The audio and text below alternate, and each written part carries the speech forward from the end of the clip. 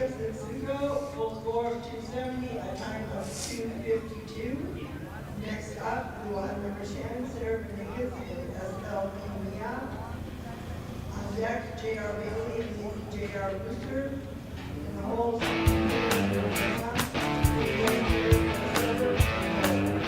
Live from Afton, Wyoming, it's the Mountain State Stock Dog Association National Finals, presented by Nutrena. What's inside counts.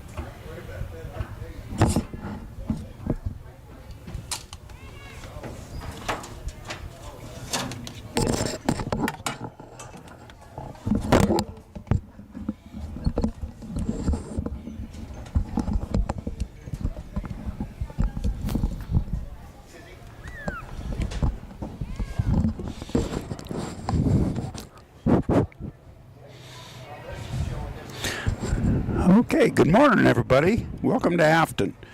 Got Jessica Bosp and Ral in our Nutrena True Arena, the lower cattle arena. This is the first round of the novice cattle. Jessica and Ral are around barrel number 4. There's 6 obstacles in this course. We'll talk about it in a little bit when we have a second. But she is going into the sort pen. And what has to happen here is all 3 cattle for obstacle number 5. You can see the 5 on the side of the panel in the back of this obstacle. And then there's a 6 on the front. So what we're doing here is we've got to get them all loaded into the pen first. And to get our points, we get 15 points ahead. To get them in, we get them all in there, 45 points. The total course is 270, so that's 45 times 6. She's trying to get this last one in. Once she gets them in, she'll have her pen points. What happened to her is they kind of lined out and she couldn't control the cattle to get them stopped, and they just ran through. We've got to get them all in there at one time. Once they're in, and it looks like now they're loaded. So now she's good. She'll never lose these points. Now she has to make a sort. She has to get 1 head out that side, very nice, and turn them around and get 2 out this side. Very, very nice, Jessica. That's the way it's done. Easy peasy. So she gets a full score. Her time is about 3:35. That's a pretty darn good score and time.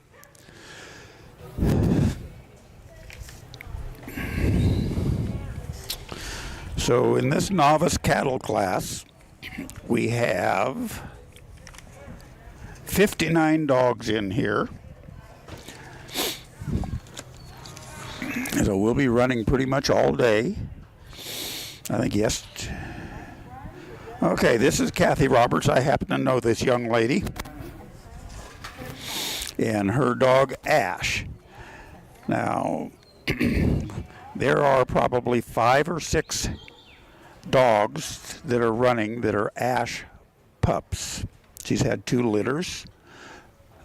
Jessica, who just finished, has a pup out of Ash that she'll be running later this morning.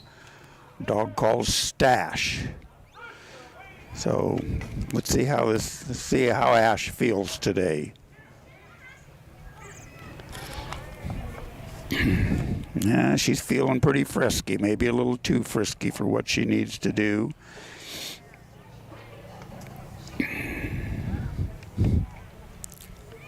Okay, got him in. Kathy needs to flank back and stop her dog. So one of our biggest nemesis in this cattle dog world, any type of stock dog or working stock, is your position. And I'll say that an overflank is our biggest problem and causes more problems than any other thing that we do when we're out there. So a flank is when you send your dog right or left, away or come by. It's noticeable on the cattle, but it's on sheep. It's extremely noticeable because the sheep are so quick and flighty. This is when you don't stop your dog and you change the direction of the cattle in the direction that you didn't want them to go. Okay, so Kathy has a handler's line, and it is the front of these panels that you're looking at here. Those are what we call our fetch panels. And now she's going to walk them down to obstacle number 2. She needs to kind of back up and get out of the way of the cattle. Cattle work on just like a horse, pressure and release. They really don't want to come to you. They're not like your buddy, your dog that you can call to you. If you're standing in their way, they are not coming. So Kathy and Ash are doing a good job. Obstacle number 2, it's basically just enter on that side, exit on the other side. Now she's going down to obstacle number 3, which is very similar. Steve sets these courses up so the first day, these courses are pretty simple. The next time they're run, which will be tomorrow, they'll be a little more difficult. And then come Saturday, for those that are good enough to make it to the finals, they're going to be eliminators. Tomorrow is going to be, when he changes this course, it's going to be much more complicated than what it is now. So right there was your overflank. See how the cattle stopped? And you got to get them moving. So now obstacle number 4 is just going past that plane of the barrel, between the barrel and that number 4 on the fence line. Ash has done a good job of keeping these cattle moving, but you can see where the draw is. The draw is back at the set out gate where these cattle came from. That's where the cattle want to go. So Ash needs to control them. So we're trying to control the front cow and go back and push the back cow. Every time that dog gets into them like she did, the cattle are sluggish, and that cow goes back to the draw. When we as handlers walk into our arena, we should know, we should be aware of where our draw is. Okay?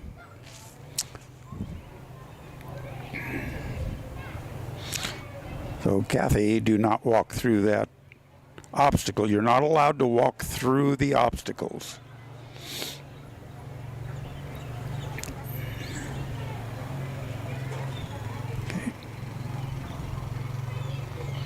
Okay, now she needs to get over, use her dog. Dog needs to come off to the side, just like that.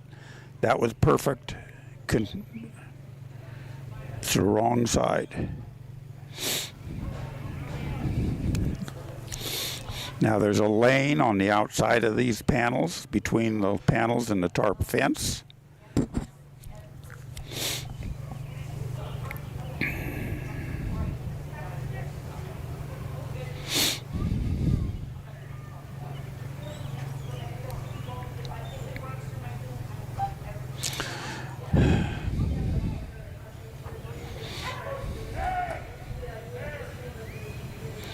Okay, this is a 6 minute course, and she's about at 5 minutes.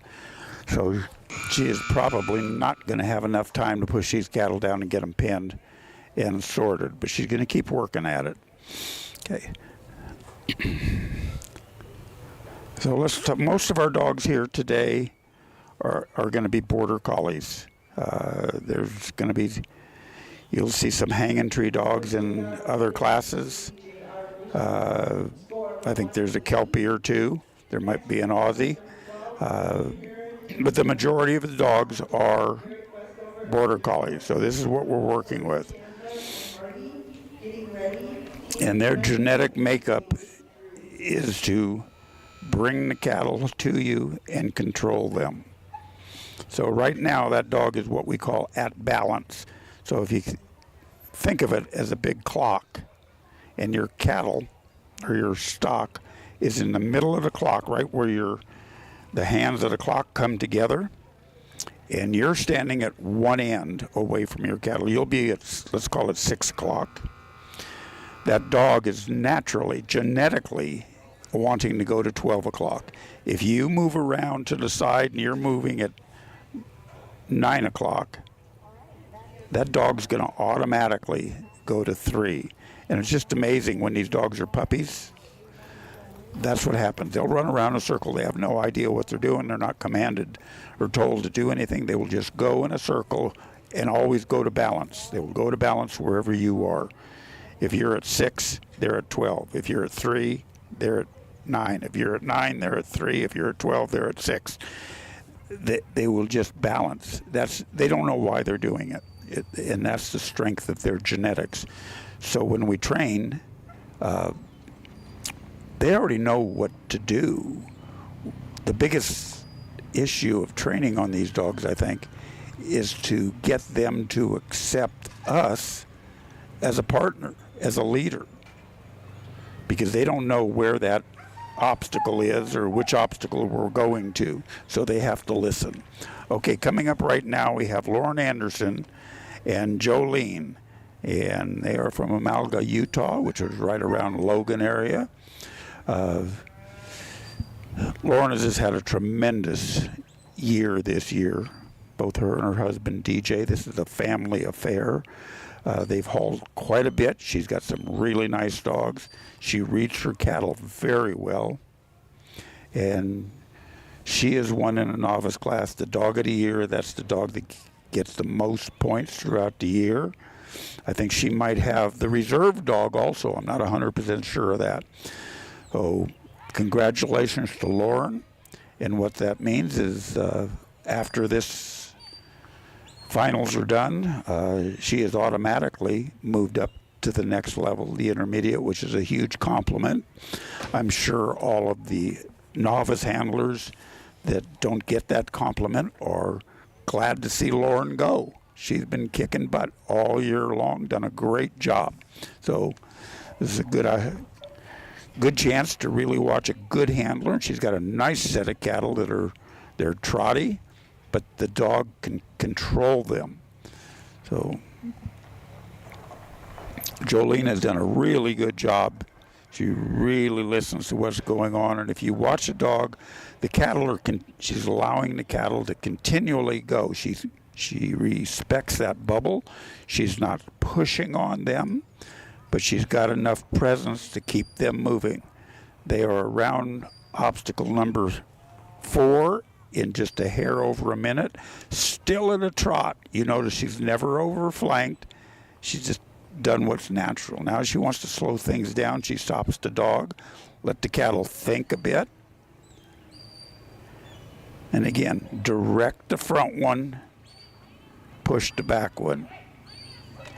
Oh, darn. Okay, so what happened there is she needs to get just one out that hole and then 2 out the other ones. She couldn't stop that second one, and it just busted through. So she would have been about 1 minute and 45 seconds, less than 2 minutes if she would have had that done. Unfortunately, didn't happen. Now she's got a cow that's gone all the way back to the draw, to the set-out gate, and he's not happy. So now we got a herd of 1 and a herd of 2. Oh, the dilemma. What do? Do you bring the 2 to the 1 or the 1 to the 2?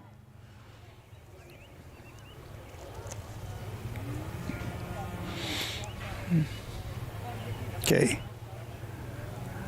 Jolene's confused. Now she brings those others back to the back fence, which is probably a good thing. We've got to get this one out of the corner. When she sees the other one, she's probably going to go to them. But see, there she wants to stay right there at the set-out gate. Yeah.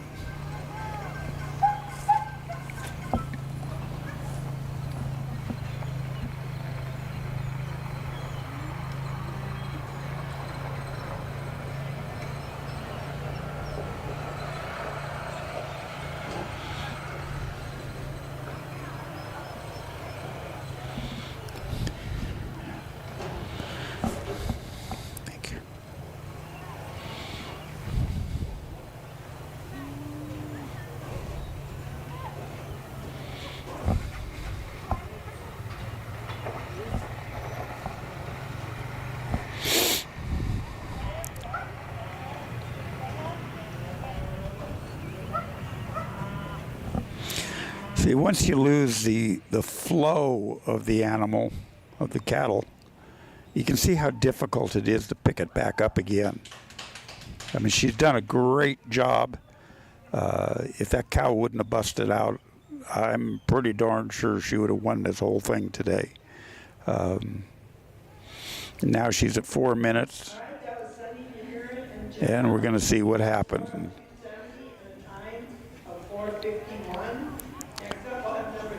Cows kind of skirt over to the side like they did on the last run. They didn't want to go straight in, which may be a good thing because Lauren was nowhere near the exit holes, and the cattle probably would have run right through.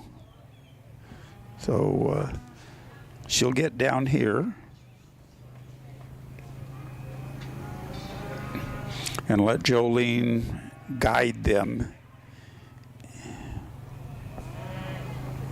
into the pen.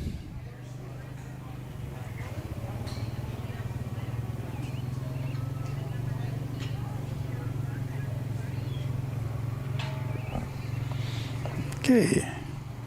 There we go. That's the way it's supposed to be. Now she's at 5:04, it looks like. The timers hold the official time. Here comes Kevin, our head cowboy here to handle all these cattle. And we've got about 400 head of cattle. Steve started out with about 800.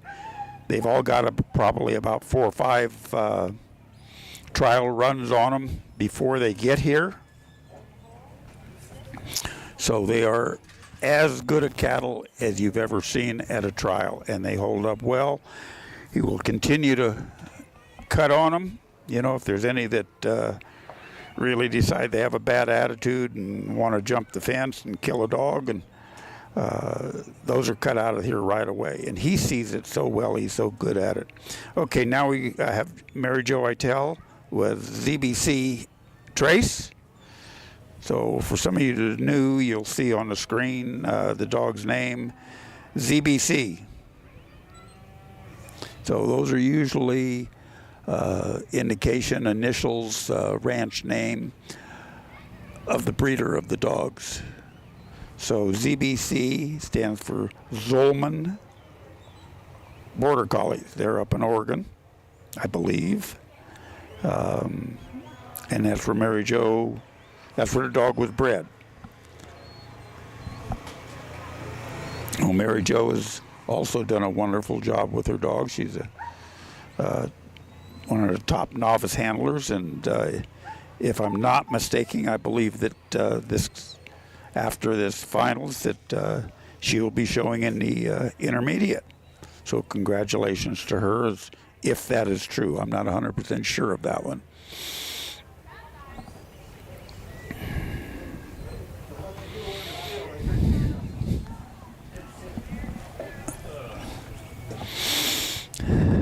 So the way the trial is scored, points and time, total score is 270, 15 points ahead per obstacle, 45 points if you get all 3 of them through an obstacle. You got 6 obstacles, 45 times 6, 270.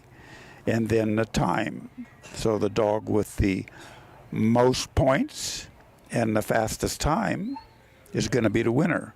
Of course, there's going to be lots of dogs with full scores, so it'll go down to the time. Now, if we have 2 people that have the same time, then our third tiebreaker is that fetch coming through that first obstacle. That we call that our fetch panels, and they time that.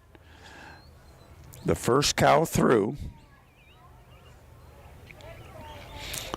the judges, the timers, will take a lap time, and that'll be written down. So if there are 2 scores that are exactly the same and they happen to finish this course in exactly the same time, which happens a fair amount of times, especially with this many dogs, then they'll go back to the fetch time. Actually, I've seen it one time where the fetch time was actually the same. And what we had to do is basically they were first and second, and just like anything else that was a tie, we took the total points that they would receive and divided those in half, and the total money that the contestants won, and divided that in half, and just called it a tie. But I've only seen it done once. Okay, Mary Jo is having a good run. Like I say, she's one of the top novice handlers this year. She's passed obstacle number 4. Obstacle number 4 is pretty simple. You just run them down that fence line. You have to go between the barrel and that number 4 on the back fence that you see, the green number, and then push them down to the sort pen. Now you'll see if you continue to watch that most of the cattle will stall out in this far upper corner because they want to go to the draw. There is your draw. You need to be there. Your dog needs to be there to protect it. You cannot turn these cattle's heads around without having this happen. Mary Jo is really hustling to keep this thing moving. Once she's got to get them away from that draw, and in the novice class, the handlers line is right at the front of the fetch panels where they have to start. Once they send their dog, they can move anywhere in the arena other than go through an obstacle. So, okay, let's go back while she's fighting with the cattle here, trying to convince them. Let's go back to some other basics of what happens here for those of you that are new to the sport. So we command the dogs. We got a couple commands that are pretty simple. Again, we talked about the clock, so we go send the dogs counterclockwise and clockwise. So right now, Mary Jo, let's call her, standing at a 6 o'clock. This is not going to be a good example because they don't want to, that's not the way we want them to go.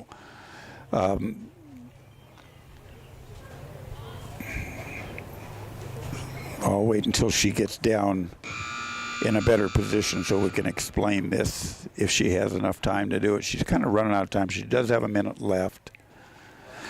But if we send the dog counterclockwise, that command is away or away to me. A lot of people use voice, a lot of people use whistle, so it really doesn't matter, just whatever the dog's trained up on. If we send the dog clockwise, the command is come by or go by. Again, I think come by is the original term. A lot of people have started using go by. And then there's a walk up, where we just want the dog to just walk straight into the cattle, whether it be to the head or the tail or the side. Just walk up, straight line, walk in there. And then we have a stop, which is either down or stand. A lot of people use a there when they send a dog on the flank. They'll send them maybe, let's say, away, which is counterclockwise. And then when they want the dog to turn in and put pressure on the cattle, they'll say there, or they'll use their there whistle. And that tells the dog, stop your rotation, stop going around in a circle. Don't stop, don't lay down, but just turn in, walk into the cattle. So it's the same thing if you were to say down, walk up. It just saves 2 commands. Then we try to get a get off command. So if you were coming into this sort pen, for instance, and now you're crowding everything to the front and your dog is putting too much pressure on and you would like that pressure to be relieved, you'd say get off. And if that dog has been trained that way, he should turn around and go back. Maybe just a couple feet, just to relieve the pressure on the cattle. If it doesn't go far enough, you tell them again. Goes off another couple feet, whatever it might be, however you're trained. So those are just kind of a couple simple things that we've worked on. So I've got a guest that's come up. Would you like to speak to the crowd? Oh, that was a big no. Okay. I can't speak. This is my wife Kathy that just showed her the dog Ash a couple ago, and she's probably coming up here and wanting money for breakfast. So, would you like breakfast, sweetheart? Sure. Okay. You gonna go down and get us something? I can. What do you want? I'll have one of their world famous breakfast burritos. Are we splitting it? You take a look at them. Anybody on the ground has a loose border collie, take your puppy. He has it, go see him.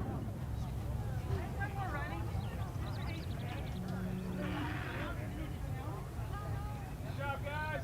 Do a paddle in the arena when you get a chance. Thank you.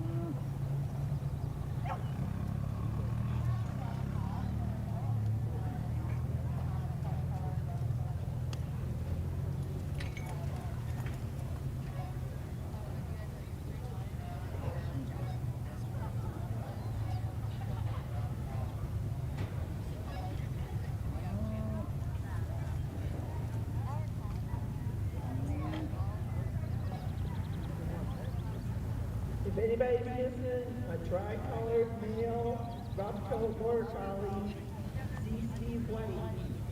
He has it. If anyone is missing a tri-color rough coat border collie, male,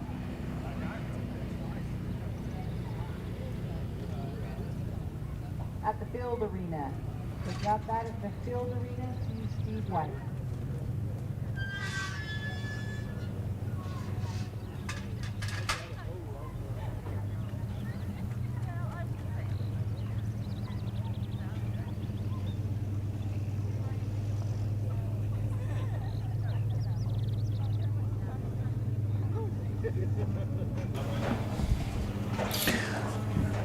Okay, here comes Mickey Bynum and Belle. I've got a brand new puppy, and we named her Belle. And Mickey's all the way from Alabama. I mean, we've got people from all over, from one coast to the other, from Alabama to California to Texas to Montana, and about every place in between. So he cuts Belle loose on an away command, counterclockwise. Okay, now Belle, our cattle are in the middle of our clock. Mickey is down here at the far end at 6 o'clock. Belle is pretty much at 12 o'clock. Now he's got to move her. She doesn't always stay on balance. So the first thing we train on is just bring me cattle, balance, balance, balance. And then we have to train off balance. And that's where the dog can go, when we're still at 6, the dog can go to 9 or to 3 or any place in between. And the last thing that we train on is the drive, because that's the unnatural thing for the dogs. And that's to bring them back to us and push them away from us. It's very unnatural for these dogs. Their genetics just says that is not the right thing to do. So you kind of see how Mickey works this. Needs to get Belle kind of settled down.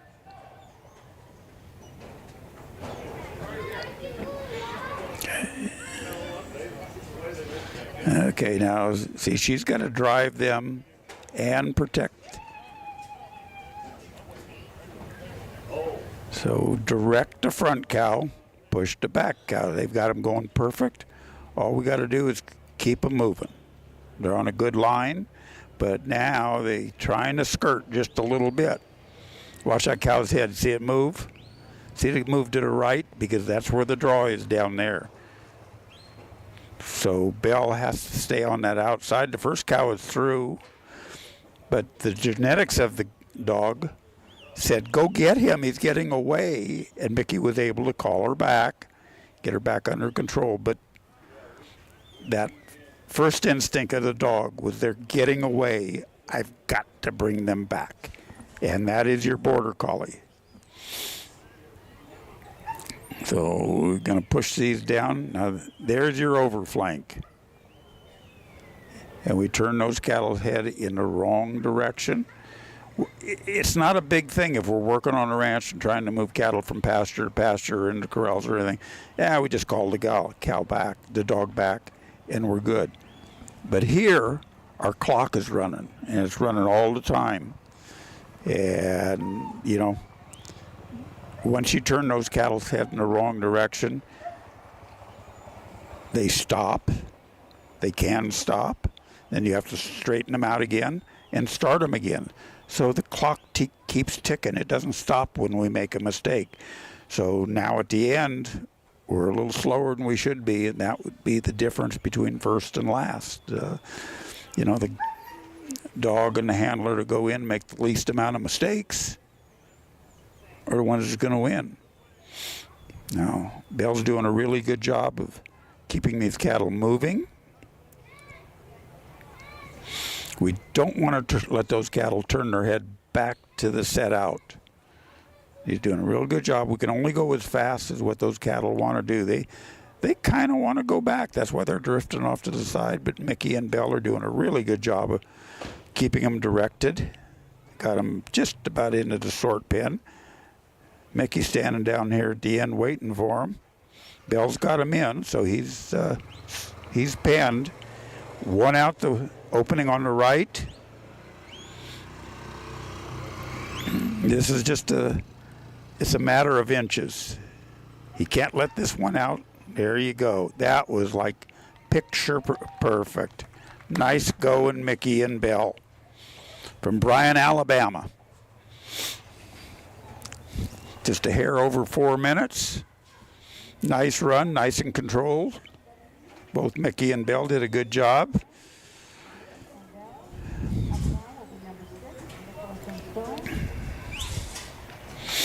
So we've probably got somewhere 40 or 50 people, maybe closer to 50 altogether, that are working here. Now, you might call it work. It's fun for most of us, probably fun for all of us, other than Steve and Jeannie maybe, because they're the one to get all the calls anytime something happens.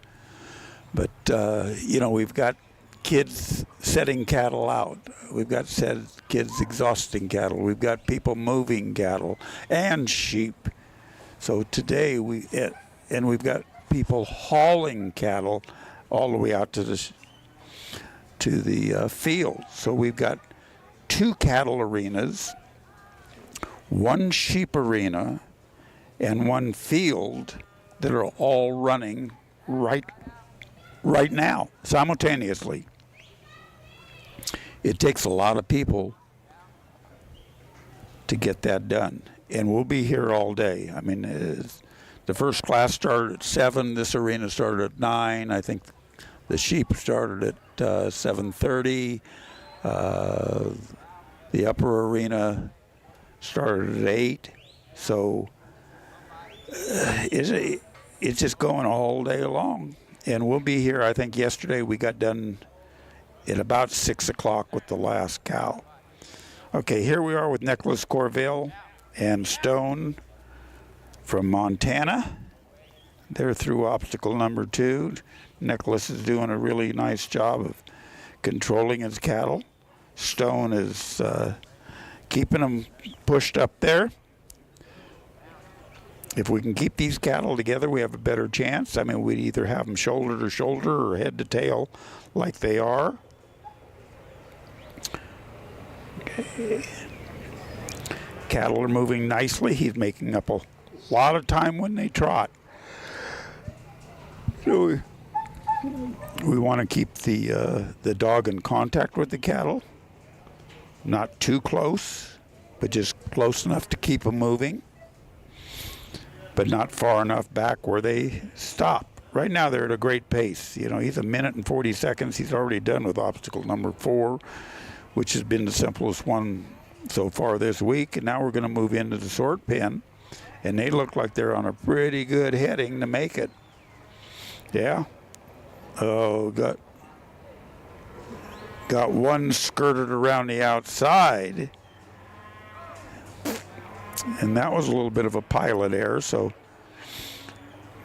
Nicholas has got to get Stone out of there. Now he's got to get him reloaded. He doesn't have all his points on the load yet, but you can see what's happening. We turned this cow's head around. She's got her tail in the air just a little bit, and where they want to go back is to that set out gate. That's where they're all drifting to. So once you turn their head around, you're going to lose a lot of time in getting them back and maybe blow up your cattle. So looks like he's got good control of them again. Direct to front one. He's got to go back and push the front one, back one. Okay, now what happened there is they all went in, but they came out before they were all loaded. So that's not a load. So he still has no load points. We want to thank our sponsors, all of them. Nutrena is our major sponsor. You'll see their signs all the way around. This is the Nutrena True Arena. The upper arena that's running now is the Nutrena Loyal Arena, I believe it's called. God, I can't remember all the names. I just call them upper and lower in the sheep arena and the field, but they've all got Nutrena names on them, and we really appreciate their support and effort. Great product. You'll be able to see some commercials as the day goes on that talks about all their different products. So take a look at it. I've had the opportunity in the past to have the Nutrena rep sit up here with me a little bit, and we've been able to talk about, you know, all their products, mainly dog food, of what's right, and give you an idea. But I'm told they have a helpline as well. So if you ever have a need, questions, give them a call, shoot them an email, however you converse with them, get your question answered. Just a tremendous product and a tremendous sponsor. We really, really appreciate them. So Nicholas now finally has all the cattle consumed in the sort pen. He's at almost 4.5 minutes. So he's got his pen points. No matter what happens, he will not lose those. He's kind of waiting for the correct moment. This is the touchiest thing. We got one cow. We can't let him out the other hole. We can't let him out the back. So the handler can't put too much pressure on and push him over his dog. We got one. Okay. Now we should, the dog, we need to get him Stone back. Nice. Good job, Nicholas and Stone. Okay, about 5 minutes.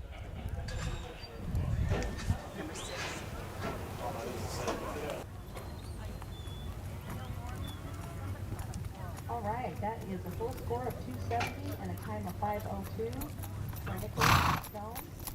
Up now, we'll have number 7, Robert Gravel and Ruth. On deck, number 8, Tiffany and Simon.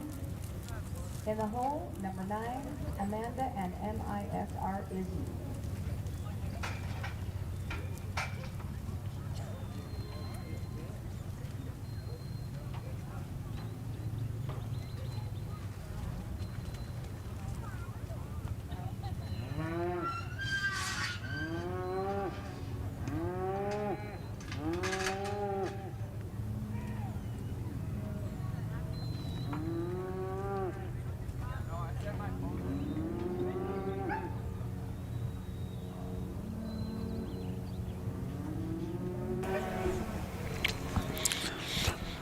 Okay, up now we have Robert Gravel and Brute from Rio Vista, Texas. Just met this gentleman the other day. He and his wife are camped almost right next to us. Pretty nice dog from what I understand. Has done real well. I believe trained and bought from Brian Jacobs up in Aden, California. Brian is here showing a passel of dogs in almost every class. Open, nursery, futurity, and the fields. So he's always a strong competitor. This is a very strong dog. Robert is moderately new. I've talked to him quite a bit over there at camp. He said this is like only his 6th trial. He's retired Navy, I understand. Had 9 deployments. 9 deployments. So, Robert, we appreciate your service. Thank you very much.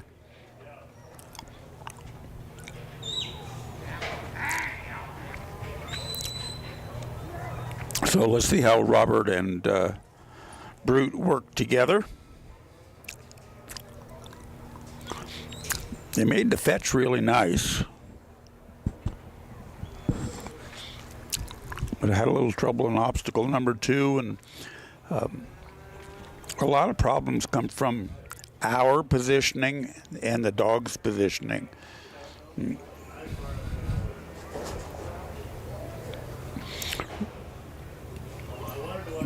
Brute's working a little bit wide for what he really needs, but I'd rather have wide than tight.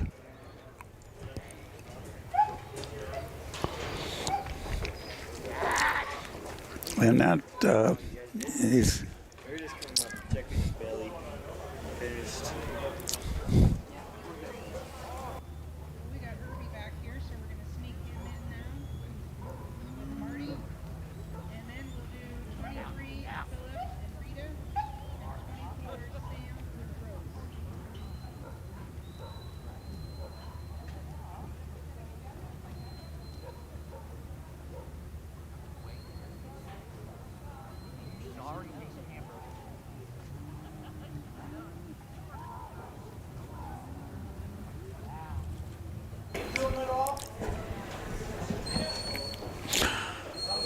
Okay, Robert and Brute are kind of fighting themselves a little bit on this.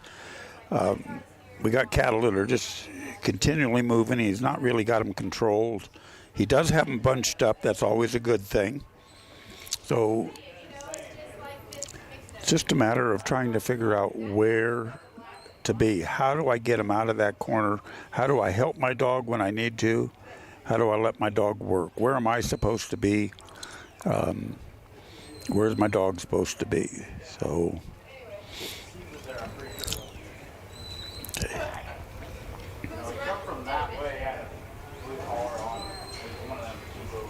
These cattle they don't seem to want to go into that obstacle. So he's tried it a couple times.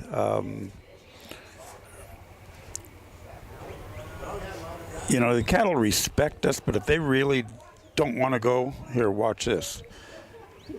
They'll go right by him. He tried to wave them down. They're not going to go. If the dog was on that side, might have had a little bit better chance. I mean, this is a tough-ass dog. But that draw is just so strong. Now he's got them separated, and they've kind of upset the cattle just a little bit. And they just don't really want to go where they're supposed to. He's going to let them settle a minute. Lays his dog down. That's a good move. Now let the dog start working. But that was an overflank. Okay. The draw is that green sign on the back. That whole back wall is the draw. So you got to keep watching it. We don't want those cattle to turn their head. Now we need to get the dog back right there. Okay. Now he flanks dog a little bit, a little wide. Now he needs to get the dog back quick.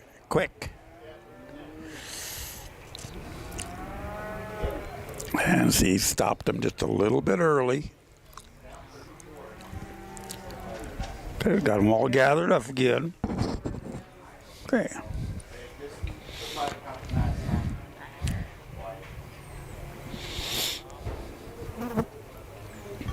That one just continually wants to go backwards. So Robert's having a tough go. I'm sure he'll go back to camp, and him and Brute might have a little talk.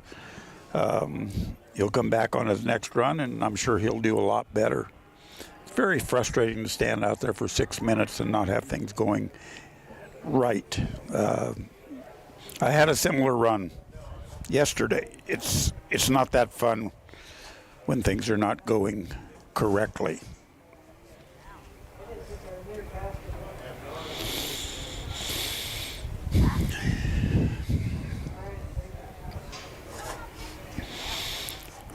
Okay, Robert's just about to run out of time.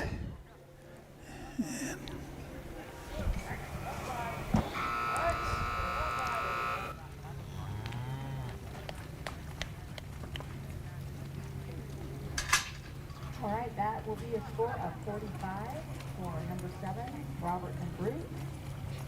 Up now is number 8, Tiffany and Simon, with number 9, Amanda and MISR Izzy, with number 10, Craig and Lizzy in the hole.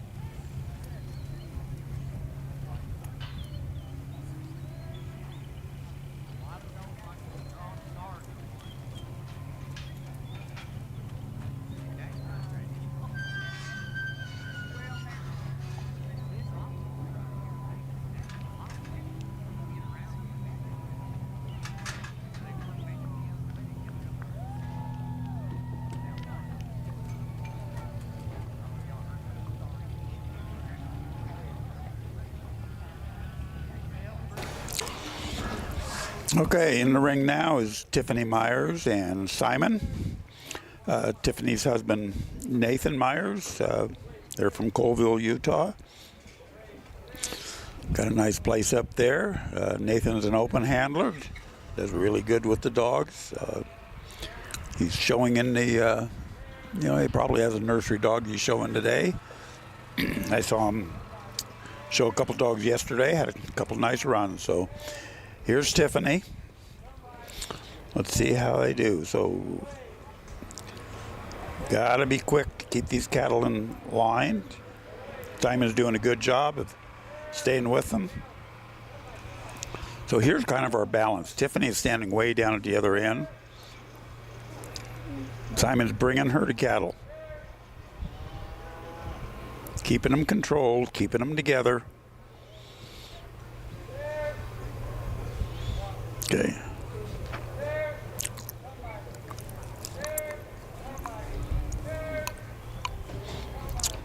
A lot of pressure and release. Now, pressure doesn't mean hitting or touching or anything else. All it means is the presence. So Tiffany is putting pressure on those cattle, and they don't want to come that way. She backs up a little bit. She relieves some of the pressure and would give the cattle a better opportunity to come forward.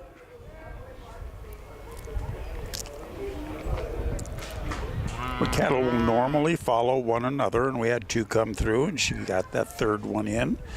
Now she's going to walk off here, it looks like, to the side and put pressure on that way to keep them pushed up against the fence into obstacle number 3 and give Simon the job of driving.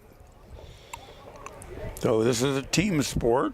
You know, I've seen some of the people, they will walk behind the cattle and keep moving and let the dog go out to the side and direct. Just how the team works together. So the cattle should go right down that fence line. Simon needs to get over and not allow them to go in that corner. Next in is 17, Abby Curran and Ryan. On deck is 18, Ryan Jacobs and Ben. Whoa, that was not needed. Simon looks like, yeah.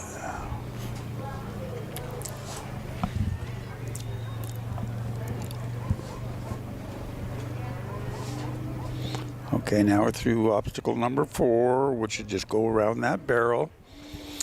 And we've got one that really wants to come down there. We need to push the back one, gather them up a little bit.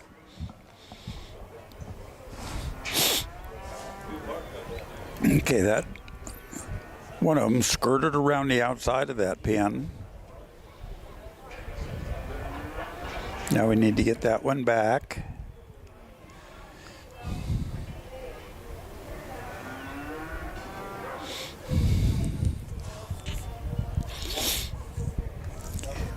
Let's see if Simon can put enough pressure on him to bring him in, and he does. Nice job. Now it looks like they're all in the pen. Oh, that was nice. One out the right, 2 out the left. Easy. Nice job, Tiffany and Simon.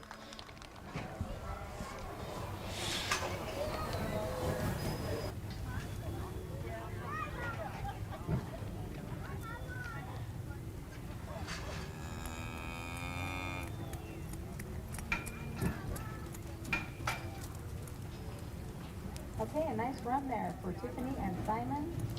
Full score of 270 and a 3:43 for a time. Up now, we'll have Amanda, number 9, Amanda and MISR Izzy, with number 10, Craig and Lizzy Lee on deck, and number 11, Jamie and Abby in home.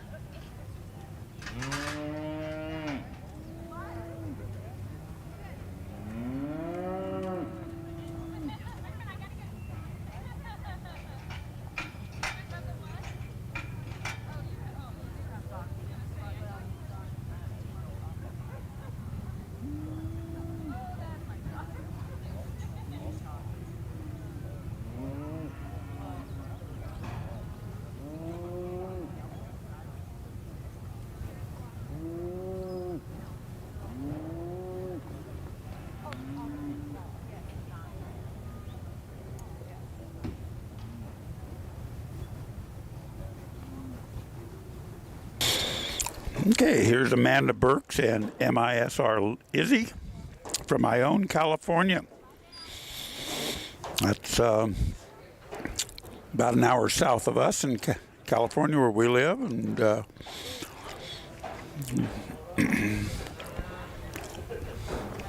some friends and us have been talking about putting on a series of dog trials in Iome. They have a really, really nice indoor arena where we have put on trials before. It's very successful. A lot of people know where it is and like coming there. Good area, easy to get in, easy to get out. You know. In fact, just this morning I was talking to a friend of mine that's got a lot of good cattle contacts up there, and I was talking to my good friend Chris Bennett, and just putting the word out that we might be needing some cattle, and for him to start talking to some people that he knows up in that area. And we'll talk more when we get home. So let's see how Amanda and Izzy do. Now, like we talked about before, we got all these MISR letters out in front of Izzy's name. MISR stands for Mill Iron S Ranch. That is Steve and Sherry White in Bancroft, Idaho. Of course, Instrumental here, could not do this without them. And of course, a lot of these commercials that you see, where you see horses and cattle and all those great big longhorns they have on those Nutrena commercials that were shot a few years ago, with all four of their kids. And those kids, by the way, have grown up into really nice young men and a young lady. So Amanda is doing really well. Izzy forgot a cow.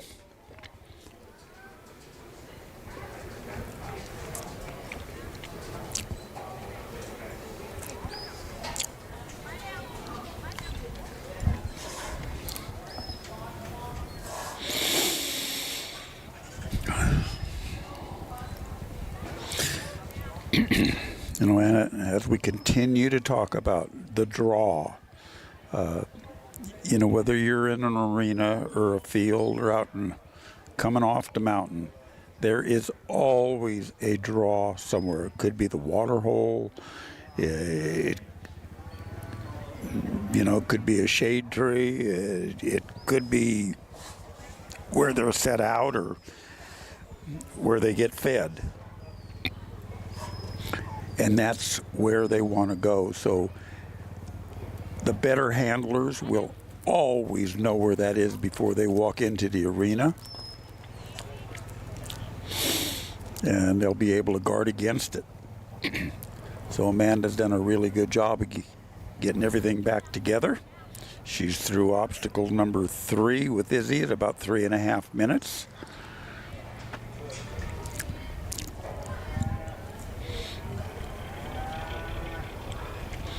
And now, if she can keep them at this pace and turn this barrel and not get stalled out in that corner, like a lot of them have. So if she can flank Izzy over to the fence. Keep moving. She's doing good. She's doing good. That red one wants to turn around on her. Okay, so she just needs to direct. Okay, now, Amanda being where she is, even though it's not a big amount of pressure, she's going to stop the flow. She's going to push them. Yeah, okay, but she's got a philosophy here. She's got a theory. She put a little bit too much pressure on there, and everything went back to the draw. So, really impressed with Izzy. She's done a really good job with her. All right.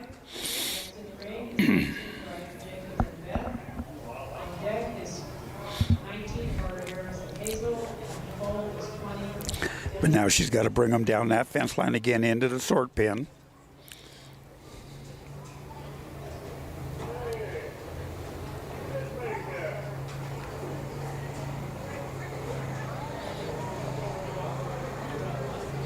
Okay, now if Izzy comes off here to the away side and turns those cows just like that.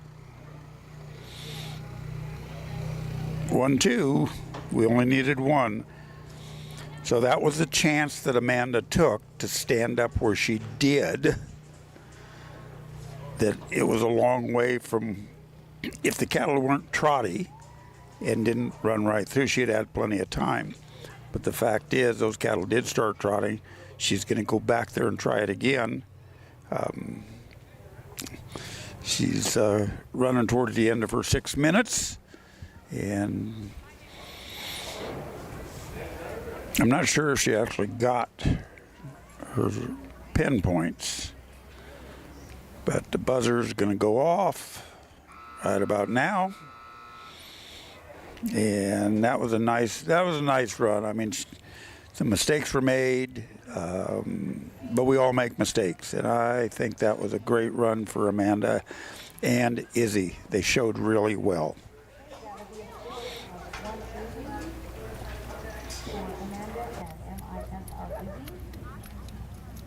Up now, we'll have number 10, Craig and Lizzy,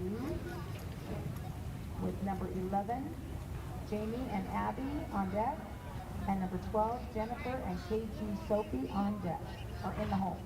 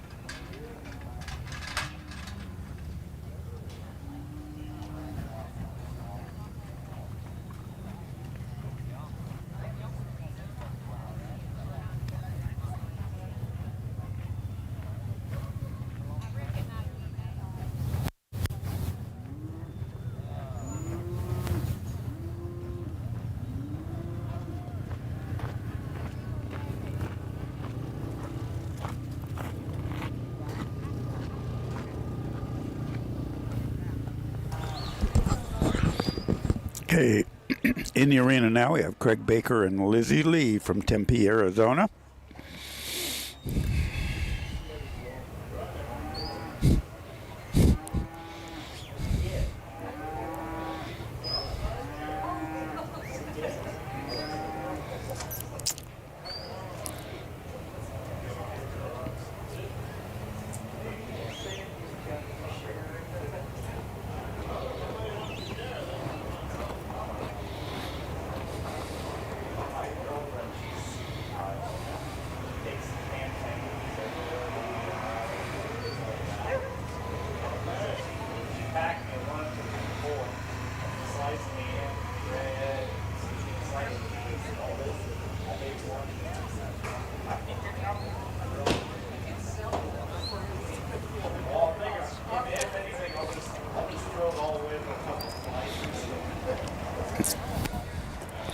Okay.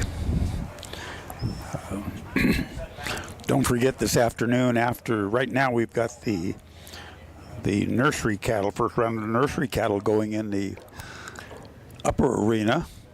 And after that is done this afternoon, we have the old timers class, which are there, I think there's 18 or 20 old people in it. And I say that with respect because I'm entered in that. And it's a hoot. It'll be a horseback class. It's the only horseback class here. It's got to be 60 years of age and older, which since I'm well past 60, that's really not old. I think they ought to make it like 70, 75. If they made it 75, then there'd only be maybe a few of us in there, and I'd have a pretty good chance. I get all these young guys in there and ladies, and they're just kicking our butts. So it'll be fun. It's always fun. Kathy and I are in it, along with a bunch of the other mature individuals around here today. And they'll have a live feed. It'll be here in the main arena. Everybody comes. It's something to watch. I think they're just waiting for one of us maybe to hit the ground or something, or maybe they just like watching us try to get on and off these horses. So tune in. Stay tuned. It's not over when it's over. Okay, we're back with Craig and Lizzy. Lizzy looks like he's taking Craig's commands really well.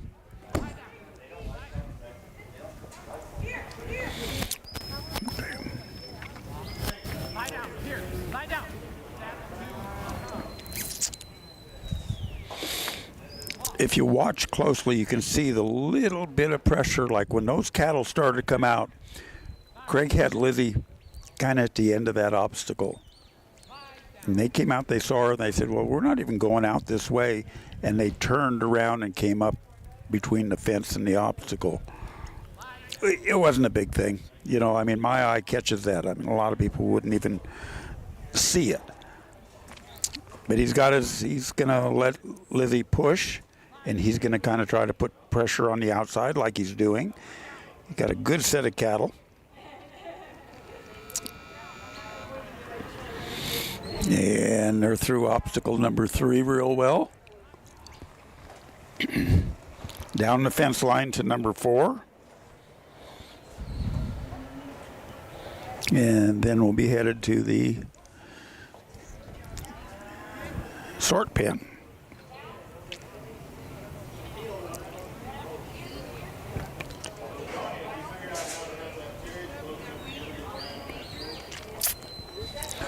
Okay.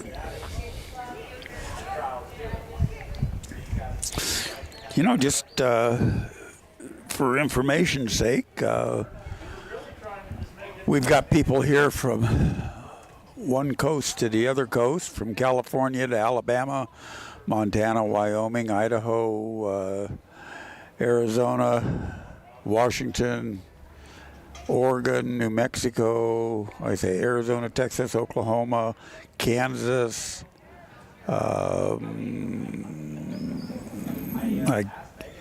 I've kind of lost track, but quite a number of states. This is the biggest stock dog association that there is. This is our 10th anniversary this year. They had their first 2 or 3 finals we had in Grace, Idaho, and by that time they had outgrown the fairgrounds there in Grace, and they've moved over here to beautiful Afton, and we've been here ever since. So we appreciate all the work that everybody has put in to get us this far, and we appreciate the town of Afton, who supports us tremendously, and all of the sponsors like Nutrena and everybody else you'll see on these commercials that continue to sponsor us. And it's just a great time and a great opportunity to be with like-minded people that enjoy the same thing, and the camaraderie between all of us. So Craig and Lizzy just timed out. They just didn't quite have enough time to get into the sort pen and get it done. But they had a nice run, you know, and I think when we all go back to camp and everybody's sitting around, relaxing, enjoying each other's company, you know, everybody's just enjoying the time. And, you know, as long as their dogs work well, or as well as we can work, we're happy. You know, it's kind of nice here. Everybody, the camaraderie between the handlers. There's nobody out here hoping you fall on their face. Everybody gives you a good job, high five. You know, congratulations. So you couldn't ask for a better place and a better group of people. So if you haven't been, you need to start committing right now for next year. And I'm talking to all of you, my friends.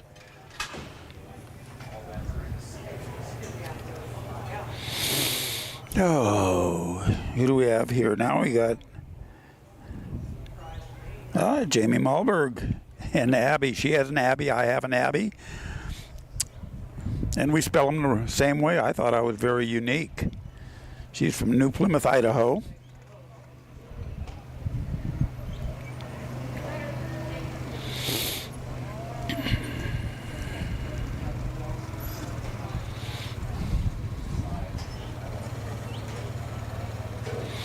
So let's see how Jamie and Abby do.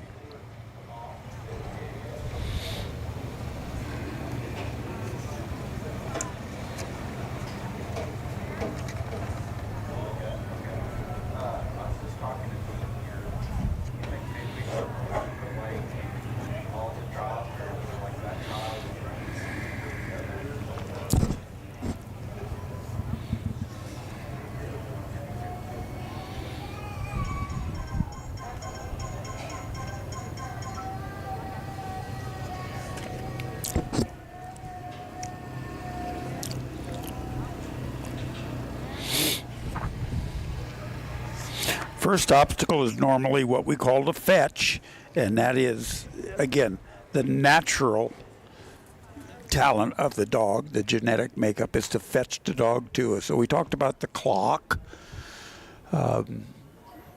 Jamie is, let's call her at 6 o'clock. Abby keeps going, is off to one side for direction. That's fine. But the natural talent of that dog is to bring Jamie the stock. So Jamie is commanding her to directing her into different positions to maneuver the cattle where she needs them to be.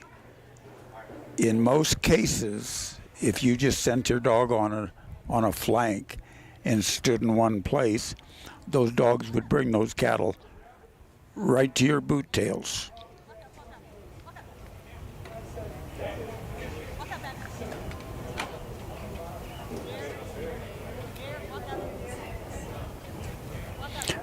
Oh, I just reminding you, Ken. Just reminding you. I got a little text from a friend of mine.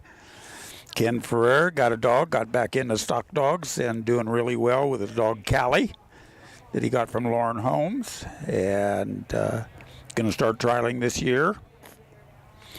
And I've been encouraging him to come on back. So he just tells me, message received. Thank you very much, Ken. Now everybody's going to be looking for you. You'll be a leader for next year.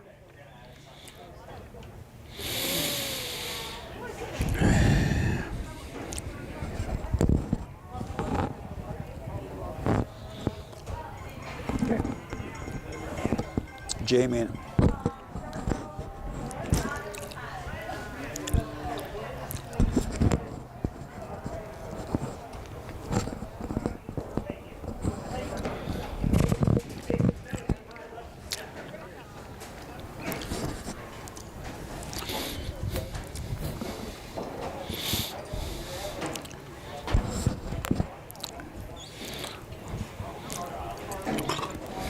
A lot of times we try to go too fast, and you can't go any faster than what the cattle want to do. I mean, the dog can go down there and nip at him a little bit and make him move, but he's probably going to cause more of a problem than he's going to solve.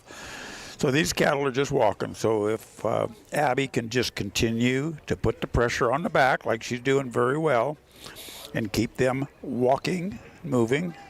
Now, that was definitely not an acceptable move.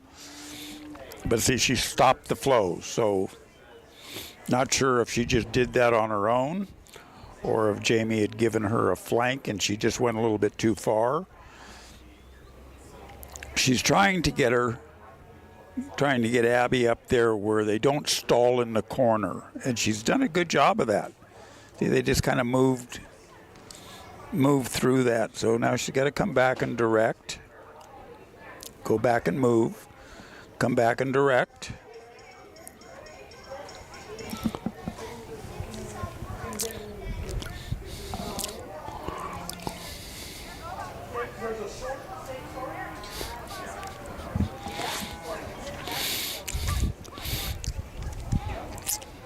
Well, you got to have good friends out there who keep texting you. You know, my buddy Ken, I'm giving everybody your name, Ken. I'm going to put your phone number out here, too, so people can call you and they can tell you to get your butt over here next year. You know, spend some of that damn money that you've made. If I had your money, I'd burn mine. Okay, enough about Ken. Let's go back. Okay, Jamie's had the same problem that a lot of people have in the fact that the cattle's heads that got turned around, they're back there at the draw at the green sign at the set-out gate. And now she's fighting with them. She's got a little less than a minute to go, and now she's going to come down. And we're not allowed to run, so she's got a pretty good walk on her. She's going to get down there now. She knows she's got to hurry, and she's going to do it.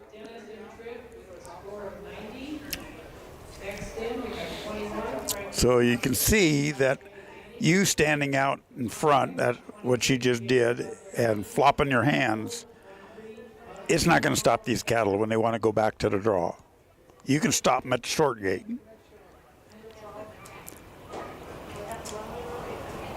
But when they turn their head around and want to go back to the draw, you standing there, you're going to get your little butt run over. So she times out. She had a really nice run. Her and Abby are a good team, I think.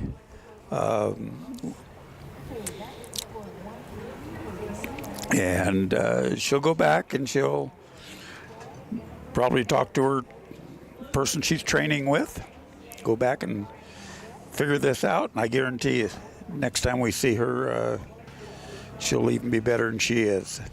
I thought they did really good, though. Okay, here comes Kevin and our cowboy crew in to exhaust the cattle, keep this thing moving.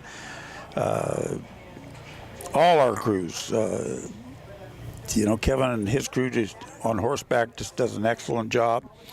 A lot of these cattle, you can see he's got to go all the way down to the other end horseback to push these cattle out. We've had a couple that, wanted to even fight with the horses. They just kind of, that draw is so strong back there. But we're awful lucky that we have such a good crew out there that keeps this thing moving. Otherwise, we'd be here till way after dark if we had to spend an extra couple minutes on each run collecting these cattle and getting them out of here. So here comes Jennifer Stottlemyre and KG Sophie from Luther, Oklahoma. Her and her husband, John. John's, I can't remember if he's now an open handler or an intermediate handler, so I won't say. Jennifer's in the novice class. They're camped kind of right across from us in one of the campgrounds. Very nice people that we've had the opportunity to meet. So here goes Jennifer and Sophie.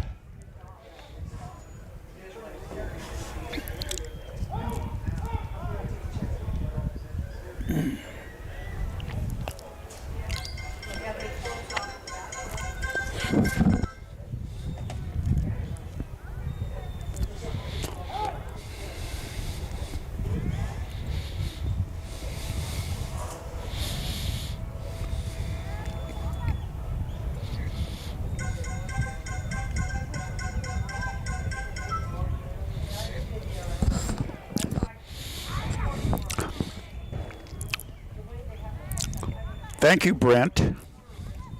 So I've got friends that are out there listening, and I just mentioned that I wasn't sure if Jennifer's husband was open or intermediate. One of my friends, Brent Mattaroli, that was listening, and he is here with his beautiful wife, Lisa, who, by the way, makes the best corn casserole that you've ever had, which she is making for me this week, she promised. He said that John is in the open, so thank you, Brent.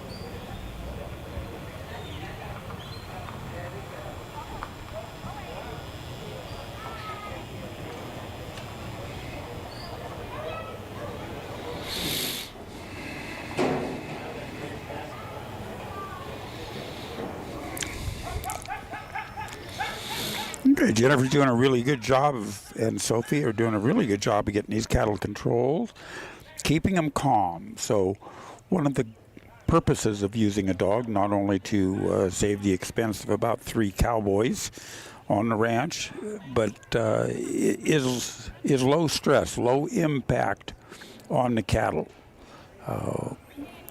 These cattle belong to somebody. The way he makes money is he converts grass to meat, and by doing that, he makes his money by the pounds that he can put on by putting the grass into the cow.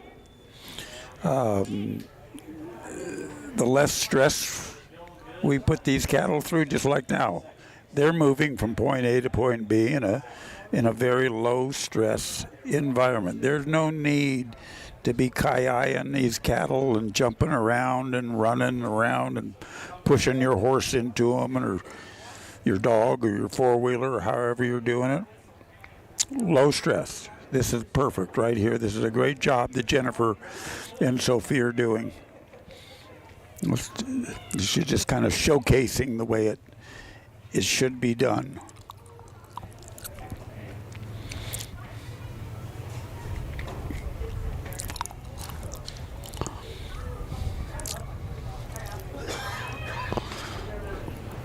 Well, Sophie did an excellent job of not allowing those cattle to get stalled in that corner. That's kind of the first set that I've actually seen that really did not get stalled.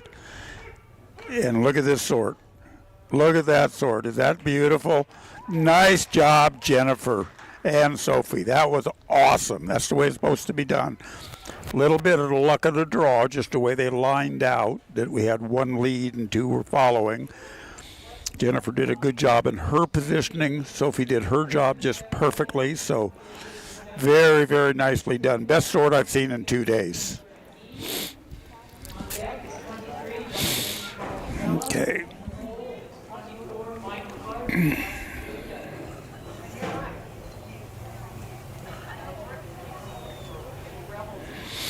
Okay. Coming up next, we have Jessica Mosbaugh, she was also number 1, and her newer dog, Stash, that she bought recently from Brian Jacobs, who is an offspring of my wife's dog, Ash. So here's another Dash, Bash, Lash dog, because Mom and Dad were Ash and Cash. So Jessica has recently purchased this dog. Brian's wife, Haley, had shown this dog and was successful with her. Brian, I think, has actually shown the dog a little bit. And now, since Brian and Haley have 2 young children, Haley doesn't have as much time to do the dog trials. So Jessica has the dog, and I talked to her a little bit about it. It's my first time to really see the dog work with her. I know coming through Brian and Haley's program, the dog is going to work excellently.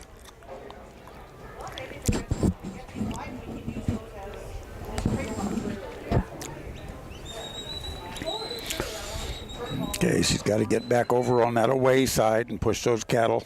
That white face is looking on the outside.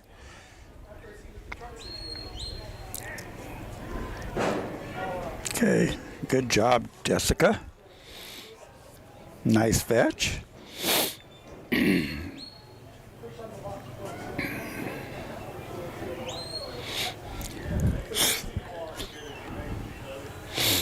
Okay, Jessica's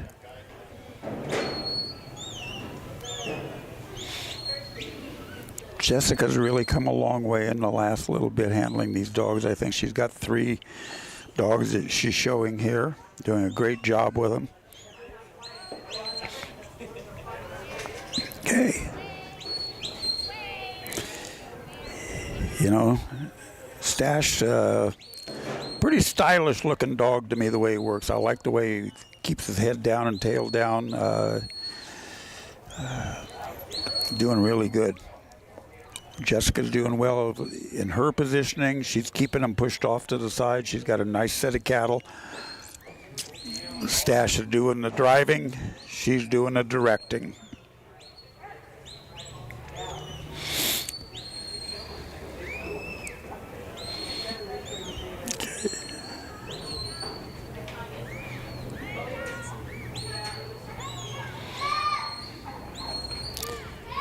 Okay.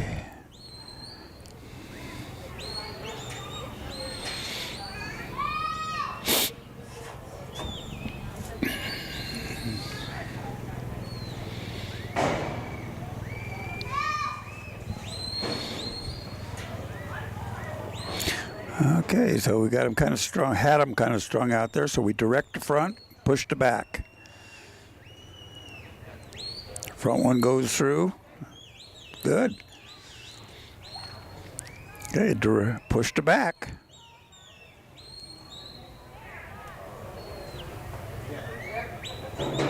Now she's across.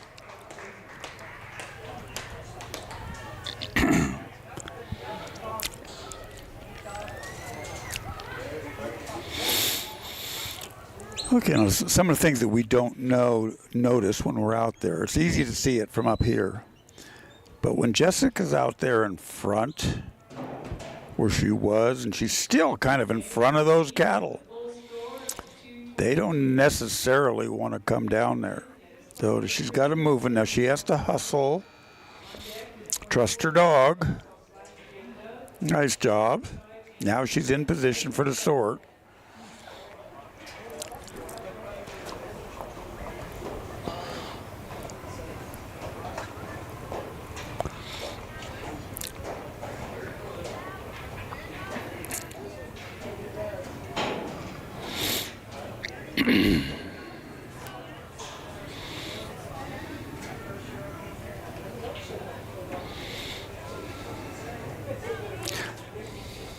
We want these dogs. Stash really is nice. You know, these dogs, what you want to see is when you give the dog the flank, and Stash is really demonstrating this really well, he squares. So we're not going to see it probably right now because she's got him in the pen, and it's going to be over here in a second if things go right.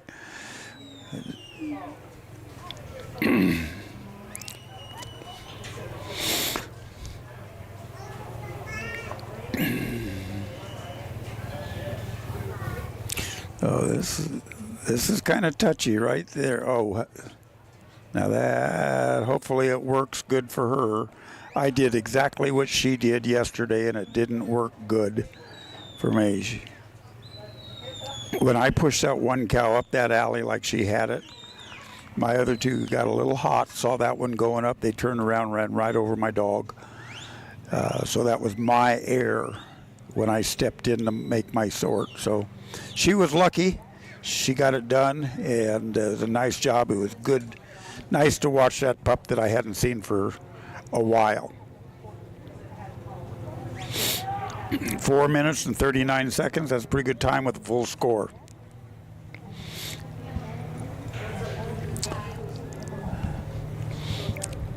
So this competition here is a 3-go average. This is the first go in each one of the classes. So they'll take the combination of the first and second go, combine those, and take the top approximately 25 into the finals on Saturday.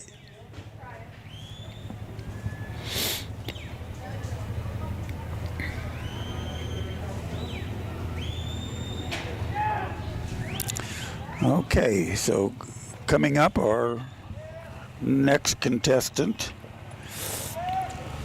is Kathy Roberts and Reeba. So as soon as Kevin gets these cattle out of the arena, Kathy and Reeba will come in, and we'll see how closely they've been watching and how good their cattle react to the dog. You know.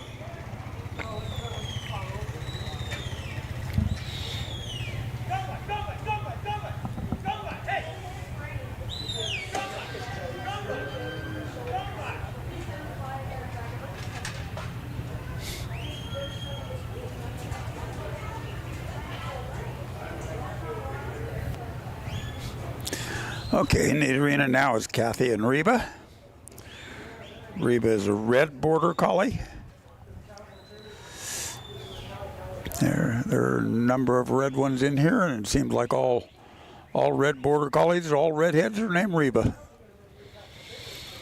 He sends her on away. A nice fetch. Covers her cattle.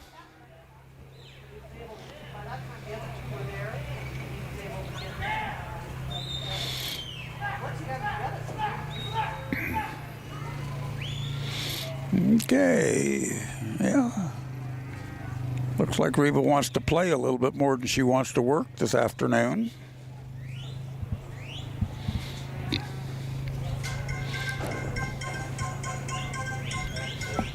But she's got him pretty well confined there, and it looks like she's going to have a nice sort, about 45 seconds or so. It's pretty good.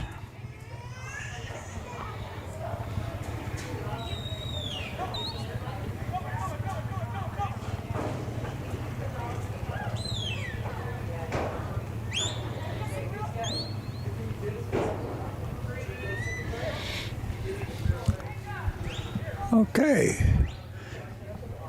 Kathy's got him in obstacle number 2, and now we got to get through it.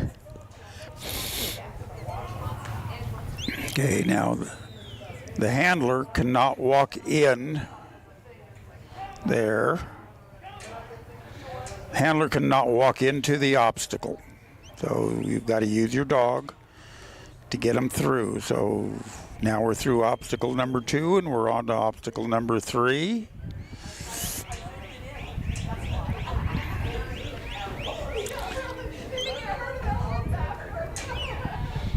Okay, this one is looking for a place to go, and that's never good. So we need to put a little more pressure on. Keep the cattle moving.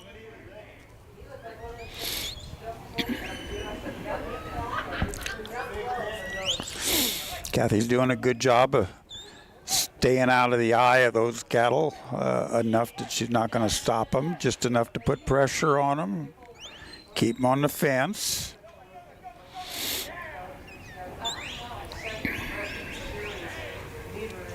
That was not good.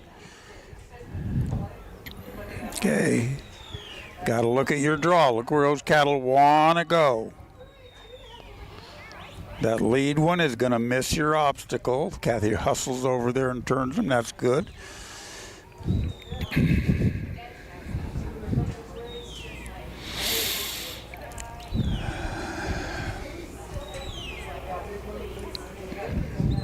Okay, we're through obstacle number 3. Now we're off to the barrel.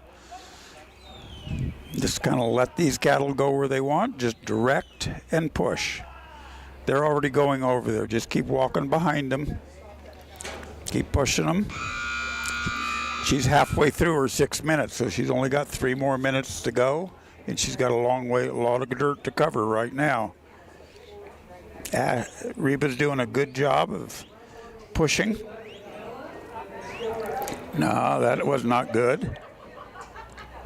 Okay.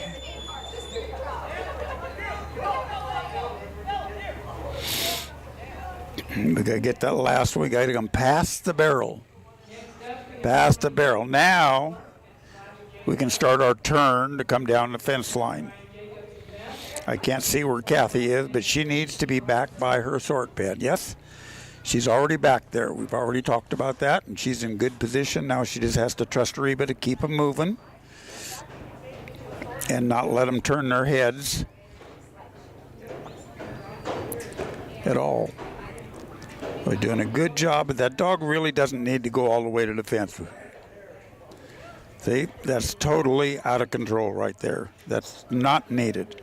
We can get it back. Cattle are still moving. She was awful lucky there. They're coming right into the pen. Yep. Okay, now we're pinned. Now we're looking for a sort.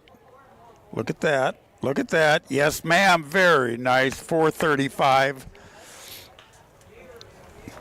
Boy, it'll be a better night at home today. Whew. Good job, Kathy and Reeba.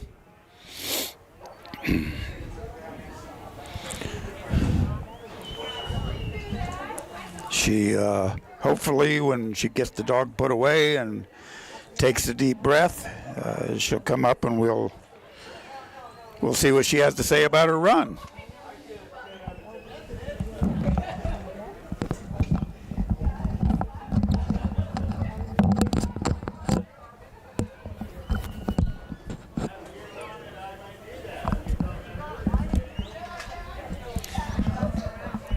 I can see Steve White over there. He was talking to her, and Steve's always extremely encouraging to everybody. And thank you, Steve, for the kind words that I'm sure you gave to Kathy. You know, that helps her out a lot, you know, to have the encouragement from somebody like Steve or another handler you respect.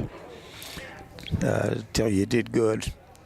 Okay, here once again comes our top dogs.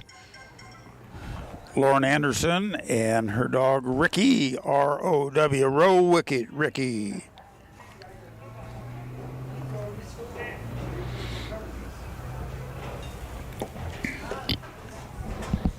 Okay, so if Lauren draws a decent set of cattle, I'm sure she'll put on pretty much a clinic with this.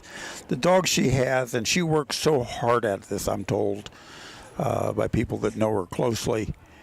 She trains with her dogs continually. I mean, we're talking a daily process here. She also works at the university, as her husband DJ do, University of Utah, where they put on several trials there at the university's facility each year that are just tremendous. They're big trials, and they run them so smoothly, and they're good trials to attend. So Lauren and Ricky have the cattle in and out of obstacle number 2. That's a clinic right there, how to do it. Like I say, this is a team sport. Where does the handler have to be, and where does the dog have to be? Now, Lauren's got a set of cattle that are trotty, which she likes because she knows she can control her dog.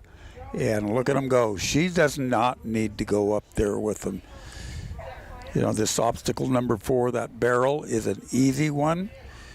All she has to do is direct the front one, push the back one, and they've been at a trot pretty much the whole way. And if Ricky can keep him, she's going on 1.5 minutes, and she's going to be blowing right through number 4 here pretty quick. Yep, probably a little less than 1:40 seconds, and they're going to turn the corner. Now, here's where we stall out, and here's where our problems normally begin. But if we can get this white face to continue to walk down that fence line, Lauren's already back in her position. She's trusting her dog. She knows what's going to happen. This is why she's going to be an intermediate handler now. Yep. So after me, other than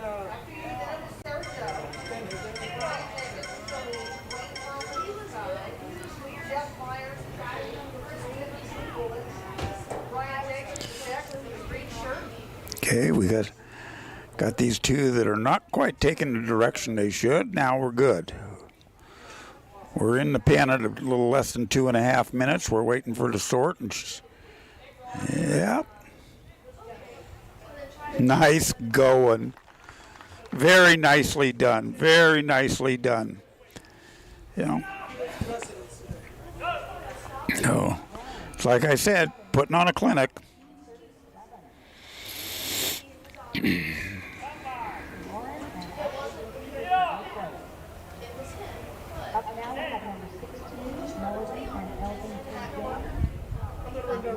if she was 29, I would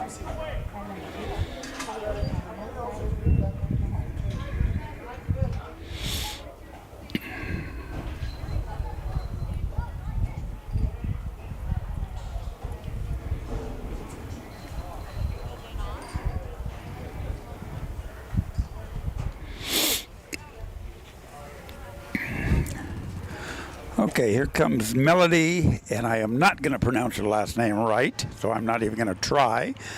I had her dad tell me what her last name was and how to pronounce it, and he told me, but he hesitated a little bit. So I'm just going to go with Melody and LB3 Jane. Now I think her mom, Stacy, showed this dog, both in the sheep and in cattle, and now Melody is doing it. So again, family affair. They're all out here camping and having a good time, showing dogs together. I'm sure mom and dad are out here on the sidelines cheering her on, helping her out. They're probably sitting up there in the grandstands watching and talking. And, they've got some nice dogs down there in Elk Grove. And Reb's brother, Dennis, does a really good job of training on some of these dogs and giving lessons. He has brought up a bunch of new people into the sport, does a tremendous job. So thank you, Dennis, for everything that you do. And also Reb and Stacy for the trials you guys have put on and all the support you all have given the industry as well. So let's watch Melody and Jane going to obstacle number 3. This is Melody's first year trialing.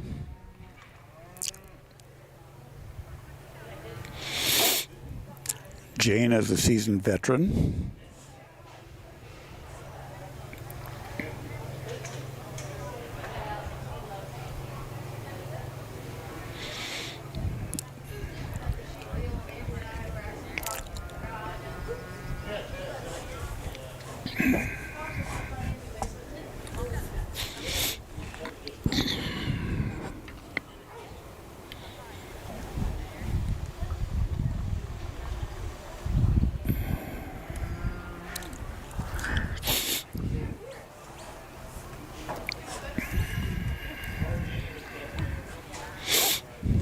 Okay.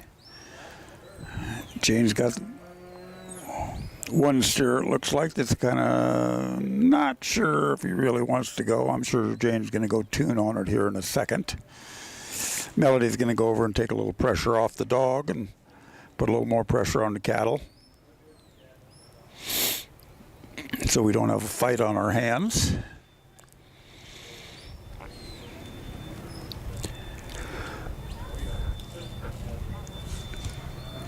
So there's that pressure and release that Jane jumped over there to the away side. That one cow was trying to skirt around the obstacle. Jane went over there and just stood her ground and said, nah, you don't want to come out this way. You need to go back in there and go the way you're supposed to. So she did, and that's how he gets those things done, with low stress. A little pressure and release.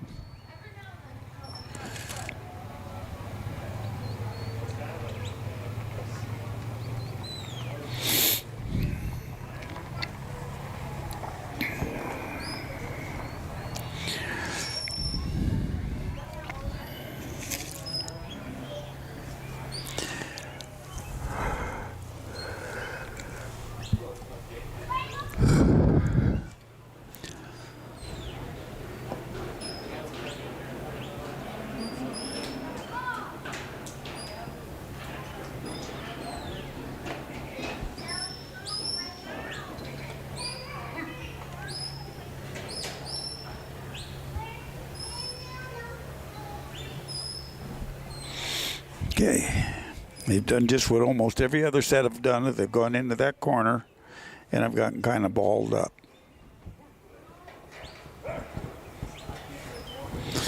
So Jane's got them moving again. They're coming down. Now Melody has to hustle.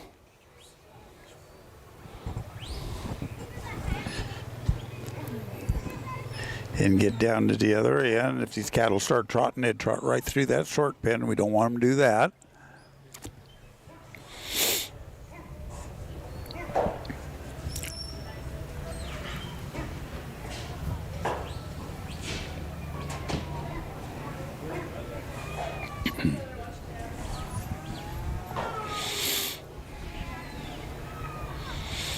Jane's strong enough she can keep them moving, as she's demonstrating. We got to direct a little bit here. Just ask them politely. There's the direction, yep.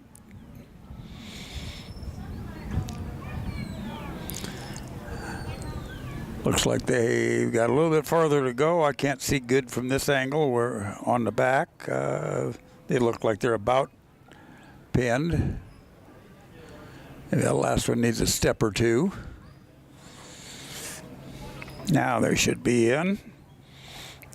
And we'll start our sort. So again, this is kind of the cat and mouse deal. Got one that looks like they want to go out, but they're not. Jane needs to stay in the back and put the pressure on when she's asked to. If she puts too much pressure on, she's going to push them all right over the top of Melody. If she doesn't have enough pressure, they're going to turn around and run back out that back. So cat and mouse, half step makes a difference. You got to be patient. You got to give them a chance. There's one. Now we just got to encourage the other two to walk out. I think time expired before she got out, so she was very close. It was a really nice run. Both Melody and Jane showed extremely well. I think that the time expired before the sort was done, before the last two cattle were out. I'm not 100% sure because I can't see the line like the judges can, and I cannot hear what the judges say. Later on, we'll get the results up here on the screen in a scoreboard. The live feed people have been doing such an excellent job here to keep us posted in between runs and with commercials when we have downtime, when we have to move cattle around and stuff like that. So they have a list and they have a way to put it up here on the screen. Okay, here comes Mickey Bynum again with HR Gene. HR standing for High Rollers. That's James and Verona Butler down in, I believe, Central Texas. They also put on some really nice trials down there, and they raise bighorn deer, and some of the biggest that I've seen. Talked to some people who've been down there. It's quite a place. So let's see how Mickey and Jean do. On deck, Buck Mendenhall and Rowdy Vernon. In the hole, Guy Johnson and Double J Cap. Getting ready, Cindy Campbell and Malberg.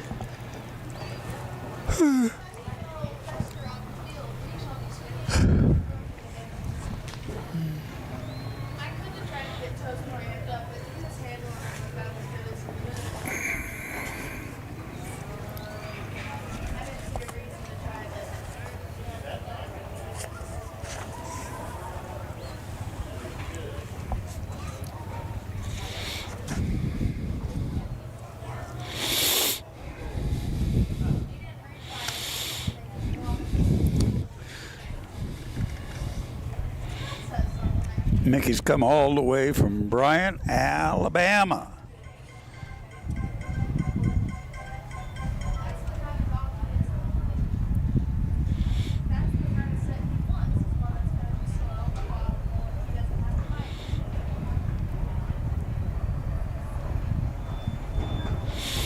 Now here's an interesting point. One of Mickey's dogs, Pearl, was the 24-25 Novice Dog of the Year in the Southern Stock Dog Association and the National Cattle Dog Association.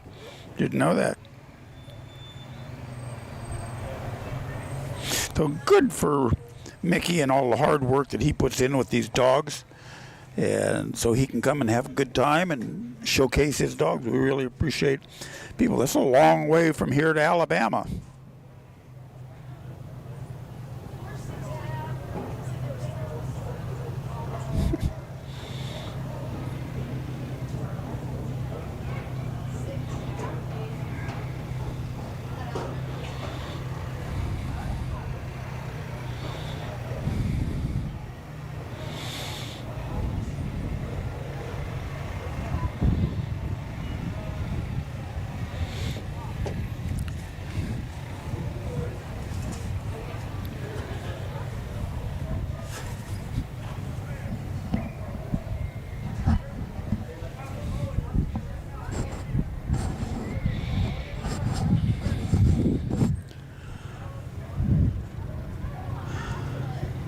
Okay, Mickey's got a smoke and run going. He hasn't done a thing wrong. The cattle have been trotty, which if you can control them, that's what you want. And his dog's doing a great job of controlling them. That one is skirted around just a little bit. But, oh, now we're picking a fight, and that's not good.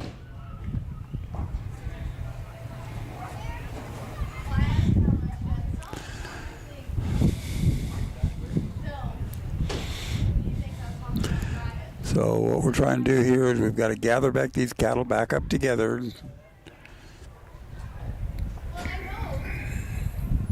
Control them.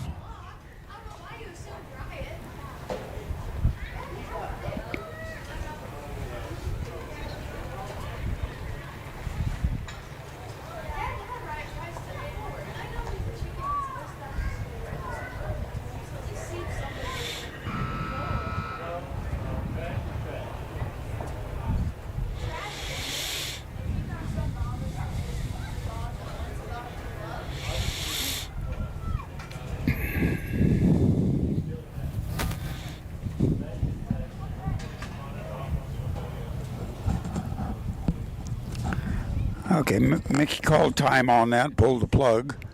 He didn't want to get into the fight with the cattle.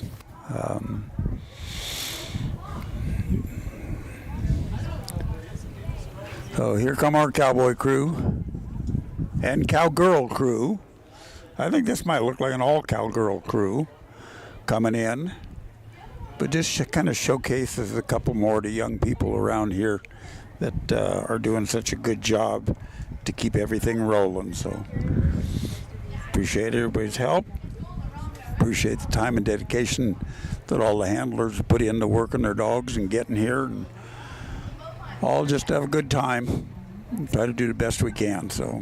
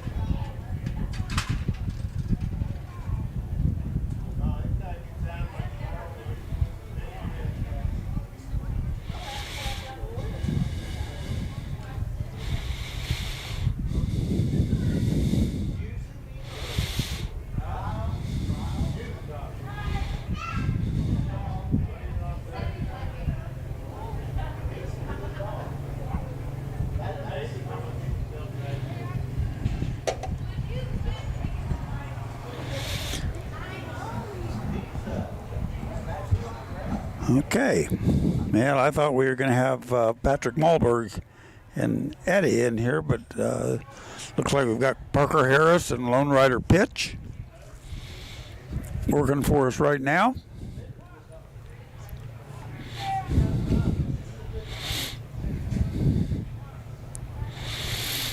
So Parker's taking a little bit different approach. You see where he's standing.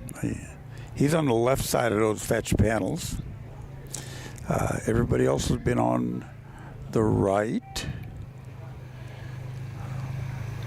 But, you know, a lot of these cattle have been coming to this side and skirting through or around the panels. His thought is, I'm going to stand over there and I'm going to put just enough pressure over here where they don't want to do that. He's going to trust his dog enough that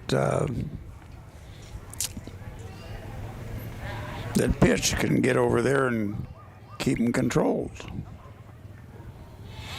Looks like he might be having the same, a similar situation over on the other side.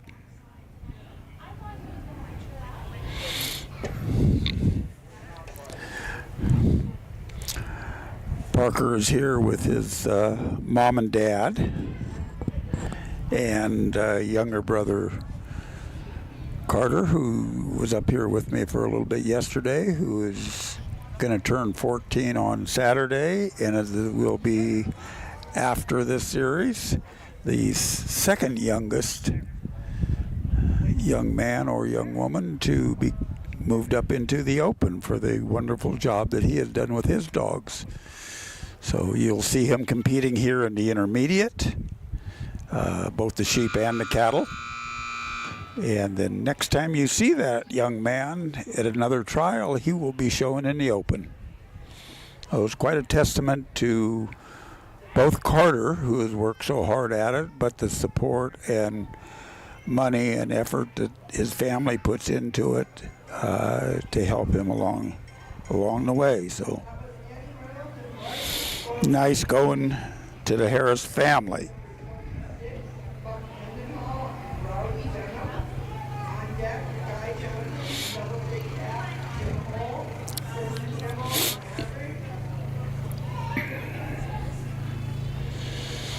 Okay, Parker's got them all lined out.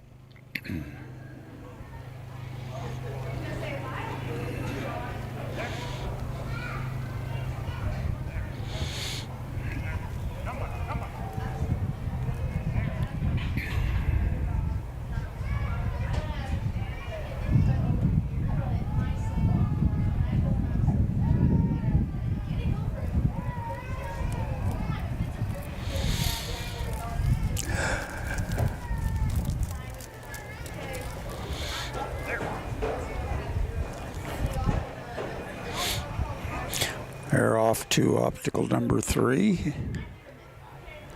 Through that with not a problem. Down to 4.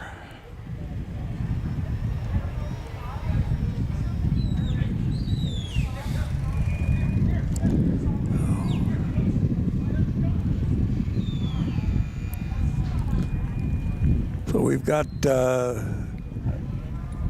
field arena, or the field trial going at the same time. They're running cattle out there. That's a huge course. Again, well-designed course with good cattle. Cattle have to be hauled out their trailers, so we've got 2 trailers going back and forth from the holding pens. Load up a couple sets of cattle, take them out there, set them out, and then the other truck, who's standing at the gate waiting now to get in with his loaded cattle, will go in, set them out,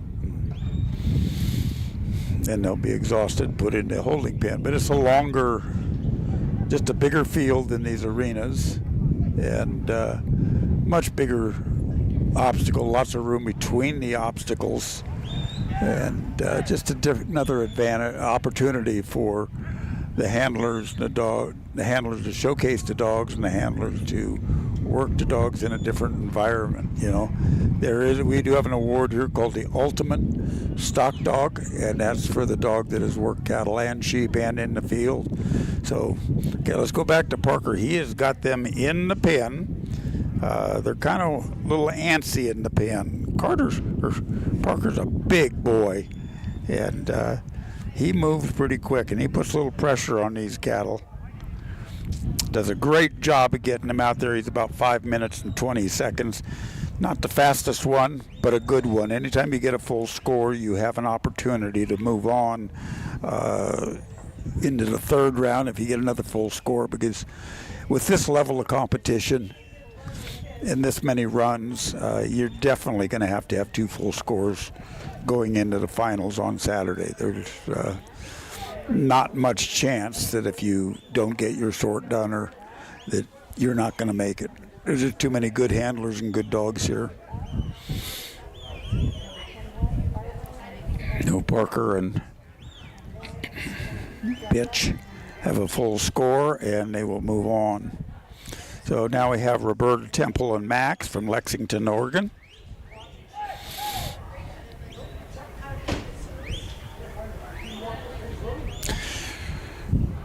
Roberta and her husband Ray both show here. Roberta tells me that she works at the sales yard up there by her. I'm not familiar with the area they live in, so I don't know where that sales yard is, but it sounds like it's a pretty good sized one. She says they run a lot of cattle through there. Okay, Roberta calls for her cattle. Has Max set up.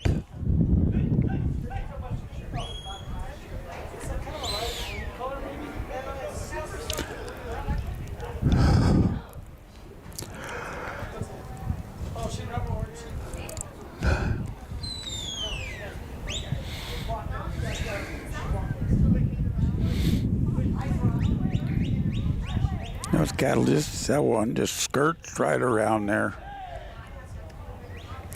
So now what she has to do is she's got to push them all back through. They've mixed now.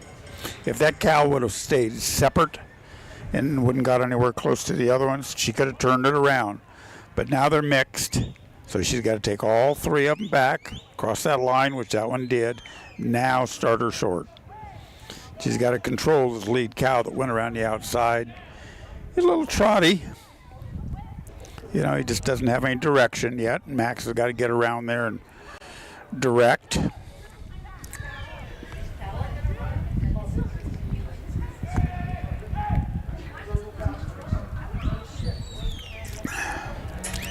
When you get your cattle spread out like this, she's got two down here and she's got one way down at the other end.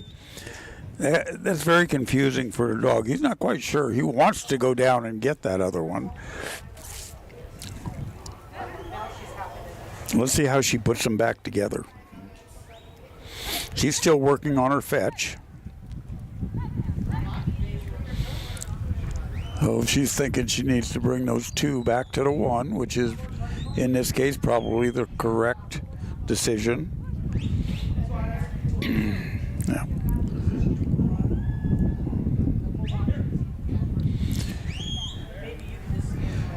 She'll get them grouped back up.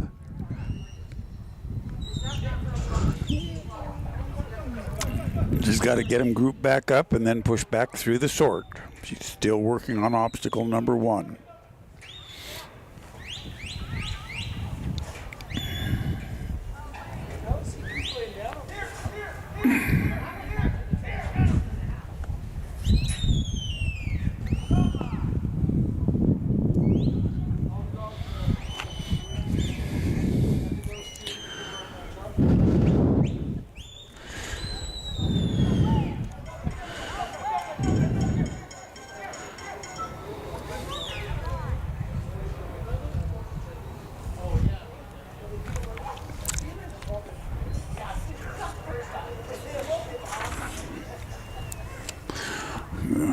Roberta's not having a good time out there.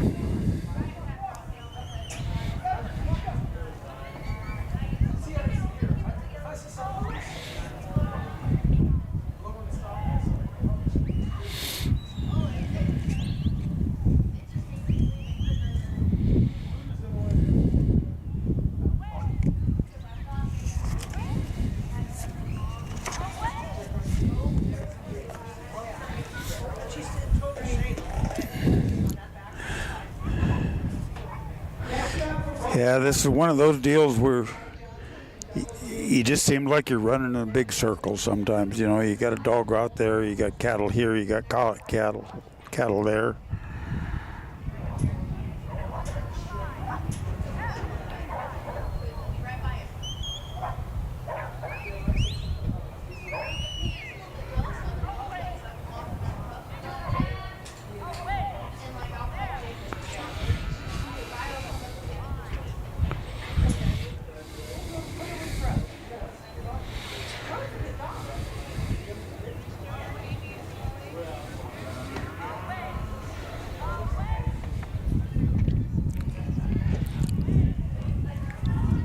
Okay, first step, she's got them grouped up. That one black one is just real runny, and that white place, not quite sure if she wants to go. She'll stand off to the corner. Still working on the fetch. Now she's got them lined out, and I think she's going to get her done. Yes, ma'am. I know it's discouraging when you're standing out there and things aren't going as good as they should, but that was a great effort by Roberta and Max to get all that put back together with a set that wasn't cooperating as well as she would have liked it to. But you got it done. You just got to keep working at it. You got a good dog, you got a good handler, and you just keep trying to make it work. So this is what we're doing.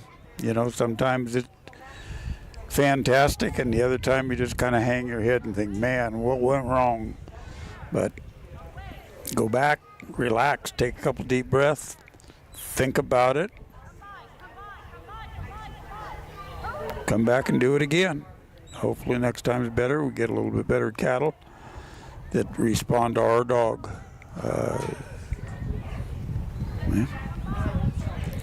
Those cattle just don't settle. You know, they're not bad cattle. And the dog's getting in a little tight. That doesn't help the situation, but, you know, just what happens. Next set of cattle that she draws, she can be the top dog.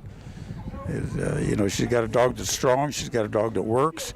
This is just not the right set of cattle for that dog.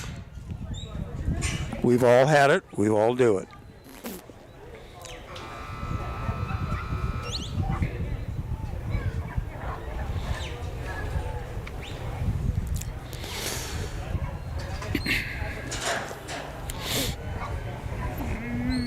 Okay.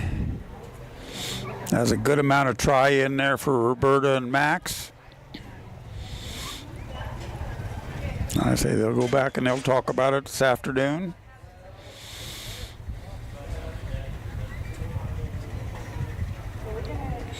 And next time you see them, I guarantee it'll be a lot better than what had happened.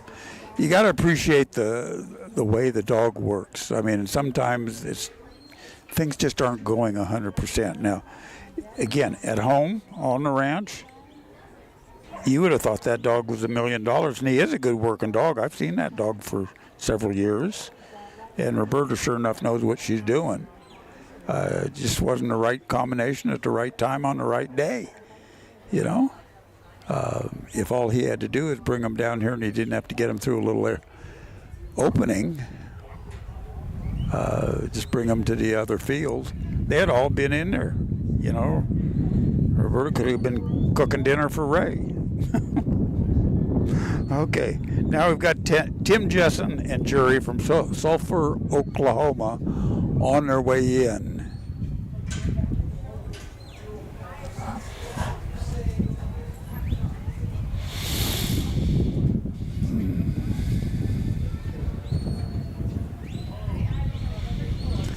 I don't know if we're going to take a little break.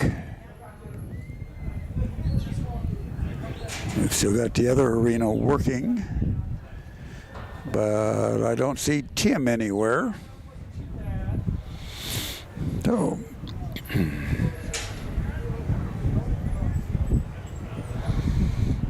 okay, so I'm going to assume we're going to take a break, so I'm going to take a break, and I'll see you all in a minute.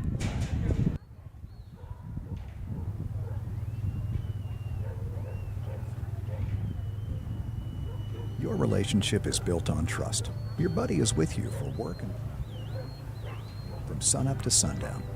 And you can trust Nutrena True to deliver nutrient-packed formulas for active dogs like yours. Each bite is TruMune powered for immunity and mobility support, and with support for digestion plus joint, skin, and coat health. Trust that they're always protected from the inside out. Find high-quality, hardworking nutrition near you at NutrenaWorld.com/Nutrena True. Nutrena, what's inside counts.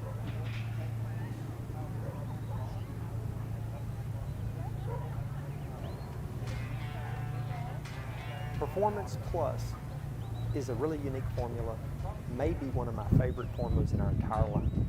It contains 26% crude protein, 16% crude fat, 370 calories per cup. It contains both glucosamine and chondroitin, supporting long-term joint health for your dog. It also contains our VX Advantage, which is a proprietary blend of vitamins and minerals, including selenium yeast as a sole source of added selenium, prebiotics, probiotics, and postbiotics, all working together in conjunction to support long-term digestive and immune system health. Next Level as a brand has made the commitment to control macro minerals, most especially calcium. We take calcium to levels significantly below FDA maximums that research has shown to support long-term whole body health.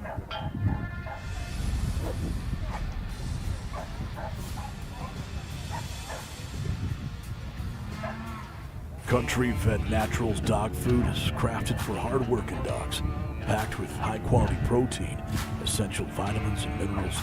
It's designed to fuel their energy and endurance.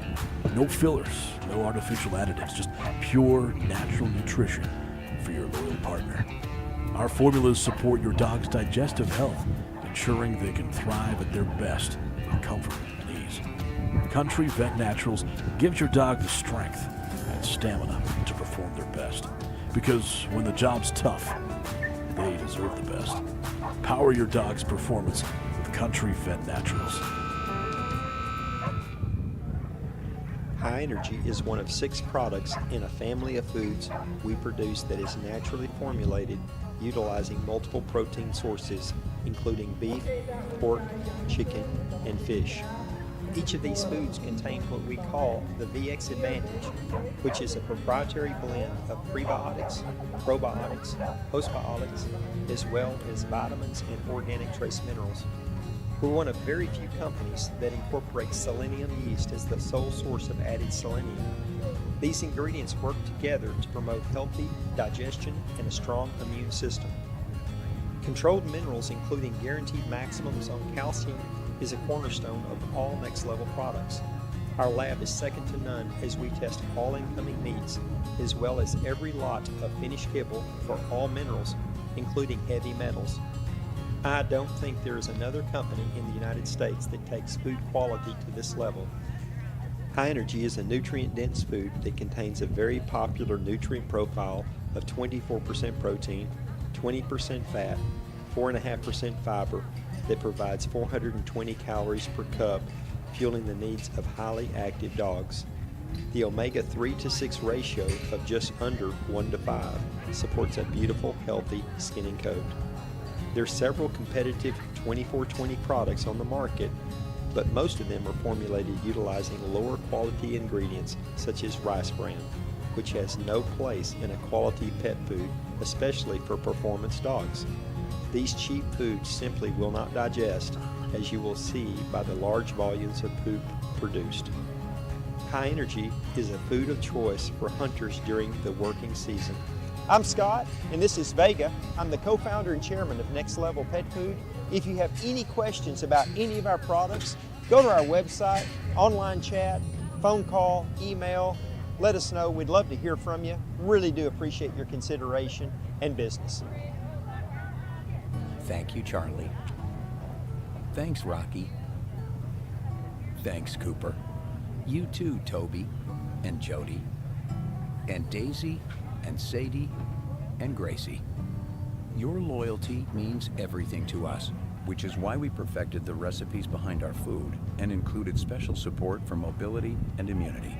Find premium nutrition near you at NutrinaWorld.com/loyallife. Nutrena, what's inside counts. Your dogs deserve the best, so give them the best with our stock of Nutrena Loyal Life pet food. In every bag, there's wholesome nutrition that's free of corn, wheat, and soy, added digestive support with prebiotics and probiotics, and special ingredients to optimize your pup's immune strength, mobility, and overall health. Get the best for your dogs with Nutrena Loyal Life pet food. Making sure your pets get the nutrition they need to live long, happy lives? That's what we do best. With our special blends of quality ingredients, you can count on us for the pets counting on you. After all, being the best pet parent ever is what you do best.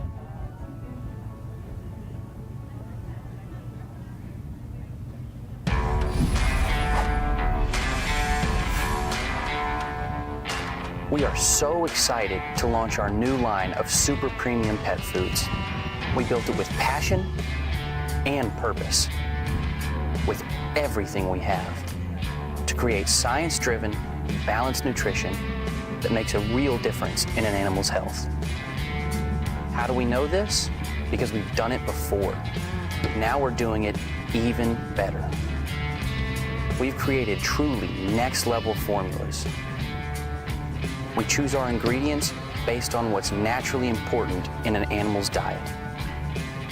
Our omega-3s are higher, our calcium levels are controlled, our palatability is greater, and our consistency is hands down superior.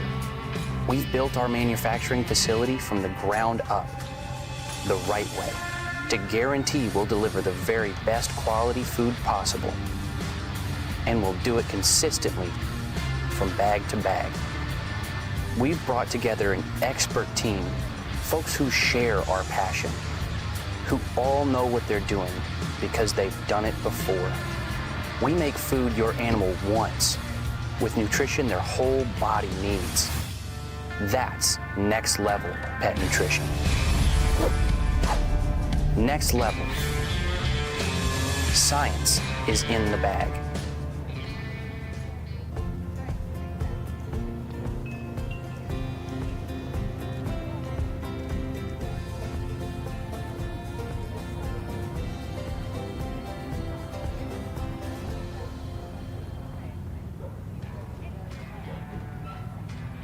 Our Salmon River is a grain-free food formulated for adult dogs.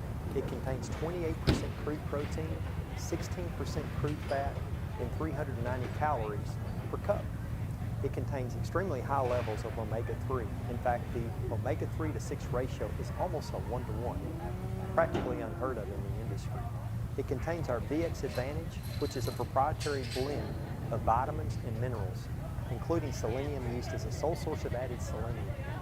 Probiotics, prebiotics, postbiotics, all working together to support a healthy digestive and immune system.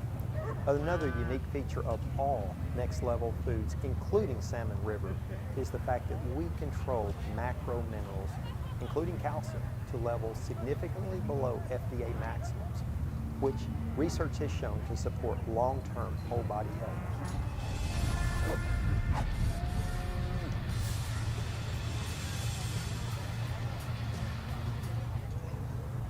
From playful pups to cuddly kittens, Loyal Life Super Premium Pet Food makes it easy to choose the product that's just right for your pet's life stage. Every pet has their own special nutritional needs, and we've got the super premium option your family's best friend deserves.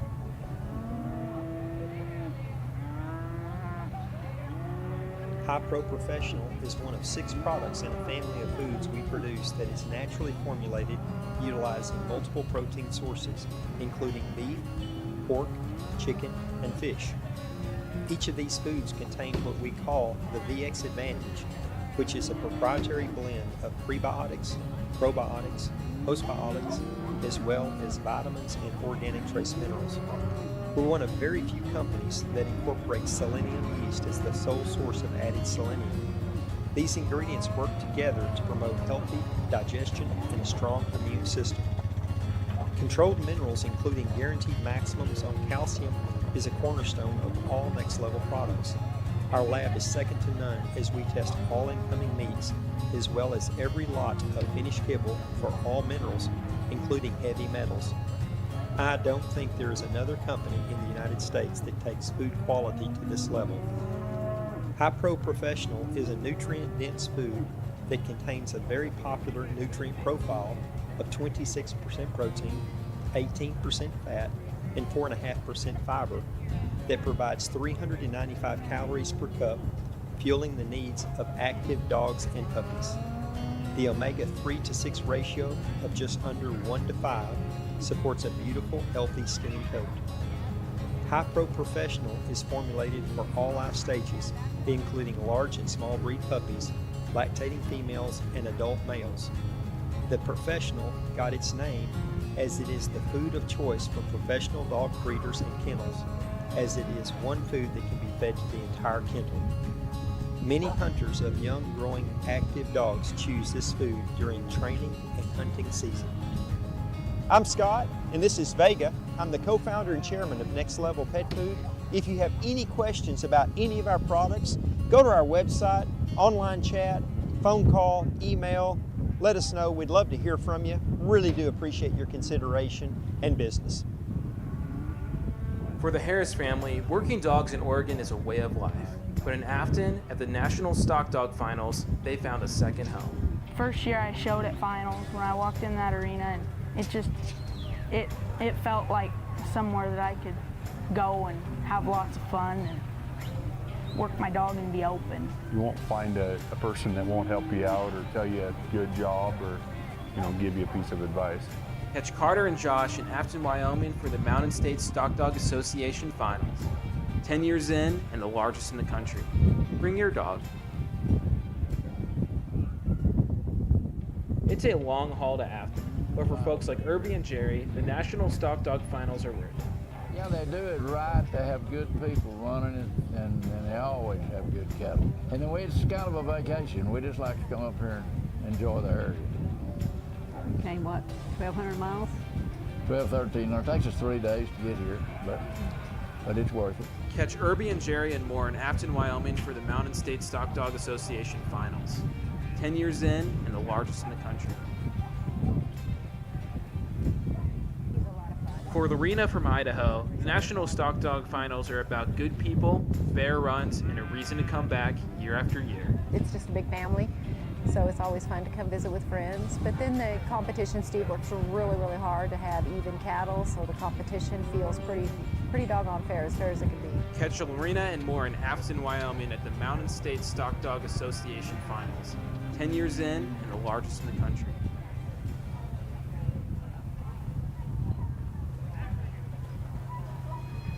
Welcome to Afton, Wyoming, where every season brings something worth seeing.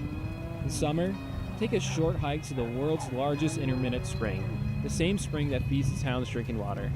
Whether you're hiking, fishing, or riding ATVs, the trails are open and waiting. In town, stop by local shops and museums, tee off at the golf course, or grab a bite with a family after a day outside. Summer's full of events like the Mountain State Stock Dog Nationals, and Afton knows how to host. In fall, the valley lights up with color. Walk the trail to the star, fish in our waters, or head out with a local outfitter for a day of hunting. And when winter hits, it shows up in full. We've got groomed ski trails, snowmobiling routes, and fresh powder in every direction. Skate at Starview Park, or just explore the quiet that snow brings. Afton doesn't change with the seasons. It just shows a different side of itself, and everyone's worth seeing. Plan your year-round adventures at visitaftonwyoming.com.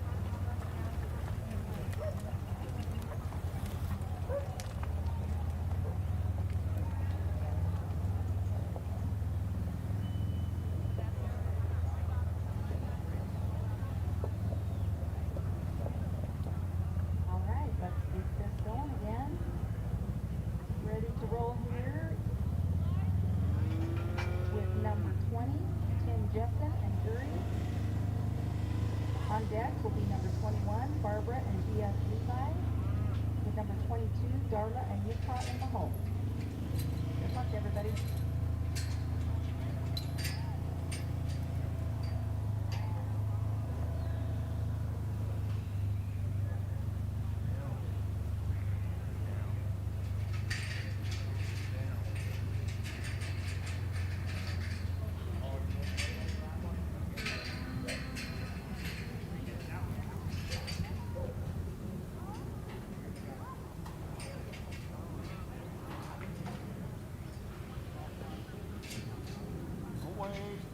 Down, way. There, way, way. Turn, way. Jury, jury, jury, jury. Come by. There. Come by. There. Come by. Stand. Stand.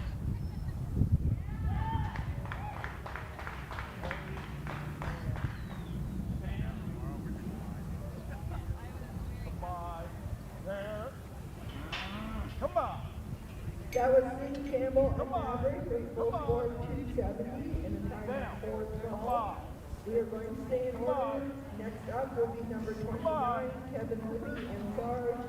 On deck, Jones, Smith, and Reagan Mesa.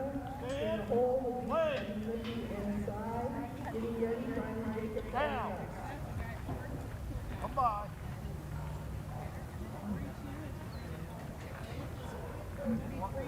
Down. Come by. Come by. Stand. Come by.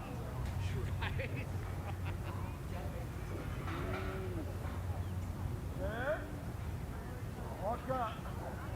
Come by. There. Wait.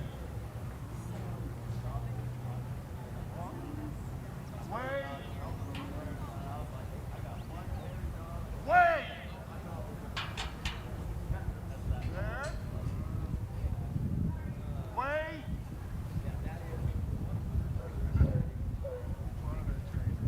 Down. Wait. Oh, wait. Walk. Come by. Stand. Wait. Stand. Walk. Jury. Jury. Wait. Wait. Stand. Wait. Stand.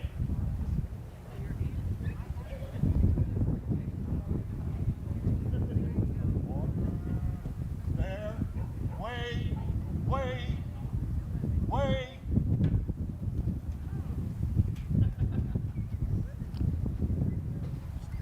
Hey, come by. Stand. Wait. Stand. Come by. Stand. Wait.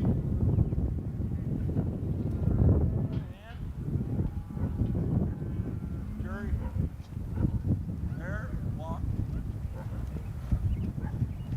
Come by. There. Wait. Wait.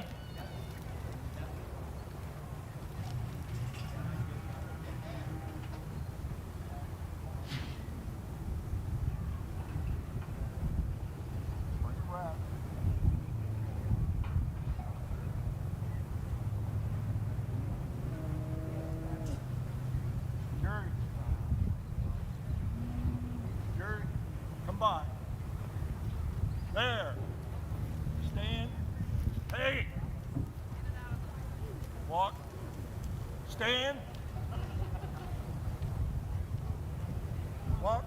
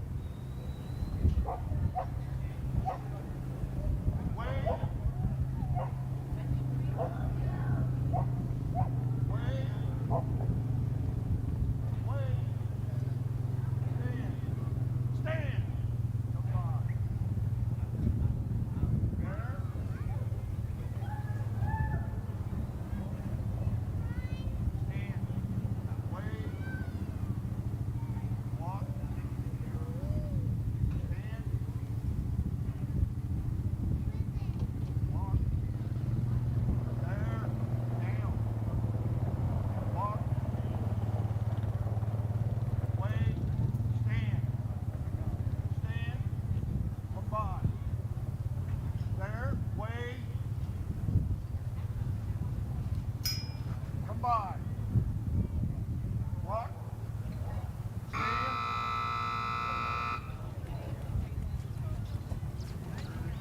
Jury.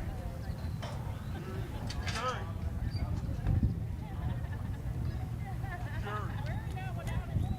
All right, that will give Jessen and Jury a score of 225.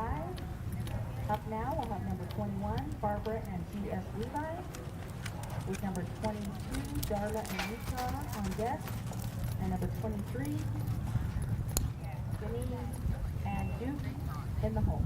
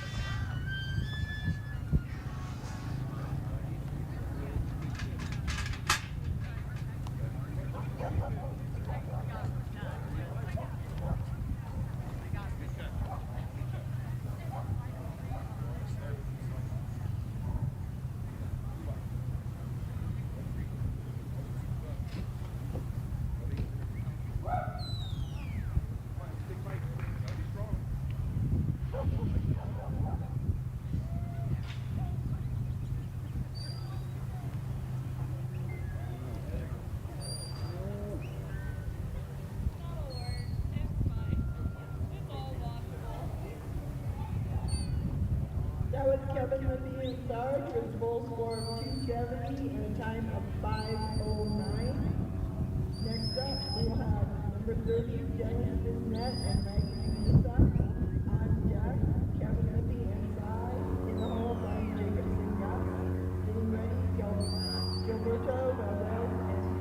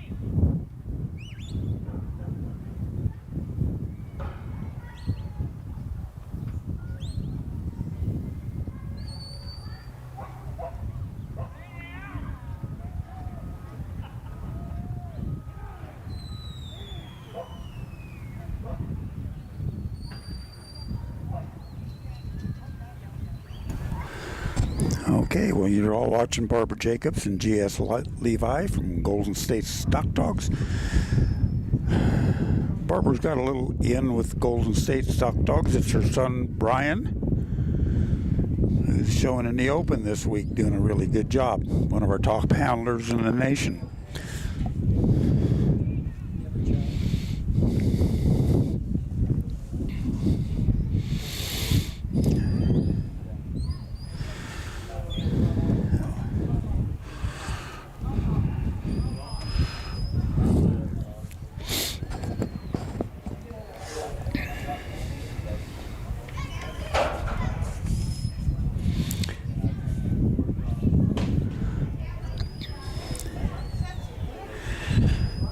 Okay, this is the first time that I've seen the cattle balled up on that corner of the arena. Let's see how Levi gets them out.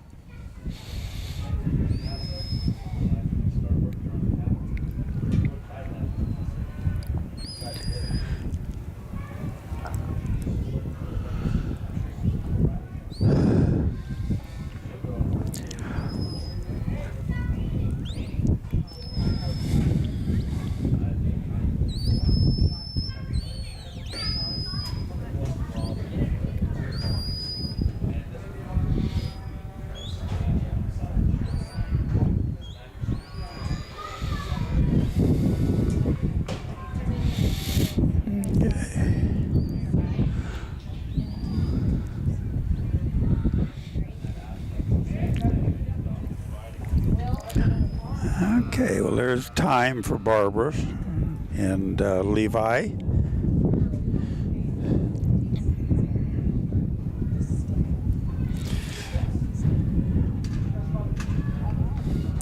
So we're just about a third of the way done here today, or maybe a little over a third. What we have, almost 60 runs.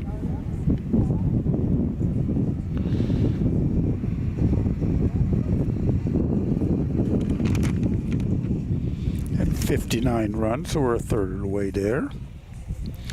Don't forget the old timers class will be up in the main arena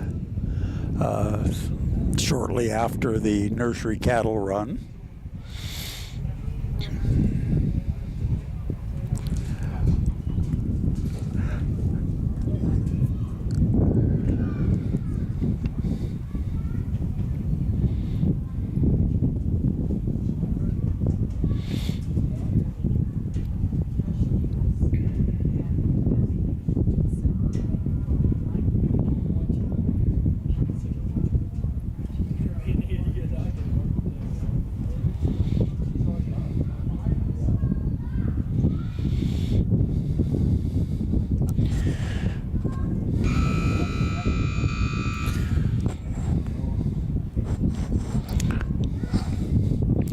Okay, any mountain or any open sheep handlers that are listening in and didn't get the text message from Jeannie, your open sheep handlers meeting will be at the sheep arena at 12:30 today, so another 30 minutes.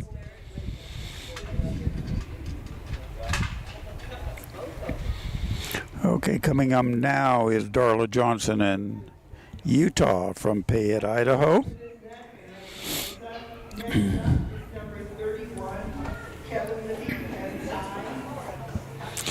So let's see how Darla and Utah do.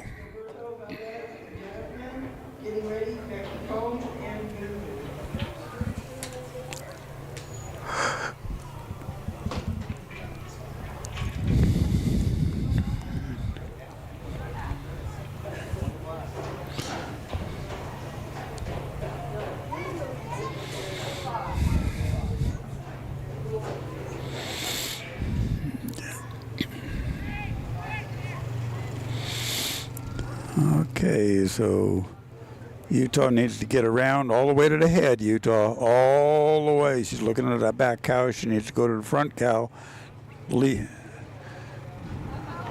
Direct to front cow. We need to get that one inside those panels. That's a good job.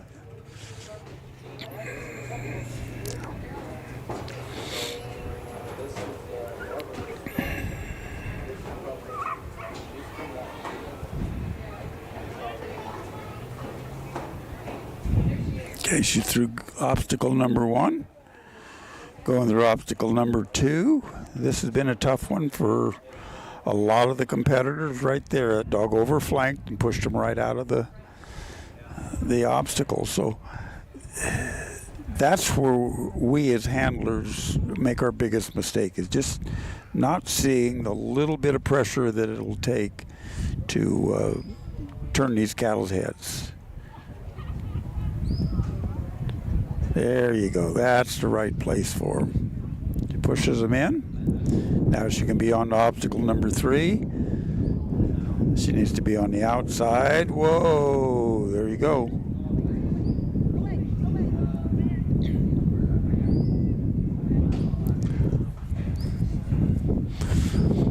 This sport is the hardest thing that I've ever done, and it's funny because I'm talking to people all day while we're here at different trials, and I've heard that phrase so many times from so many people that as good as they are, I never thought they had any problem.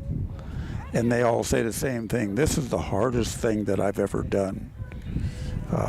And some of these people are extremely talented in many different activities and sports and businesses and things. And,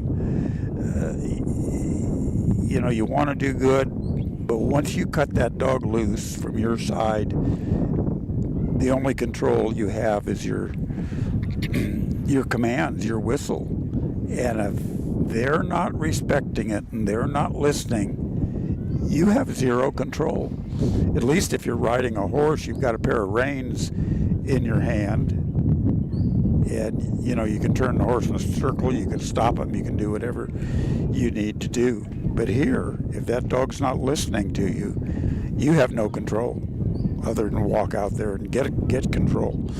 You can't do that at trial, so you have to take it home and fix the problem, and then come back to the next trial. So that's what we're trying to do. Is we're just trying to do the best we can and have some fun at it. We got a great group of people out here at a beautiful place. So how could you not have fun doing this?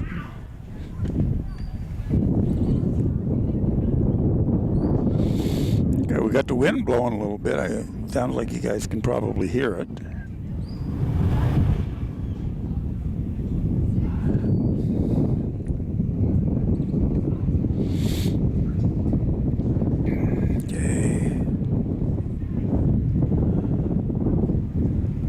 Getting some cloud cover coming in, and it's cooling off, wind's blowing, so weather's changing. I don't think we're going to get any rain.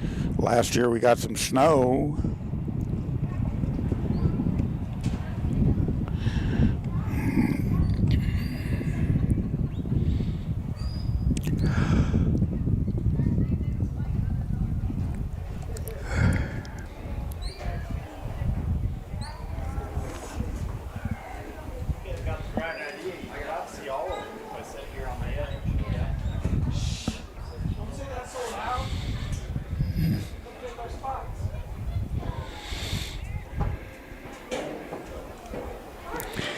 You know, the draws are our main problem here. Not a problem, it just happens everywhere. Every place has got a draw, but, you know, these cattle see that, get their heads turned towards that set-out gate. They're right there by that green Nutrena sign, and that's where they want to go. All their buddies are down there. No.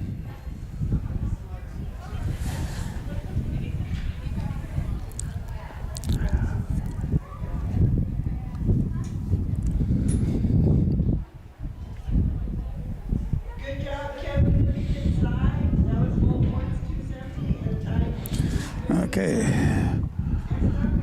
Darla's working her way down out of the far corner. Utah's got him pretty well controlled. She needs to get over and bend that one back in.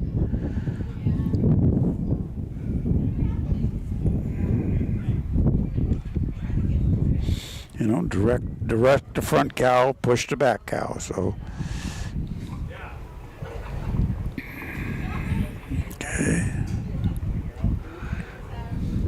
Good job. Now she's into the sort pen. She got about 10 seconds to get them sorted. There's one. Push, push, push. Yeah, there went the buzzer. I don't think she got it. Well, no, she'll be short from 270. She'll be short 45 points. So I think that's 225. And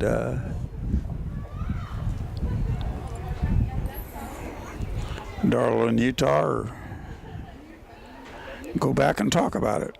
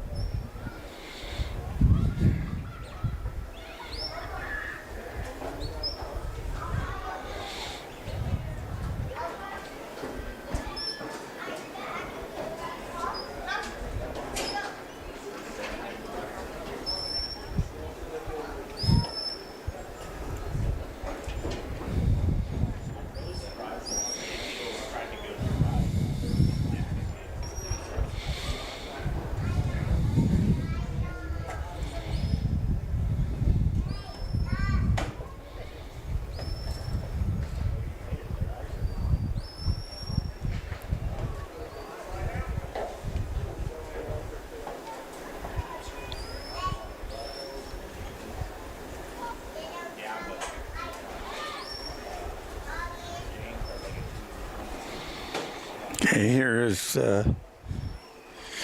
Janine Berger and Duke from Vacaville, California. Just met Janine the other day. She's from our country, probably about an hour and 15 minutes from our house.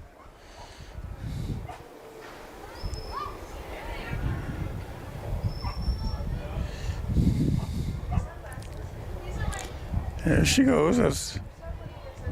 Had to go through the sort pen to get there, but she got there and she's doing really well. Okay, she's got a pretty light set of cattle. They're trotty.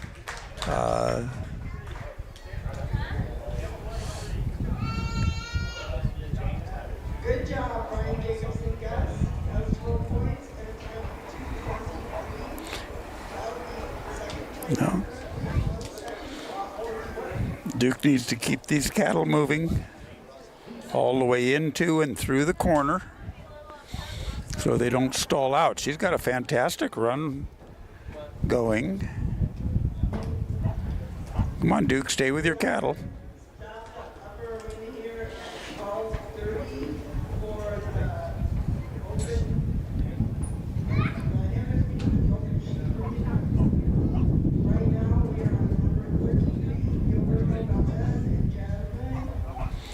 Duke's doing a good job of working to keep these cattle together. Oh, look at this deal. Come on, Janine, get over there and block that hole. There you are. Oh, I think you've got it. Look at this. Yeah. Nice job, Janine Berger and Duke. Janine has just started trialing, and that's an excellent run. She did a great job with a great set of cattle. those were a set of cattle that you can win on, and she has sure risen to the top.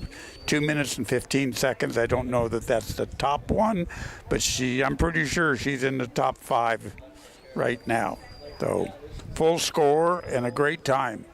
Congratulations, Janine and Duke. Up next is Jerry Lynn Pierce and Vonnie from Menard, Texas.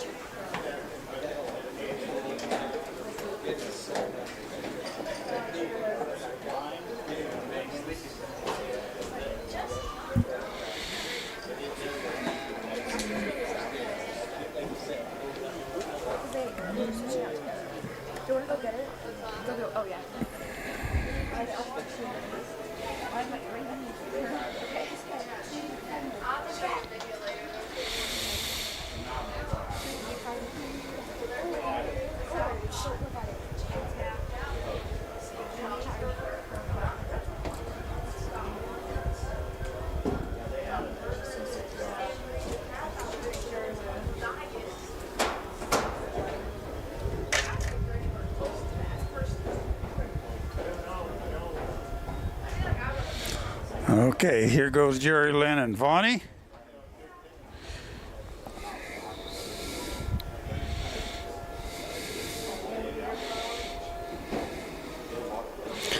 Waiting for them to set out her cattle. She sends them on an away.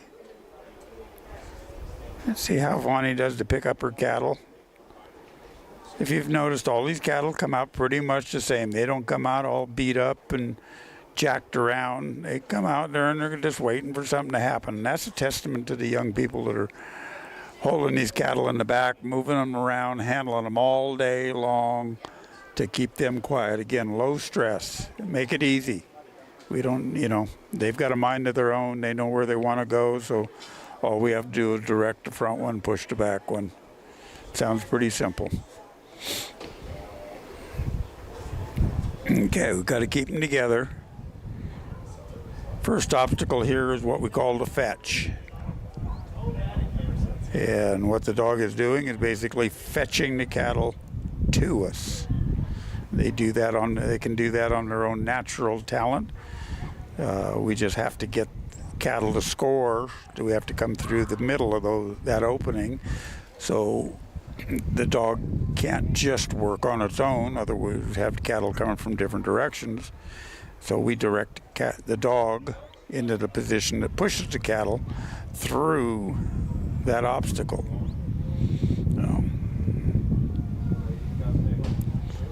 Okay. Now she's getting them into place. She'll probably send Vonnie on a come by, or she'll just walk up. Jerry Lynn standing off to the side, putting a little pressure on to let them move into obstacles number 2 and through it. Now they're through.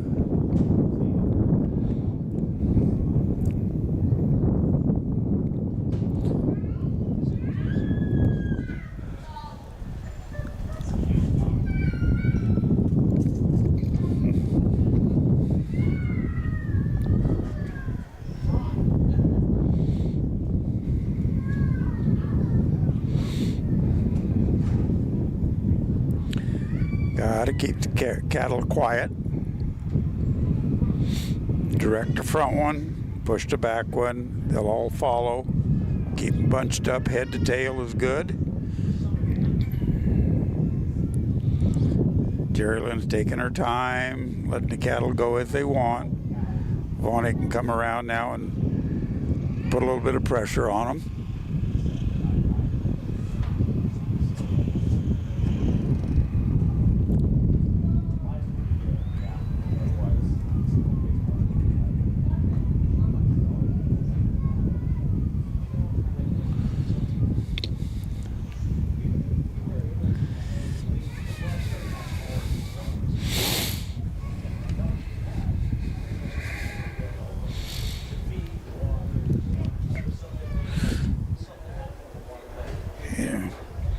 We're working today with our novice cattle, first round of novice cattle in the Nutrena True Arena.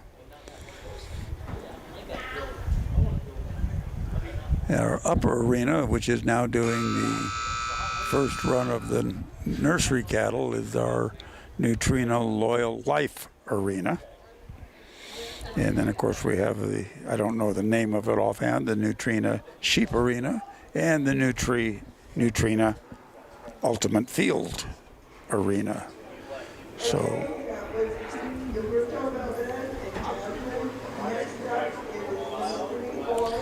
okay. Bonnie and Jerry Lynn have done just a great job of keeping these cattle quiet and together. And it's showing. They're just walking right into it. So when you watch this, some people are going to say, oh, those cattle just walked right through the obstacle. No, they were very cooperative, but they went right where they were asked to go. So let's see how Jerry Lynn gets this short. Uh-oh. Nope. See what happens there.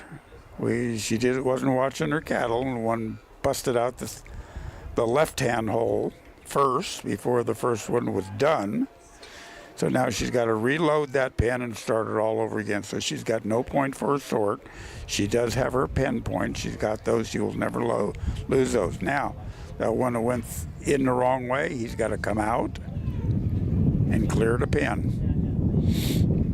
So now she can start putting them all back in.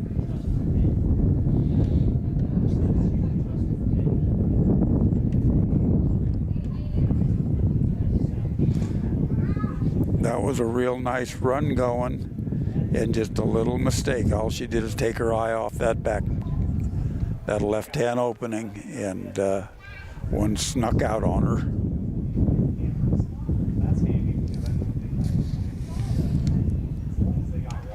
Well, she's got about 30 seconds left to make this sort. Let's see if she can get it done this time.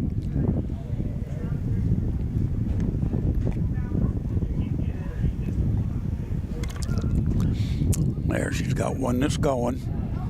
Now she can let the other two go. Let's see, did she do it? Yep.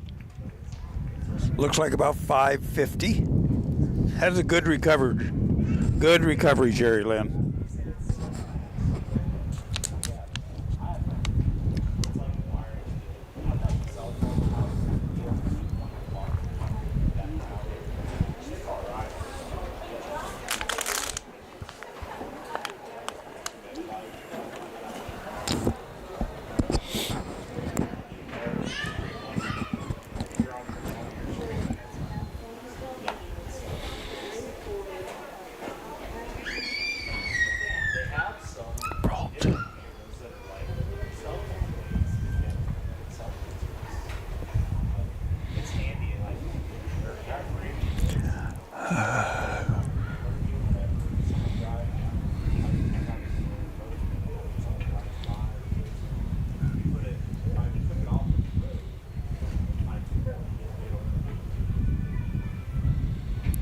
Okay, here's Josette Brault and Coop from Jacksonville, Oregon.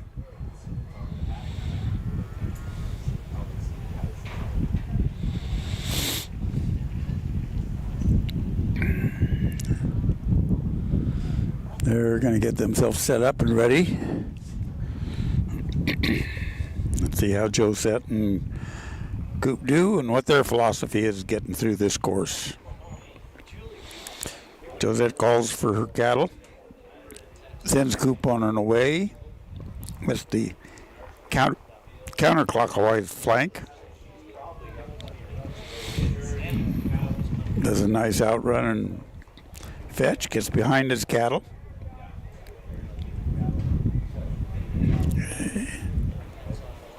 So now he's what we call balanced. He's bringing those cattle right to her. She's at 6 o'clock.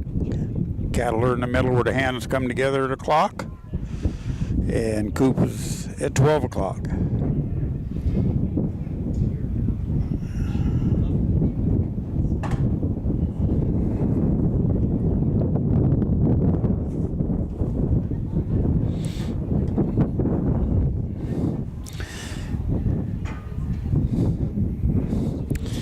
Now, sometimes it just takes a little bit of patience to wait and get their heads turned in the right direction, which she did a nice job of that. She moves on to put pressure on them to stay up against the fence. Coop has to come around and get them out of here. Yeah, the wind is really starting to blow a little bit.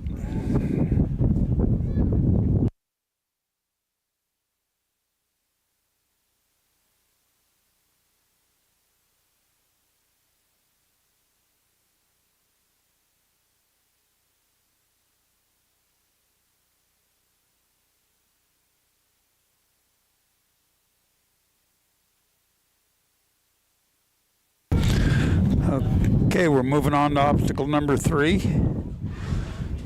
Coop's got to get around and direct that red cow back in. We've got the head cow going in. In most cases, cattle will follow one another. We need to push that back cow and get her up a little bit closer to the other one so we've got a group rather than a stretch of cattle strung out.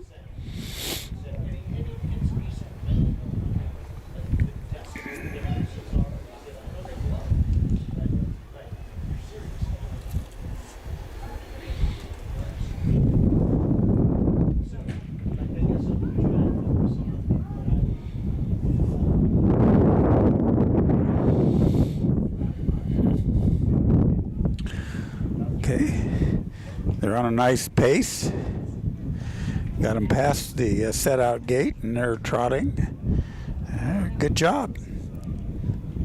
Coop come around behind them, keep them out of that corner. Josette's kind of stretching out there, getting to her position.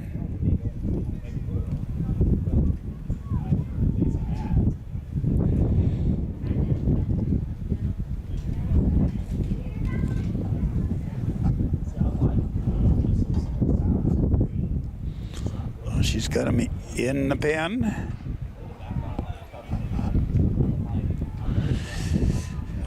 One out the opening on the right, 2 out the left. That is wrong. So we got them all out, but they went out the wrong hole, so she needs to reload and do it again. See if she can get it done. About halfway through with her time. She's just a little over 3 minutes. 3 minutes and 30 seconds, so she's got 2.5 minutes to do it. Now wind is really starting to pick up and blow now.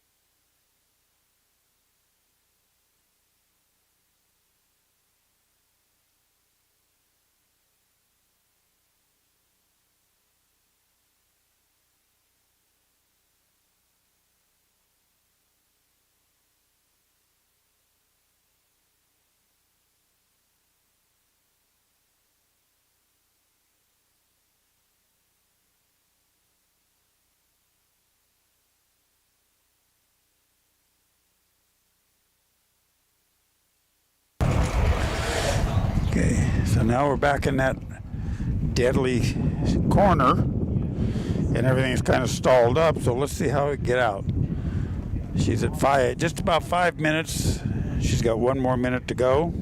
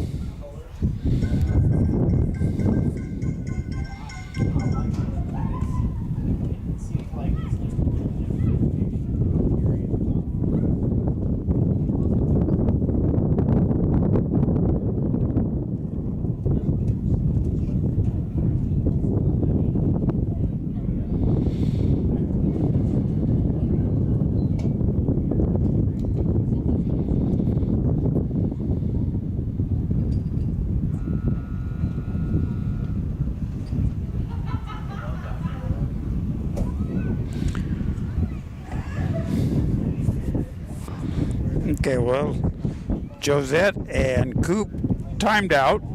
Weren't able to get gathered back up again. Here comes Kevin and his help to get back in and get in the arena and clear it out, get these cattle out, get the next set in, keep this thing rolling.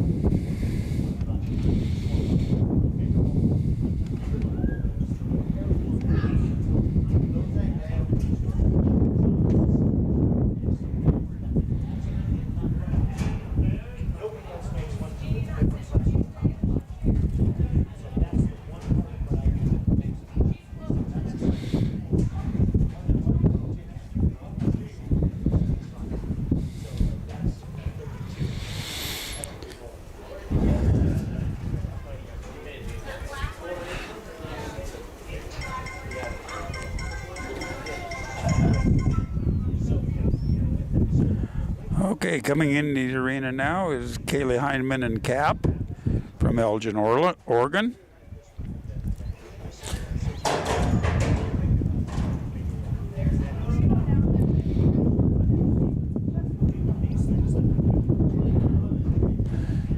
Cap goes on an away flank.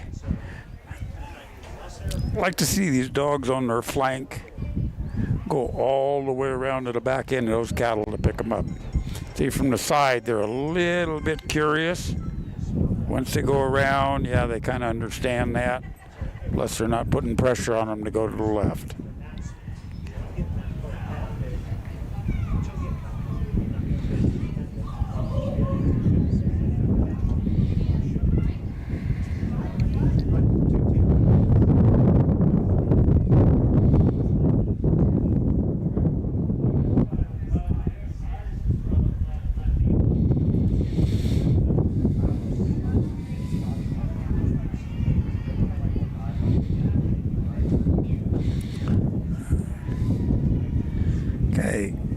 Got them lined out, coming through the flank, or through the fetch rather, right through.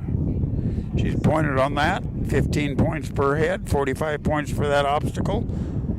On to obstacle number 2. Let's see what her philosophy is on getting these in there. Looks like she's backing up to kind of plug that hole there and to turn those cattle. Cap is pushing. She takes just a step to him, which is great stockmanship. Nice and quiet, nice and calm, low stress. Pushes them into obstacle number 2. Cap is doing a little directing, a little pushing from the back. Kaylee kind of hangs out on that right side to keep him pushed up onto the fence. We talk about pressure and release. Okay, Kaylee's putting pressure on him. Cap has to go a little bit in front to get him over. And now through obstacle number 2. That was great teamwork.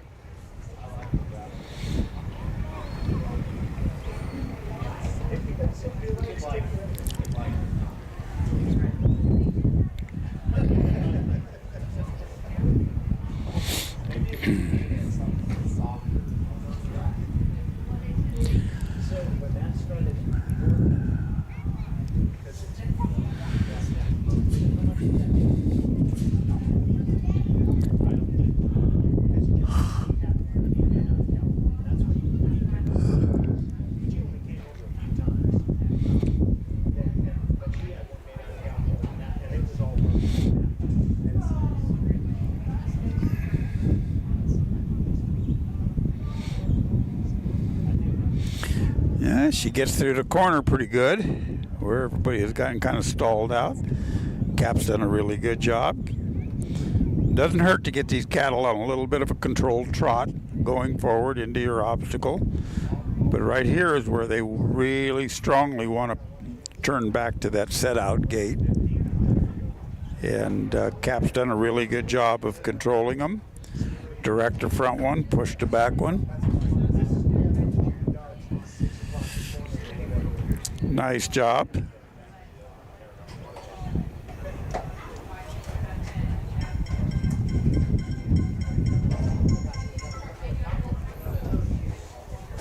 Oh yeah, I will. I'm not walking away. Okay, got them all into the sort bin.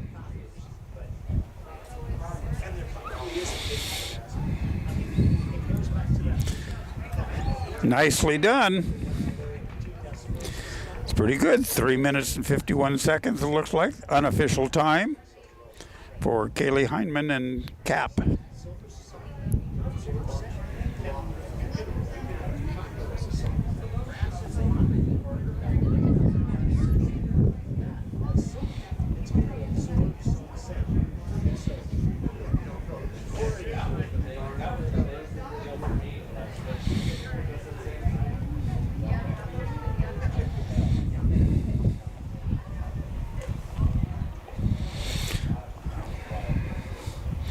Okay, our next contestant in is going to be Lauren Anderson and SD Grace from Malberg, Utah. You've seen Lauren in here twice before this morning. This is her third dog, Grace. So let's see what they did.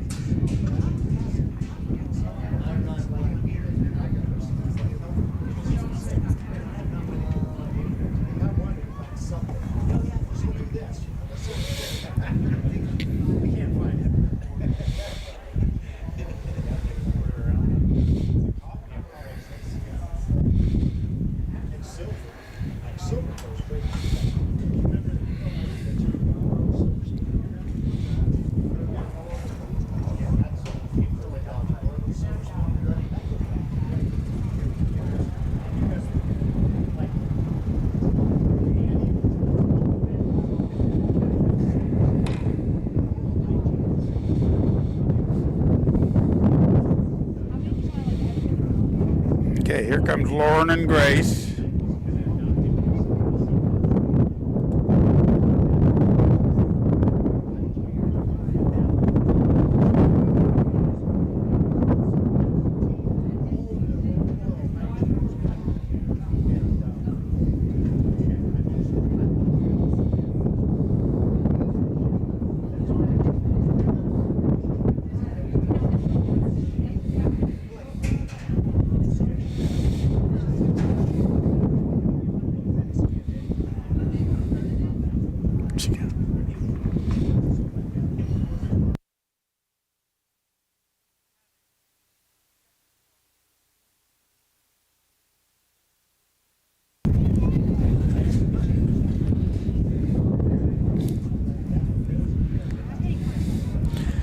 All right, it looks like Lauren's got a good set of cattle.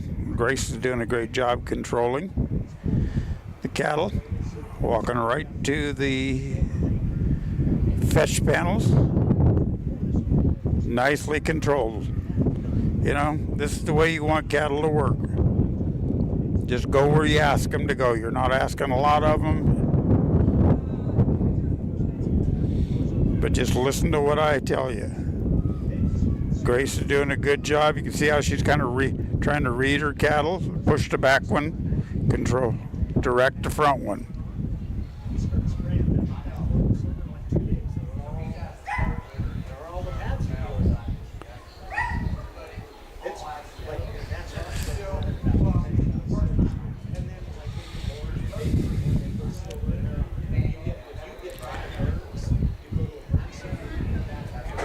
Cattle entered the obstacle from the wrong side, so she had to exhaust them, bring them back in, turn them around.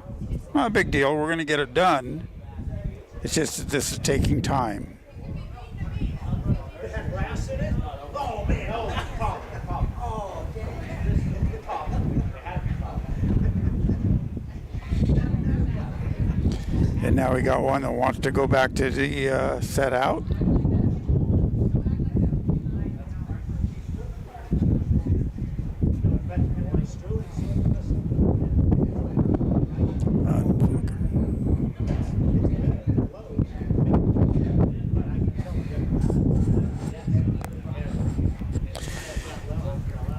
Just one little error in judgment sets up a whole line of problems sometimes, and Here we've got one. You know, she just said, nah, I just want to go back.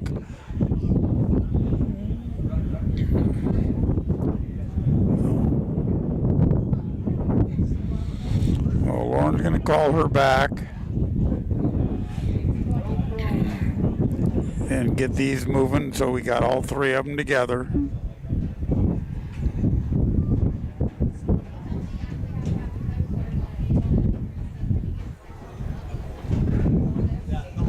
Everybody up here in the stands is going to go chicken.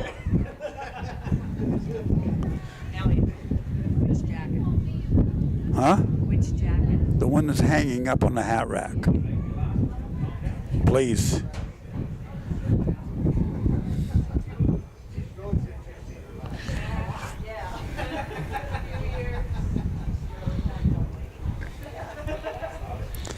Wind's starting to blow about 15, 16 knots out here.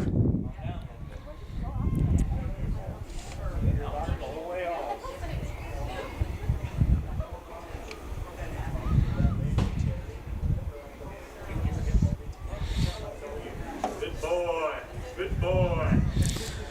She's got them under control. We're done with obstacle number 4, and we're headed to the sort pen, obstacle number 5 and 6.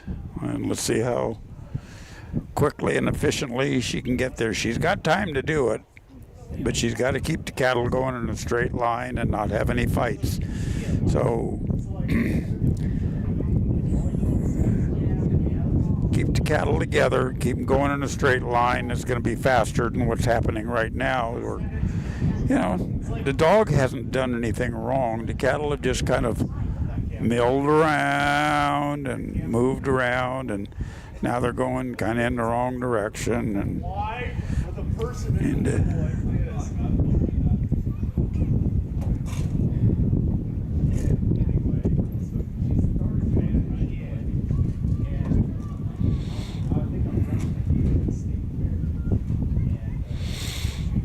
okay.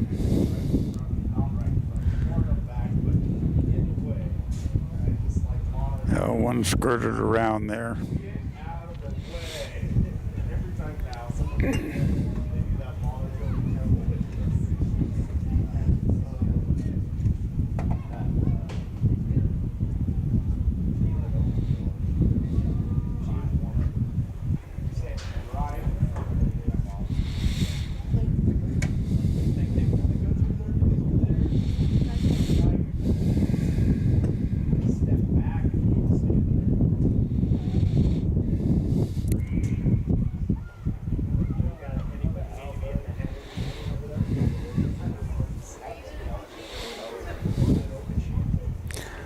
Sometimes these runs just don't go quite like you expect them to or would like to, and I'm sure this is one of those runs for Lauren and Grace. I'm sure they'll go back to camp and talk about it a little bit and try to figure out exactly what went wrong. They'll look at the videos, and DJ will probably have something to say, and sometimes there's something you can do, and sometimes there's nothing you can do. But there goes the buzzer. Come on, girl. And that'll be the end of that run for today.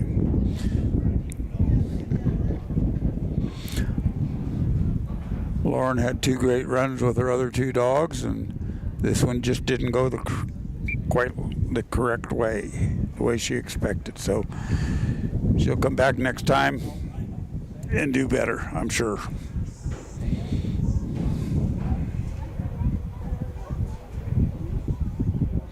Okay, next up we've got Melody Vosel and PDA Kirby.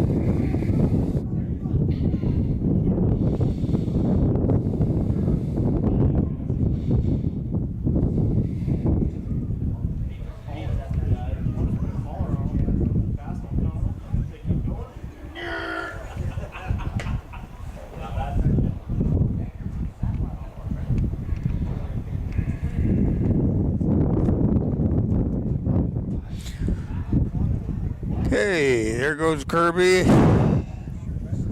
Comes up behind the cattle. Got to go all the way around because these cattle are just going to walk around. Yeah.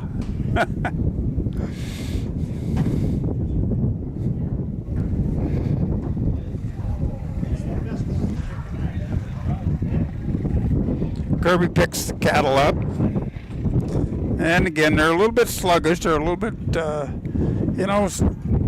sluggish maybe is the word. Sticky is the right word. We just got to get enough pressure on them to get them moving. They really don't see any spectacular reason to leave.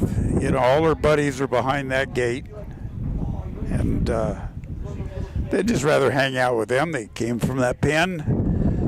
There's food and water in there for them, and they might as well just stay there. So Kirby's going to have to put a little work in on here to get them to move, and let's see how they work that.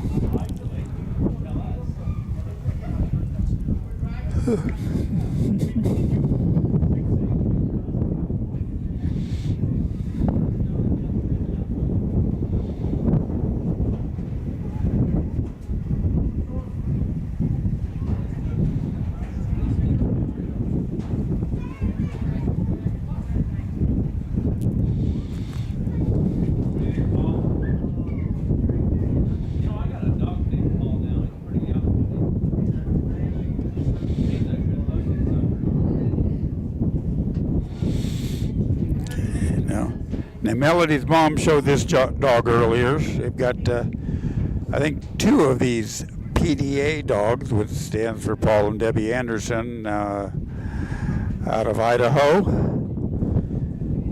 Both nice dogs. Well, here's my little buddy again, Carter Harris. I'll give you a set of headsets.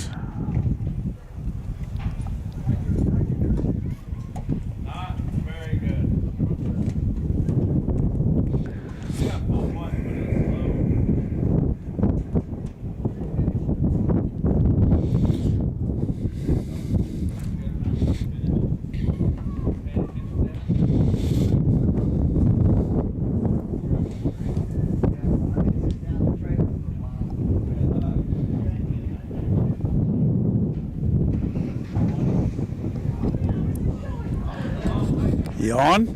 Can you hear me, Elliot? Say it again. Elliot? Yeah, baby, I got you. There you are. Okay, we're visiting with Carter Harris, newly promoted open handler at 13 years old, 14 on Saturday. So, say something intelligent. Intelligent? Well. I got him stymied now. It was a trick question. Any trick question, Elliot? You can't hit me with trick questions. I'm just kidding. Trick, well, something intelligent. Cattle are pretty good today. They've been very good, yeah. They have. Sheep have been very good too. Oh, There's been some sets that have been a little flighty, but Yeah? Did you go over and watch the sheep? I did. I actually ran 3 times on the sheep today. Oh, my God, 3 times? Yeah. Is that because you didn't get it right the first time, or you had more than one dog? I got more than one dog. Okay. Good to know, see? You know, some people out there might not know. They might think, gee, that young man had to do it 3 times to get it right, huh? Yeah. How were your runs? They were good. Good. You finished full scores? Finished 2 of the 3. That's good. That's good. Almost finished my 1 cow run, but not quite. Uh-oh. In your nursery run? Yeah. Yeah. I had 2 that didn't really care to play. Sometimes that happens. Yeah. All right. Well, this set's not being very cooperative for Melody. No. She hasn't been going anywhere with it. She just had a tough time.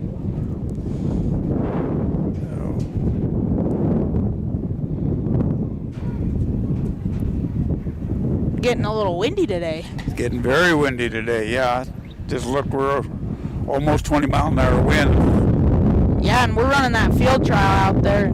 Some people are running their dogs off of voice, and it'll get real hard. Can't hear it. No. Yeah, that wind's coming right at the handler, so it's not going out to the dog, huh? For sure.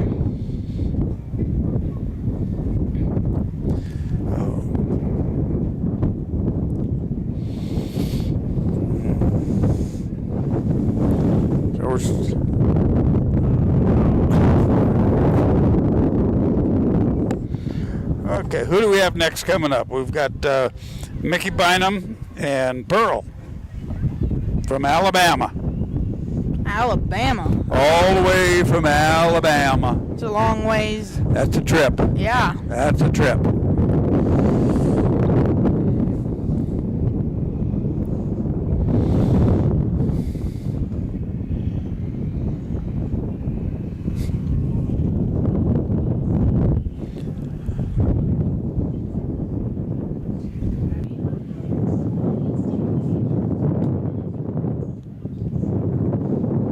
Looks like, are we done in the top arena for the day, or we got some more?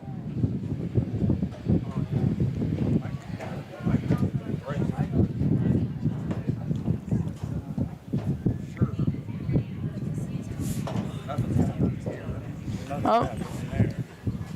Thank you very much.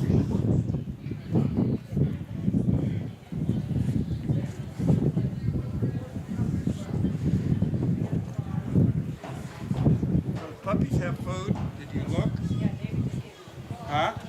David just gave them. Okay, we're going to get the upper arena, wildlife arena started again. Next up, the Cherry, Ellenwood. Number 35.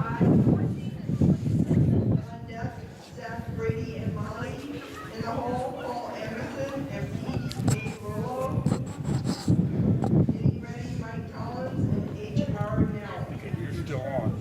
Okay. He sent his dog out on the fetch, and looks like them cows want to draw to the left just a little bit. Left or right, whichever you see it. Looks like the dog got him nice and gathered back up.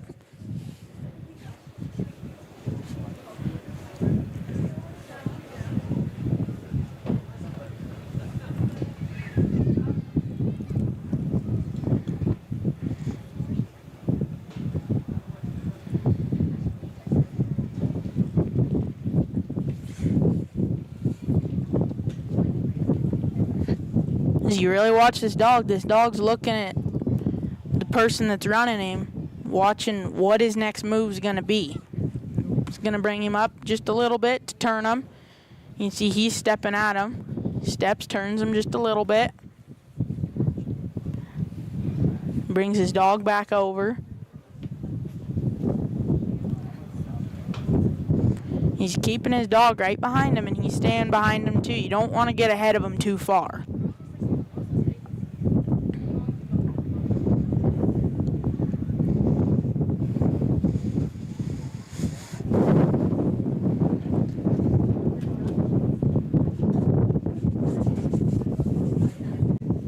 Looks like he got him up to a trot.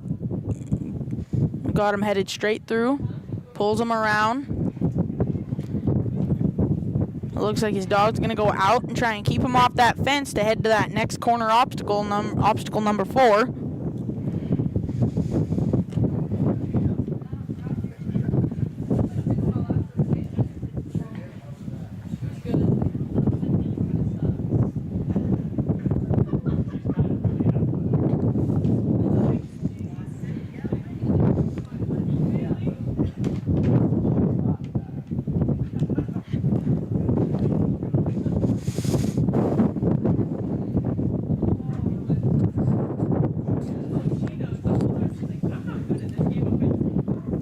Looks like he's going to start backing up, headed to that sort. He's going to try and keep him moving through that corner.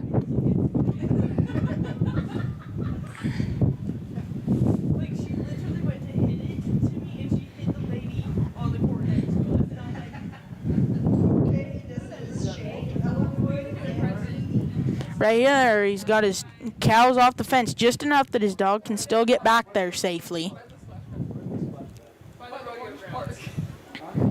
He's going to step over there. He's noticing them cows are going to go on that fence a little too far to where he's going to miss to load that sort. But he's going to step up there a little bit. He's going to step at him. His dog's going to cover on that side. He's going to pull him in.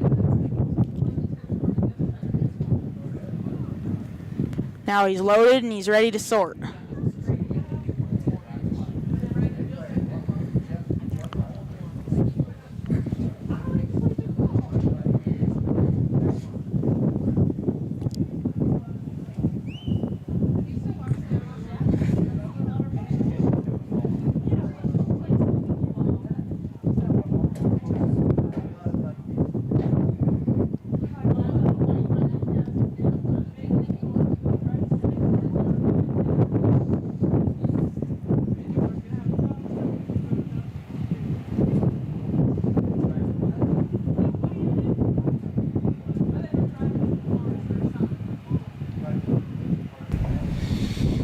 Nice job on the sort.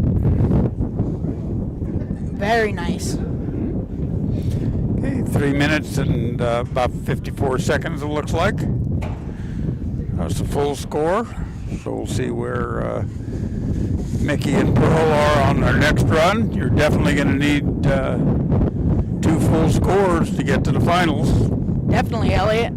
So, I guess I'll ask you this. You've been commentating for a while up here now for these past 2 days. Does it look like you're going to need 2 full scores to move on to the next, move on to the finals? That's what it looks like now. I mean, there's quite a number. The last time they posted up the score sheets, there was a lot of full scores. Now, it's going to depend on what happens on Wednesday.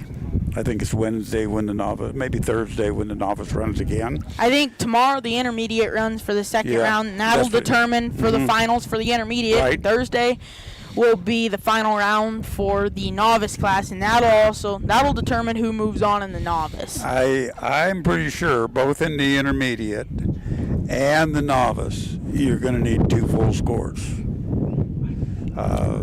Last year, if I remember right, in the intermediate, there was maybe 1 or 2 that got into the finals that didn't have a full score.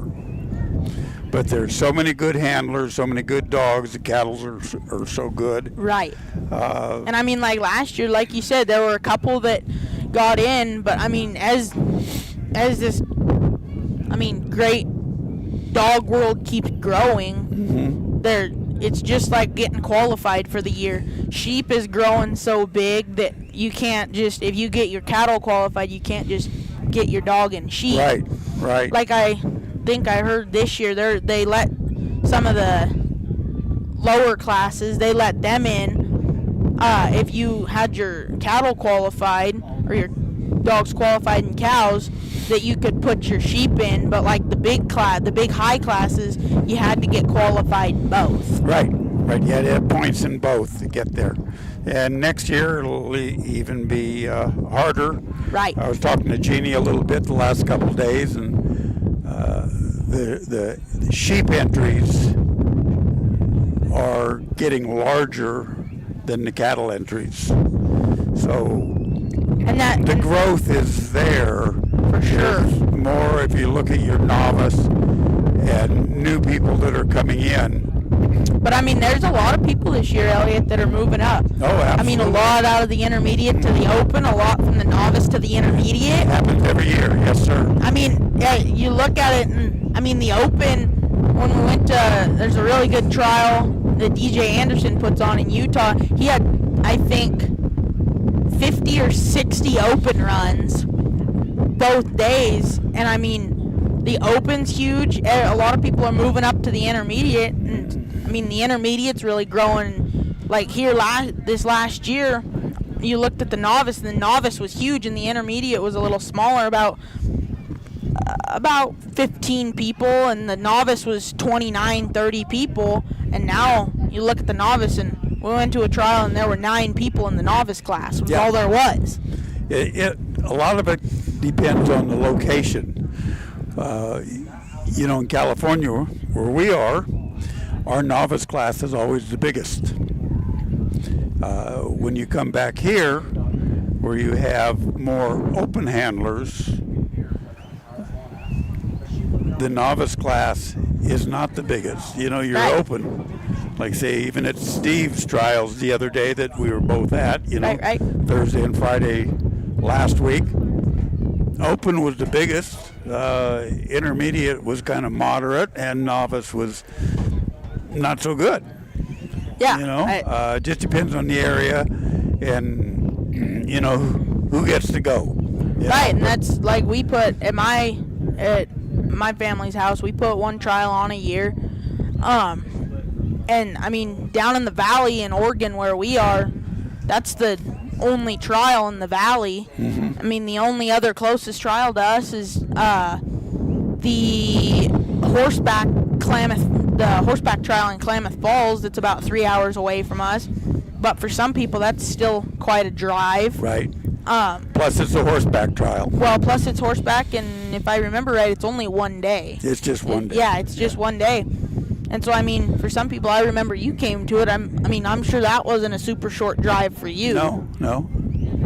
But, I mean, there's some trials for the horseback that they put on that are horseback that a lot of people want to go to. Right. I mean, there's that Klamath Falls trial, there's Winnemucca, and I mean, I'm sure there's one more. Yep, Panaca. There's one in Panaca, Nevada. Okay, yep. And actually, I did not know that one. Okay. And then we put one on in the past by us, the Bob Fox Memorial that we've always had on horseback. That's one I'd really like to go to. It's a fun trial. I really wanted to go to it last year, but we just, I mean, it's a long drive for you. It's like coming to your place.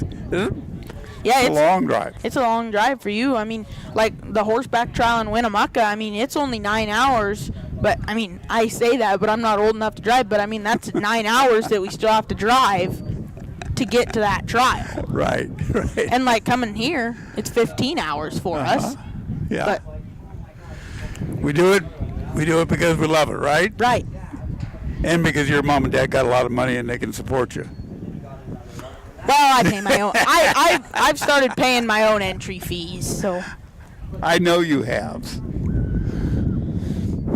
Looks like Patrick's having a little bit of trouble with this one black cap. Doesn't quite want to play. Hmm?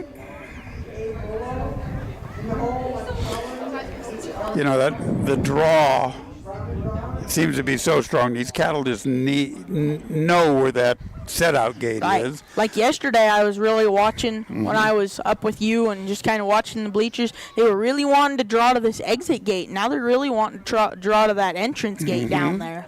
Yep, all their buddies are back there. That's where they just came from. They don't really see a need or a desire to go anyplace else. Right. Everything they needed was back there. All their buddies, good food, good water.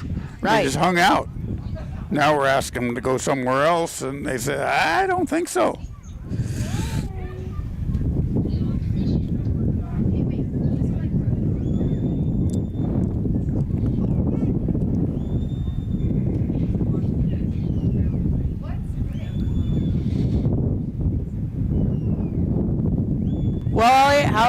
How have your runs been going?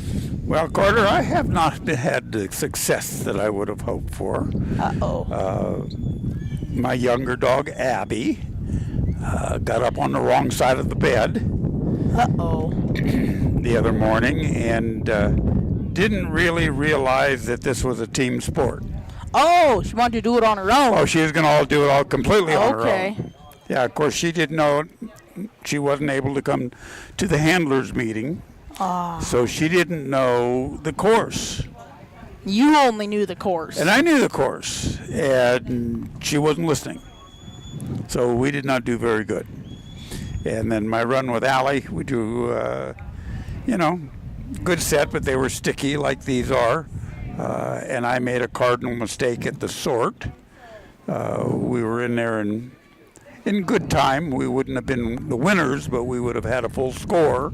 Right. And that's, like we talked about earlier, that's the important thing. And I went to let my first calf out that right side, and she came out, and as she was about halfway through it, another one was kind of crowding, and I stepped in to block that one. Well, by doing so, at the same time, I turned that one that came out, I turned her back up that alley.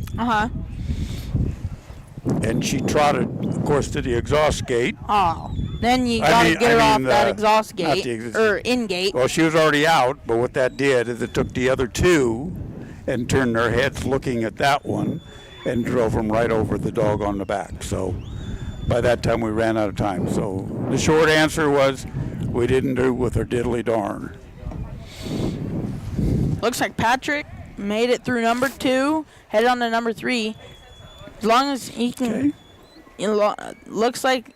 A little direction. Looks like he'll clear number 3. Okay. Now Patrick, if you notice his purple shirt, he's one of the judges this week. So the judges a lot of times, and the people that are working in here like ourselves, also we're showing their dogs. So Patrick is the judge in that arena. So now he'll go out while he's out running his dog. The other judge will be filling in for him. Right. He'll go put his dog away, and it's a little tougher, I think, on most people that have to go do a job like Patrick does, like I do, like everybody else that's working here, that's also working, showing their dogs, is you focus on your job, but you have to keep track of, okay, who's up? When's my run? I've got 5 more runs to do. Should I go now? Should I wait one more run to go get my dog and then come back? And then I got to take care of my dog. And then I got to get back to my station. Right. And so I think it puts a little more pressure on everybody doing that, but it's fun. Right. But there's some dogs that, they could sit there all day and they'll just sleep under bleachers, and when it's time to work, they're going to work the same that you worked them earlier. Right. And there's some that may have some really bad anxiety that you can't just let them sit there. Yeah. Well, most people, I wouldn't bring my dogs up here. I got to leave them back at camp where they're not in this environment, don't see and hear. Right. Both the cattle and the commands and the whistles that get them excited. Right. So. Looks like we got All right, White guess who we've Levi. got? My favorite young lady. Sage and Ellie. Sage is going to be training my two new puppies that are back at camp. She spent all day Friday working on and off with the 2 of them.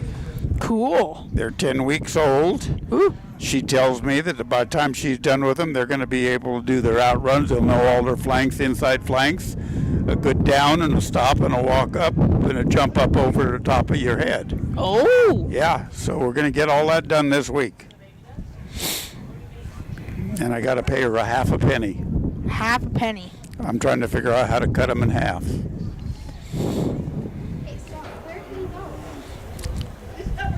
It's like Sage got through that fetch pretty fast. Yep. Right there, you see Sage blocking that end. But she's not. She's right there. She just tipped that cow, but she's not influencing those cows too much. Not putting a lot of pressure on her. Right. Now she can step in behind them. Right, and that dog, that Eli dog's working with her. You can see her. She's guiding really. Yep. Right there, she's just gonna maybe try and get in behind them and keep them on that wall to just drive them down. Yep. How old is Sage? 9? 10. Maybe? 9 or 10, I think. Sam's 10, isn't he? No, Sam's 12. Oh, Sam's 12. Yeah, I think right. Sam's 12. Okay, then she's 10. Yeah, I think Maybe she's 11. 10. Okay. And then the oldest, her older brother, Stockton, he's Stone is 14, and then Stockton is 16. 16. 15 or 16. Yeah, he's 15 or 16. Looks like she's going to clear that in not even 2 minutes. Yeah, she's good now. And right here, you want to be careful how much you're putting pressure on these cows to get them to that corner. But really, this is a spot where you could put a lot of pressure on those cows to make move up them some down. time. Right. Where you could put a lot of pressure on these cows to get them down to that corner. And you don't want to get them super wound up because you got to think after that barrel, it's your sort. And if these cows are pretty wound up for that sort. Yep. Well, Sage is doing a great job in working Eli.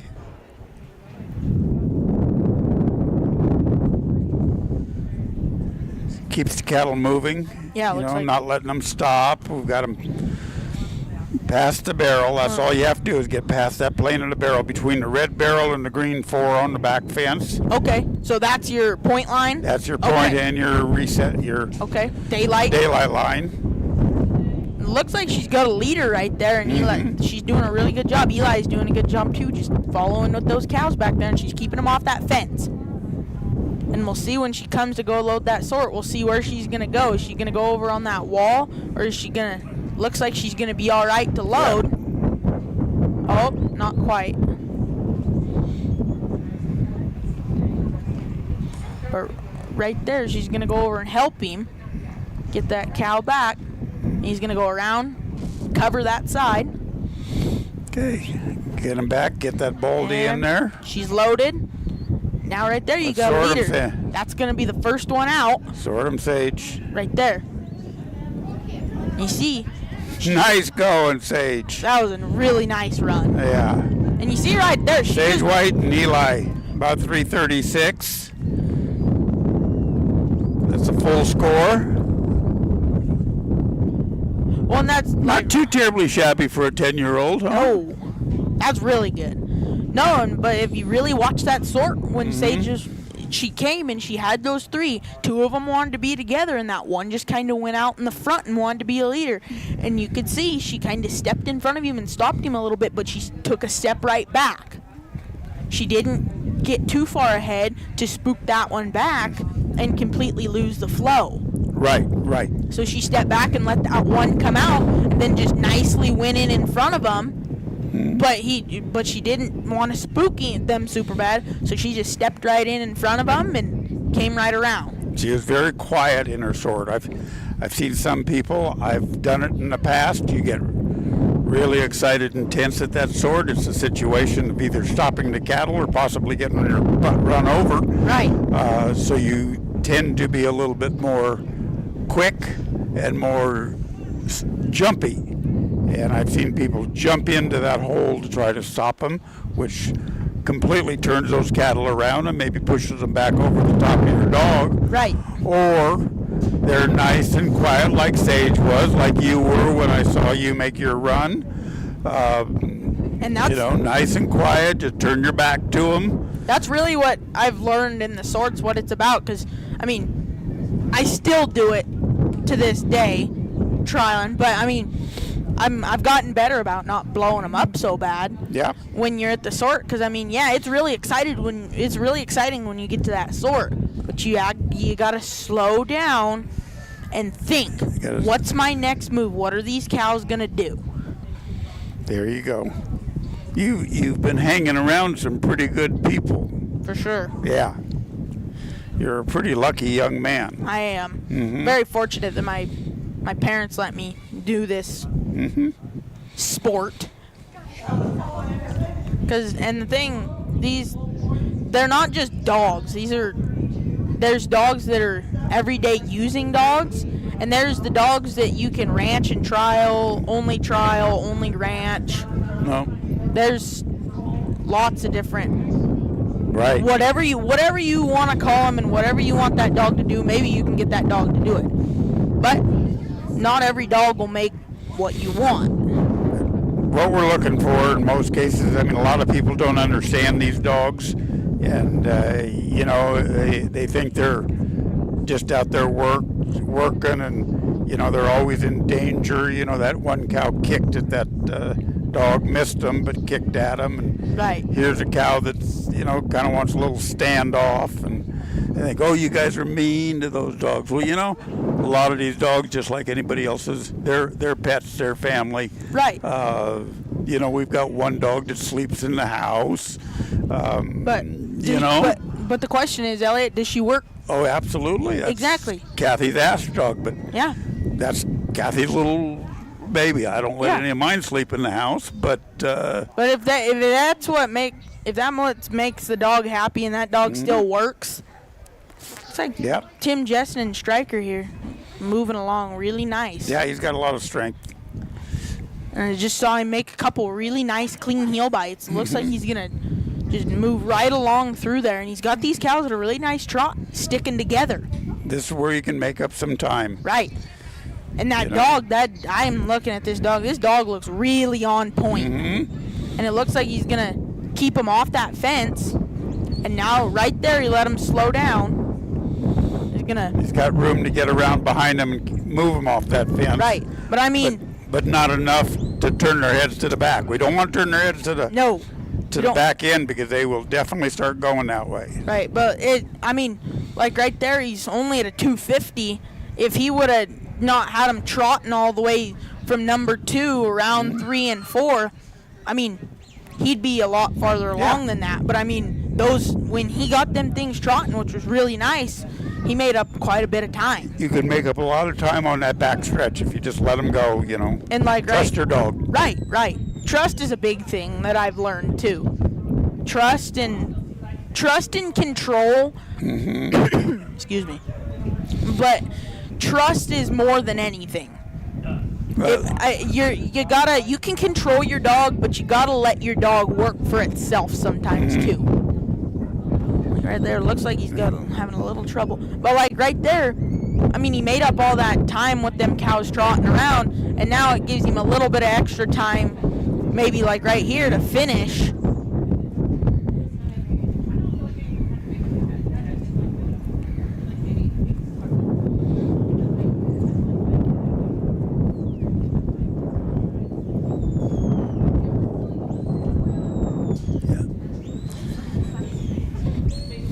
Yeah, what I see happens with a lot of novice handlers is, you know, and entry people is they don't have the trust in the dog. They don't know what that dog is really going to do. Even though the dog might have a good down or good flanks, they're not trusting. They just haven't developed that relationship with the dog. It's kind of like going to work cattle with somebody you don't know. You know? Right. How do they work the cows? How do they work the cattle? Even if you're both good cowboys, right? How do you work the cattle? What do you do? Are you going to push them a little harder than me? Are you going to be the one that can jump out in front of them before they start going left? Right. Like, I mean, like at home, we work a lot of sale barn cows and sale barn animals at home. And my dad does some custom hauling, and we do a lot of that stuff hauling out of the sale barn. That's one thing when we come to dog trials is we get so used to working at home that it's like you gotta when you go and maybe work with somebody else. Hey, you want to come to this branding? Yeah, but I mean, that person may work these cows different. Yeah, maybe they even work them a little rougher than you do, but they might be like, hey. Or not as rough. I don't work my cows very hard. I just let them move however fast they want to move. Right. And that's all there is to it. Well, it looks like Tim and Striker are probably going to time out here. They got now one that just doesn't want to play. And, you know, that's been the problem all day. If you let these cattle turn their head, if you're not on it, and this makes the difference in most cases, just one mistake. You got to keep your hand on them. All it takes is a couple little mistakes. They don't have to be big mistakes. And I guarantee you, a lot of people don't see it. You know, we're kind of fortunate to be able to sit up here and look at this monitor. These people that are doing the live feed, they do such a job in the videography of this that when we're looking at this, we learn so much more than even when we're sitting in the grandstands watching the run. Because here, we just look at the dog at work. Right. When we look at when we're sitting in the grandstands looking at the arena, we're looking at the clouds. We see an airplane coming off the airport. We see a pretty girl walk around the other side. We're looking at a lot of different things, and it's a little bit farther away. Right. But this is like close up. This is right here. Right. So. And I mean, like, they've got such great live feed here. I mean, it's spread way far away. I mean, a lot of people are seeing everything right now. I mean, what Steve say? I mean, it was spread a long ways away. Well, I know there's people in Australia that have seen it. Yeah. And watch it. I mean, I know that for a fact. I think I heard maybe. I mean, it's in like Europe and all through Europe. Yeah, South America through there. I mean, it's just crazy to really think that this is that far away and people that far away are watching it and come across it. Yeah. Okay, here comes Barbara Jacobs and G.S. Romel from Galt, California. Barbara is a good friend. They live probably 45 minutes to an hour away from us. She has helped in a lot of trials, does a great job secretarying, and she really knows her stuff upstairs. She's a good lady to have up there to judge and keep track. Very much. Along with being a good dog handler. Of course, she's got some good dogs.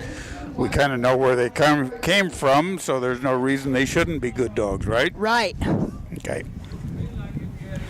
It looks like old Romel's just working them cows nice and easy.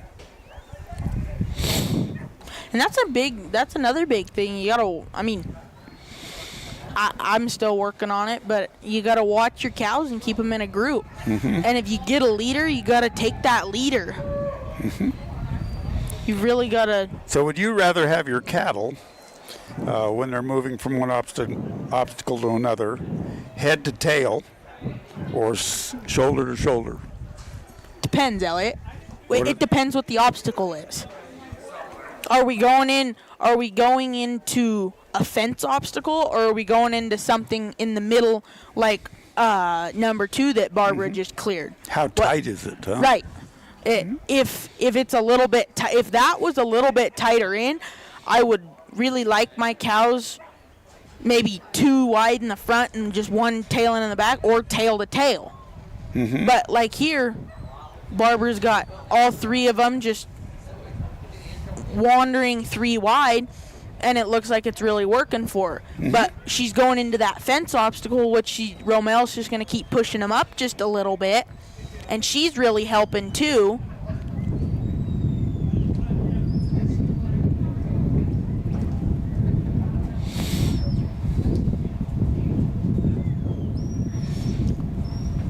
Looks like she's going to clear that obstacle nice. Doing real well. Yeah, only at a 2:14. And we're in our, we shift up to the trot. Yeah. And just like the last couple runs, Elliot, that trot can really make you up a couple seconds. Yep.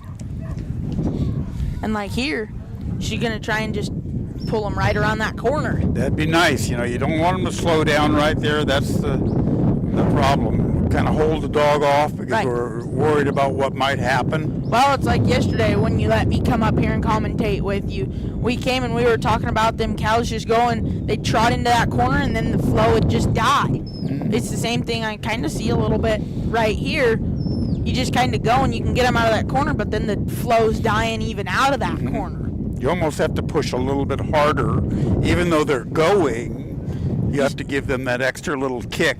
Go to so they don't stop right there. You know? Because once they stop, they're going to turn their heads around.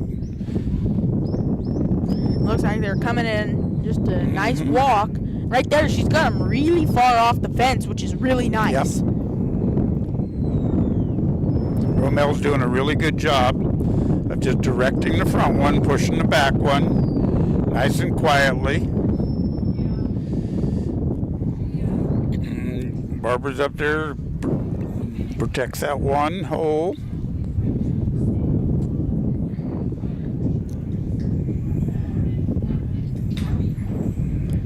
And right there, she's There got you go. them That was cows nice. are really lined up right there. If this, right there. There you go. And Romel did that from outside the pen. Right. He did it back there, and that's the thing is if you watch that Hereford came up just, or that red and white cow came up just a little bit and just kind of drawed him out like, hey, I'm out here, come out through here. Yep. Those are all the things that we have to try to think about. Right. So a little less than 4 minutes, full score run for Barbara Jacobs and Romel. Another nice run. The next time in our second run for all these classes is going to answer our question of do you need 2 full scores? Right. Because these courses are going to be much more difficult, intricate, sophisticated, whatever word you want to use, than what they are now.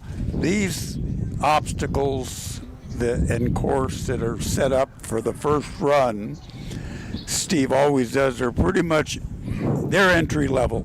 Right. They're wide, they flow well, there's nothing real intricate about it. Put them in, put them out, put them through a certain place, just control them. Right, and that's the thing, if you watch throughout the week, these courses, I mean, they're not easy by any means, but these are some of the easier courses that Steve set up for the first of the week. I mean, by the end of the week, they're going to be really tough courses. Yeah. For the second round, see, we've done, first round open. I think the first round is this. It will be done when this novice class is done, and this nursery class that's out here in the main arena is done. That'll be all of the first rounds. Okay. Then they'll reset the arenas. And then I guess is there 2 rounds of fraternity or is there only 1? No, there's 2 rounds. Yeah. And then the last one today, I'll finish up the first rounds for nursery, open, and intermediate, and then and novice. And novice, right? And then tomorrow will be the first round for fraternity. But then tomorrow we'll also start the second round for some other classes, which will be intermediate and some other ones too. Yeah.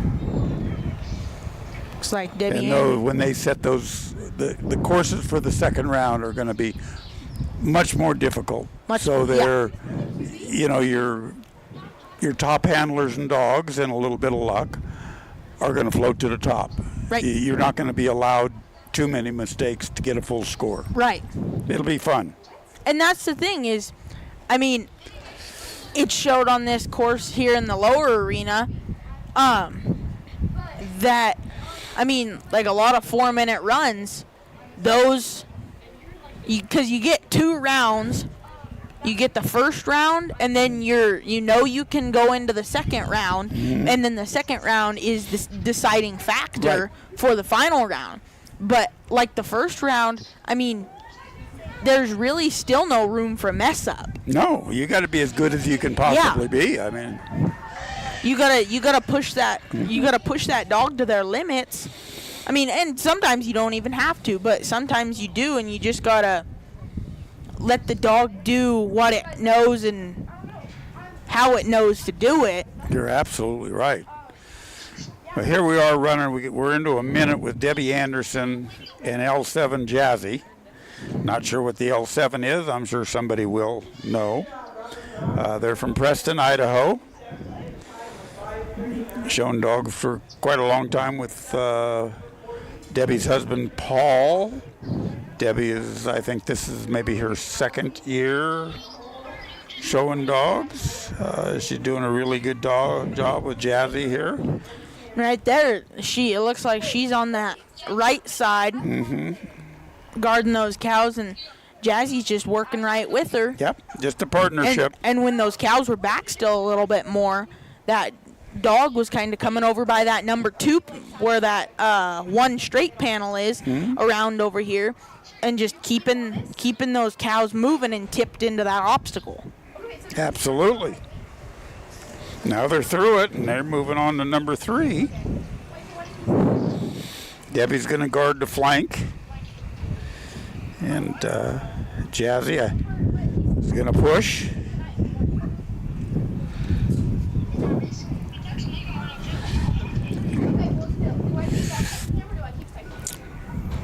You know, I don't know if it's a trust issue or an issue of that you just feel more comfortable, whatnot, but in most cases, like especially with these cattle, I would push my cattle and let my dog watch the flank, because I know my dog can cover more ground faster than I can. Right. And I can have more influence pushing without jeopardizing an explosion. Right, and it's just like on the sorts. I mean, some people, they can't, like, if they're back helping their dog, they can't get up there fast because maybe these cows have sped up into a faster walk and they can't get up there. Yeah. And like some sorts, after you get them loaded, there's no speed limit, so you can run. But you can run. Well, right, but I mean, still, in some sorts, you're back there still a ways, and you're helping them load, and really you're relying on that dog to get up there to close them so you can get up there. Right. And not always. Like, there's a lot of good dogs. You have some really good dogs that are strong enough to bring those cows to you to the end of that sort, so you can be there and ready to sort them right away. Right. But some dogs, you got to go back and help them a little bit. Whoa. And that just depends on the Looks cattle. like we just had a dog get hit into the fence a little bit. Uh-oh. Girls?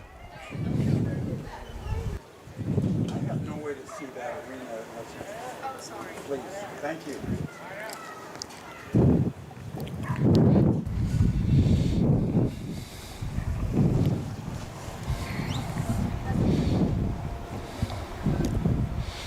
But, Elliot, I mean, I've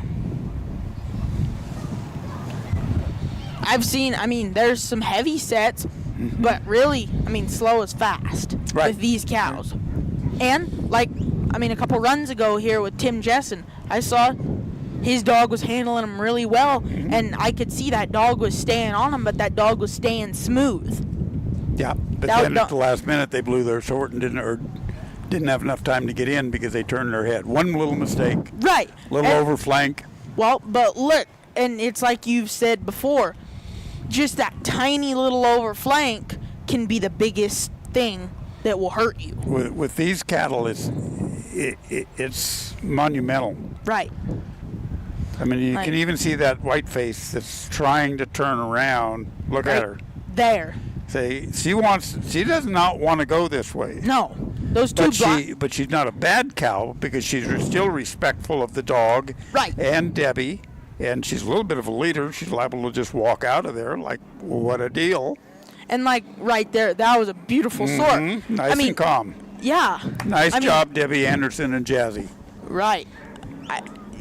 That white face went out, and she saw her leader. She saw her leader, and instead of stopping him all the way, just let him go. Right. Let him go. Right.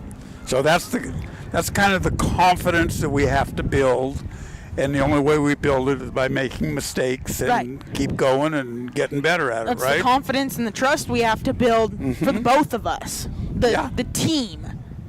It's got to be a team. It is a team. It's got to be a team effort. Some dogs may not. Sometimes when you run dogs, they might not think it should be a team effort. Right. Okay, so who do we have coming up next here? We've got just had Debbie Anderson. Looks like now we've got Jennifer Stadelmeyer and Bonnie from Luther, Oklahoma. So Jennifer and her husband John are here. They're camped up there by us. John's in the open. Jennifer's in the novice. Really nice people from Oklahoma.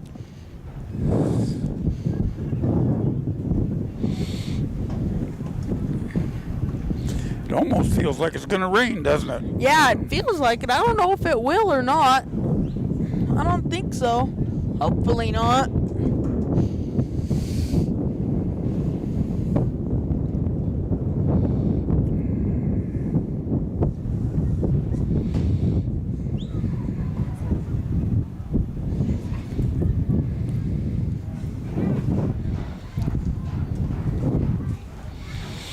Oh, I have a lot of things to do. You know what tomorrow is? What? Tomorrow is our anniversary. That's right. She can't hear me. No. So I can say anything I want. And I've got a super surprise. Ooh. She has no idea.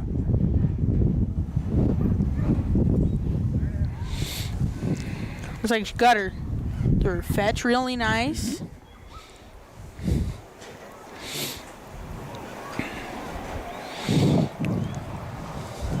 You know, sometimes it's nice when your cattle are not all the same. Right. You know, like having 3 black heifers that are the same size. Right. That's difficult to identify your leader. Like and here you got a gray, brown, red kind of tan, and you got a black. So, you know, if one starts acting up or needs special attention, you can take care of it. You know, you can look at it, you can be watching a little bit more. When they're close to the same, you know, guys with really good eyes, right?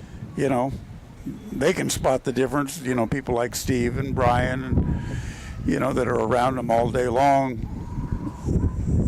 You can get 3 black heifers that look exactly the same to me and you, and they'll say, yeah, that one's got a shiny coat, and that one's got a loose hair on the left side, and that one's got a bent ear on the right side, you know.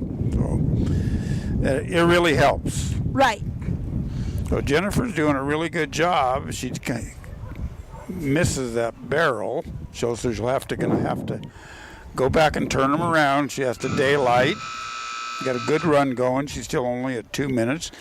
All she's got to do is take them across that line, which she has, the line between the barrel and the number 4. And that is one nice thing, though, Elliot, is, I mean, that barrel is pretty far off that fence. So, I mean, if you just take them right down that fence, call your dog off and push them right back down that fence, looks like she's going to maybe get them to trot into the sort, possibly. She's in good shape. She's at 2.5 minutes, and she's just headed to the sort pen.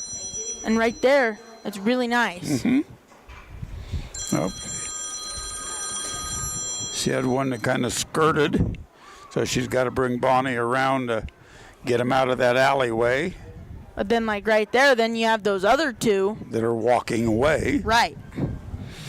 So now she's got to reload, and the problem with letting them out like that, I mean, she didn't do that on purpose, and she's recovered tremendously. But once they turn their head around, start looking at that set-out gate and wanting to walk that way, then your dog a lot of times is in for a fight. So she's got her sort and done it now. Nice job. 3:15. Another nice run. And back to what we were talking about, Elliot. It's going to come down to 4 runs.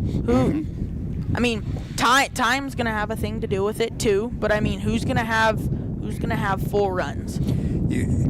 You know, you've got to have 2 full runs because you can always make up a couple seconds somewhere. Right. Right? There's always. It's pretty hard to make up some points. I mean, however big this arena is, there's always places in each arena to make time. Yeah. So you go in a little bit longer to the 3rd run to the finals on Saturday, and you're like 5th place down, but everybody's got 2 full scores. Right. All you have to do is be a little faster than the people in front of you. Right. You know, I mean, yeah. it's no problem. But if you've got to make up some points, it's a little tougher. Yeah. Okay, here comes Jessica Mosbaugh and Kagny from Fiddletown, California. Seen Jessica a couple times earlier in the day with her other dogs, Raoul and Stash, I believe.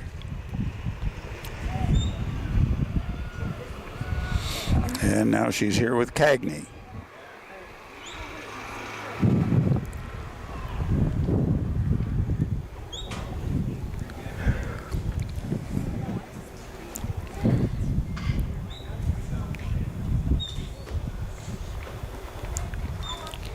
That's always nice too, Elliot. I mean, sometimes they say bring the 2 to the 1, but like right here, you've got the 1, and that 1 is kind of being nice to move back down with its buddies.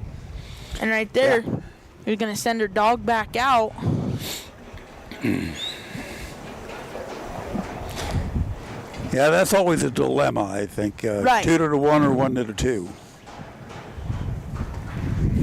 And it always keeps you wondering, which one do I do? Okay, she's still okay. She's got him through the sort. That one steer definitely doesn't. But like right there, maybe. Yeah, right there, that worked. The cattle will follow. So that nasty one, that's the black one on the inside, this little steer calf, would be nice if you could squeeze him in the middle. Right. Or right behind the other 2. And like right there, she just made up some more time. She's doing a great job as far as time. And I mean, it looked like that fetch took her just a few seconds longer. And so right there where she's got him trotting right here, that'll really make her up a little bit of time. Yeah. She's pretty much been at a trot the whole time. She's done a really good job. Yeah. Got a nice set of cattle. It's just a matter of how we use them. You know, let's not make a mistake now. Right. And like right here, beautiful. She for the most part kept them moving out of that corner. Looks like that black one kind of wants to be a little ornery. That's all right. And here's the case that, look at that steer. He's wanting to get at that dog. He wants to get that dog's attention. So keep the dog off of him. The dog doesn't need the pressure. Right. He's respecting him. Just don't get me in the corner, he's telling him. Exactly. And like right there, he's facing, but as long as he'll follow his, like that little move. Oh. You got to put that dog back out. Right, and like there, that calf's being pretty kind, just standing right there. Like right. And that's the thing, once you get that calf's head to turn, you'll be all right. Right. But it's like they say, it's until you get it to do what it needs to do.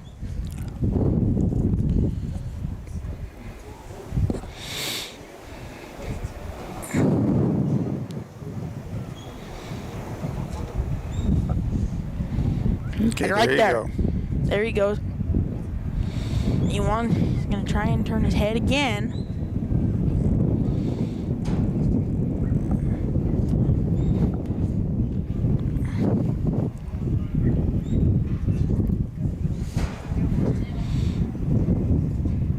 Just a waiting game. Right.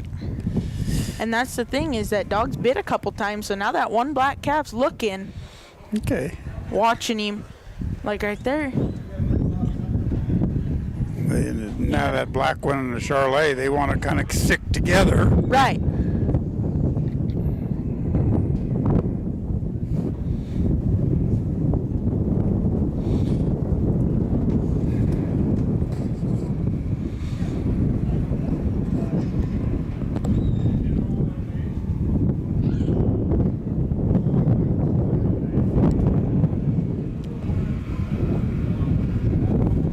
This is, a little step. The half a step is right there. You go. There, very nice. But right there, Elliot, Mm-hmm. she could have jumped and spooked them a little bit. Yeah. But possibly could have, right there, very nice. Yeah, it was good. But I mean, if she would have jumped, she possibly could have spooked that black one that was staring at her dog. That black one was pretty flighty. It wouldn't take him much to get out of there.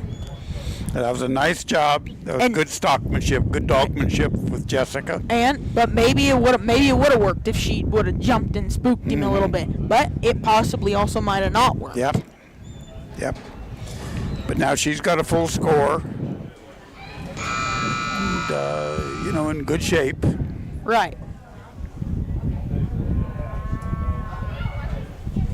You might know this next guy coming up. Well, yes I do. Okay. So, what relationship is he to you? He's my dad. Oh my gosh. So your dad, you, and Brother Parker are all in it, and Mom just supports you all, huh? Mom's along. Mom supports us, and my grandma supports us too. She comes along. She loves to come to this kind of stuff with us. Mm-hmm. It's nice to have that support, isn't it? For sure, for sure. She really loves. Looks like we're off to a nice start. Yeah. So tell us a little bit about Flyby. And what does the SJP stand for? Sherry J. Posey. Yes. Just came to me all of a sudden out of the flash. Like right here. Why isn't Sherry here? I'm actually not completely sure. She hasn't run a lot this year. How about Bo? Same thing. He hasn't ran a lot this year either. This dog's a little bit of a wild card sometimes. That's where the Flyby name came from, huh? When she was getting trained at my original trainers that unfortunately passed away here a few years ago, she was flying by the gate one day, and all of a sudden he said Flyby, and it just kind of stuck. And I mean, when she works good, she works good. But I mean, right now, I mean, she's just right now she looks like my Abby dog. Well, exactly, and I mean, that was my first run with Abby right there. Well, and that's the thing, though. I didn't like it. Like right there, she struggles to understand what down means. Is what she always struggles to understand. Is she a good outside working dog? Do you work her outside? I work her outside, yeah. Yeah, I work her outside. Slow her down.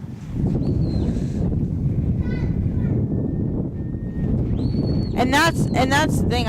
This actually is gonna be one of my new dogs. My dad's gonna let me run her, pardon. And that she's just a lot. Mm-hmm. He's actually gonna run my good sheepdog, my junior dog. He's actually gonna start running him because he's a better speed for him. Yeah. He's a lot better speed for him.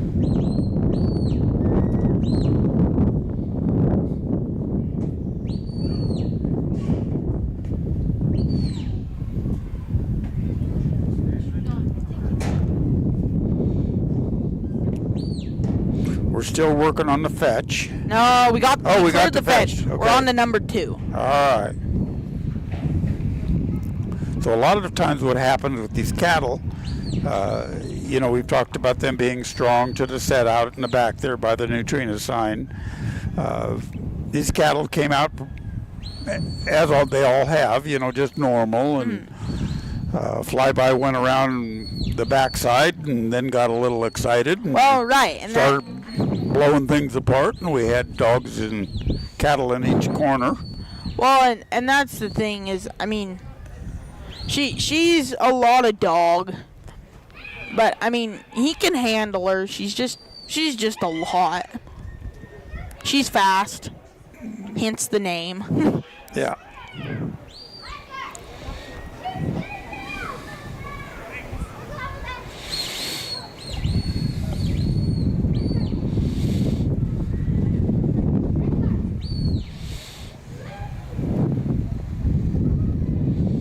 So what I see when I see this situation is that the dog is kind of working on his own. Right. You know, not listening to your dad. And like there, he's got his cows finally gathered back up. Yeah. And if he could just get it down out of her, he could just like right there. But the cattle have been right there. No, don't step back though. Right there. Yeah. And look, he got a good down out of her. Now if he can just keep her moving, but she's been moving so quick. Right, and she's so fast the cattle aren't trusting her. And she's bit these cows a couple times. Mm-hmm. And that's where trust comes in between the handler and the dog. Yep. It's all that's where trust comes in. And right here, it looks like she's starting to work pretty all right. And he's got right here. He's making. Maybe you should take her out and run her 5 miles before she has to. He runs her a little bit before, but man. And that's the thing. She's really terrible. She just likes to cut one off, and that's the one she likes to pick on. Like right there, he's got him trotting to that corner. If he can just get that back one to just trot. No.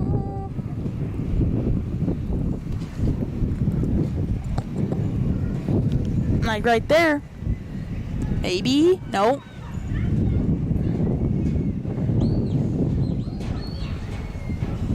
So when she goes out in front, that cow says, I got no reason to go over there. And like right there, he's cleared.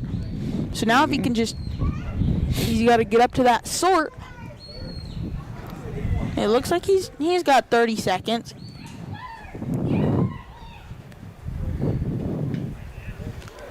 And right there.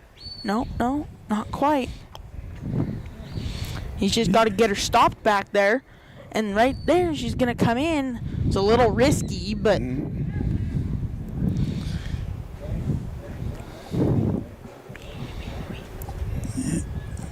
And there goes the buzzer. So that was the flyby show. It was the flyby show.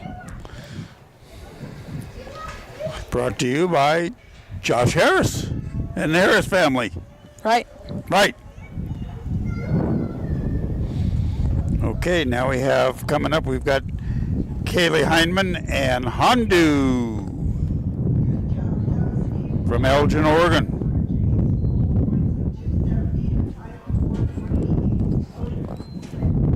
Well, I got to go do a couple of things, so... Okay. Thanks for stopping in, buddy. Yeah, I appreciate you letting me come up here. Come on, I'm going to turn you off. Okay. You're off. Okay, thanks. Thanks, buddy. Talk to you later.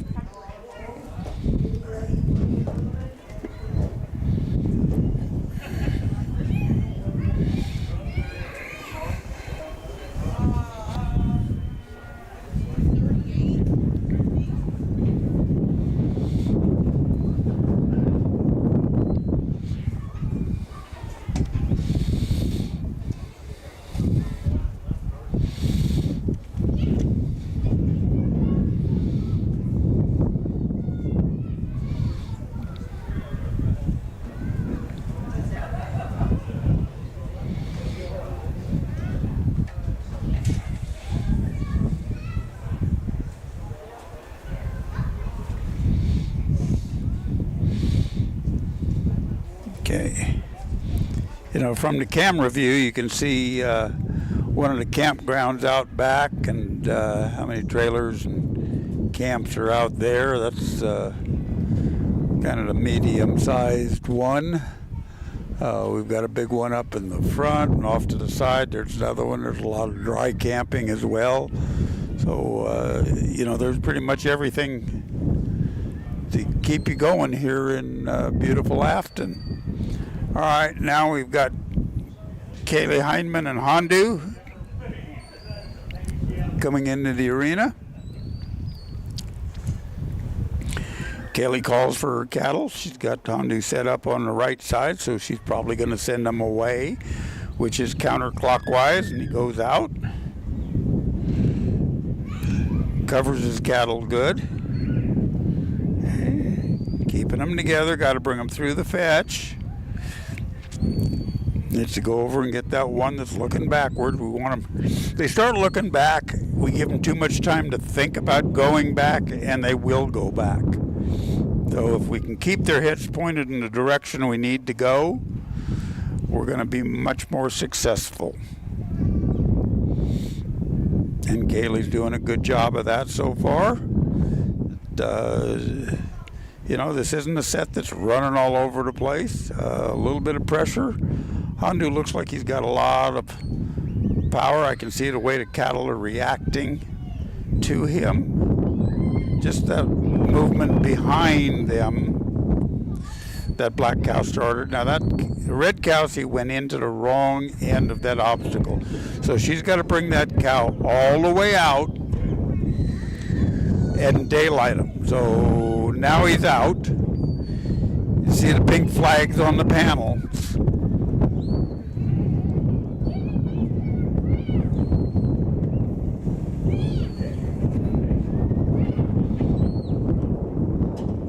Okay, wraps them around, puts them into the obstacle, they're out.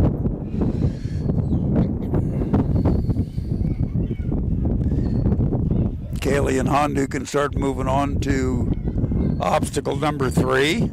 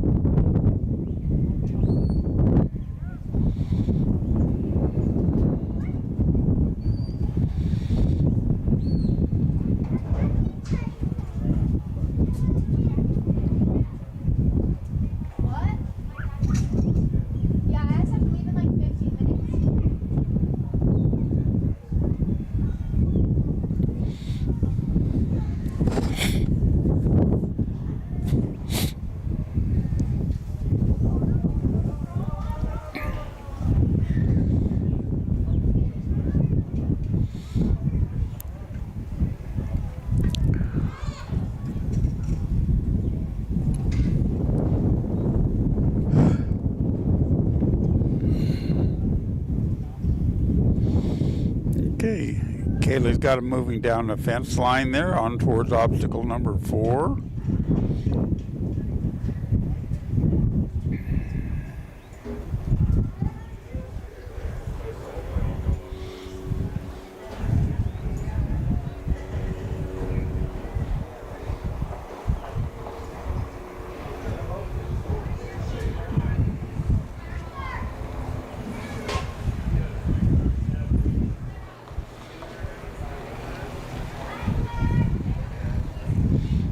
Through obstacle number 4. They didn't stall out in the corner. That's a good thing.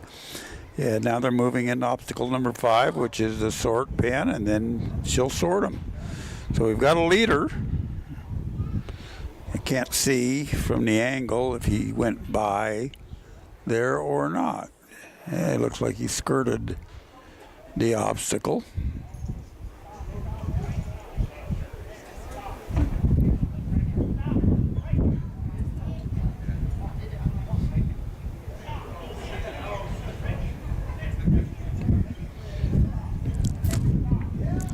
Okay, now they're all loaded. Got that one out.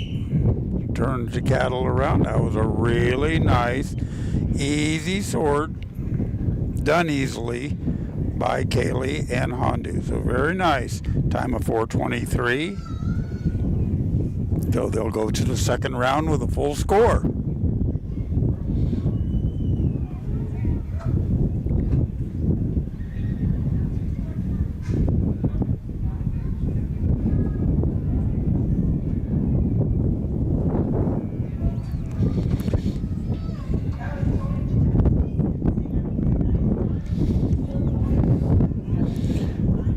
Now we've got Maria Ryan and Alice coming from Weiser, Idaho.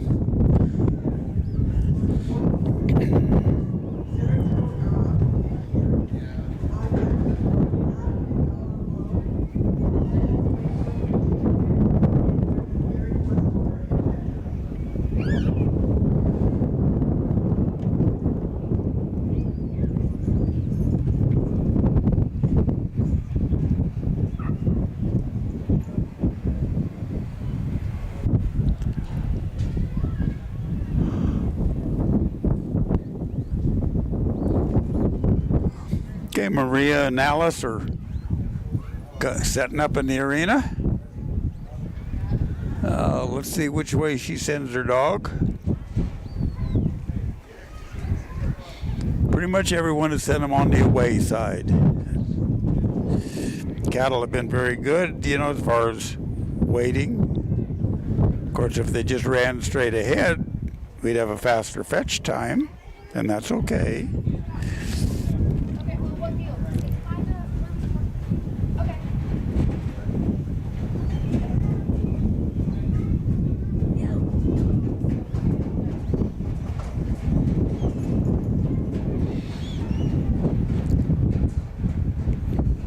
Again, these cattle have been very uniform, you know.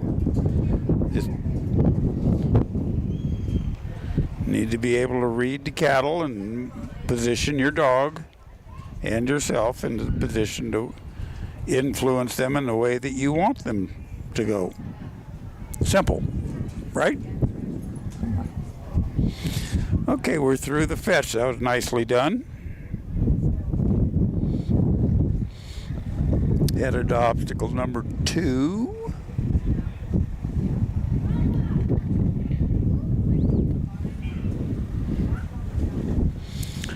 Okay.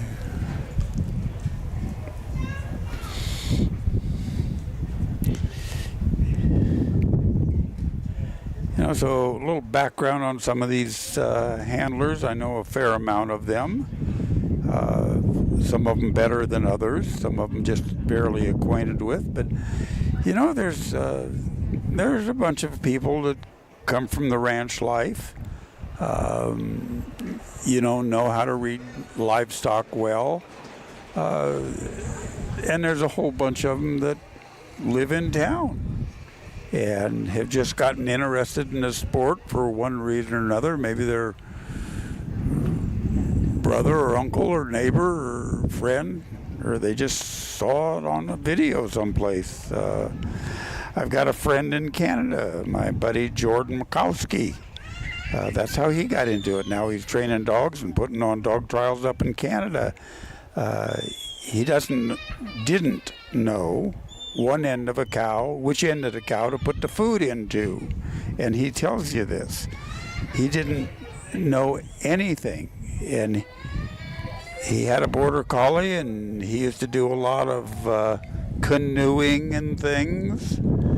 And he just saw this and said, man, I think I can do this. And Jordan's just the kind of guy that is very friendly and can learn, and he's traveled all over. You know, he's been all over showing his dogs, both in sheep and cattle, and does a tremendous job. So, Jordan, if you happen to be out there, we miss you here, but I know you've got trials there in Canada that you're involved with. So hopefully we will see you soon. Come visit. All right. We're back here with Maria.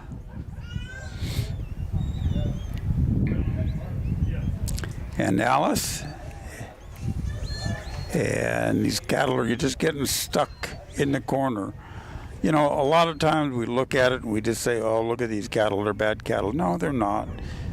The cattle are in the corner because that's where they were put. Okay, they didn't want to be there, you know, and those are what I call the small continued mistakes that we all continue to make on a daily basis, you know. We flank the dog wrong. We overflank them.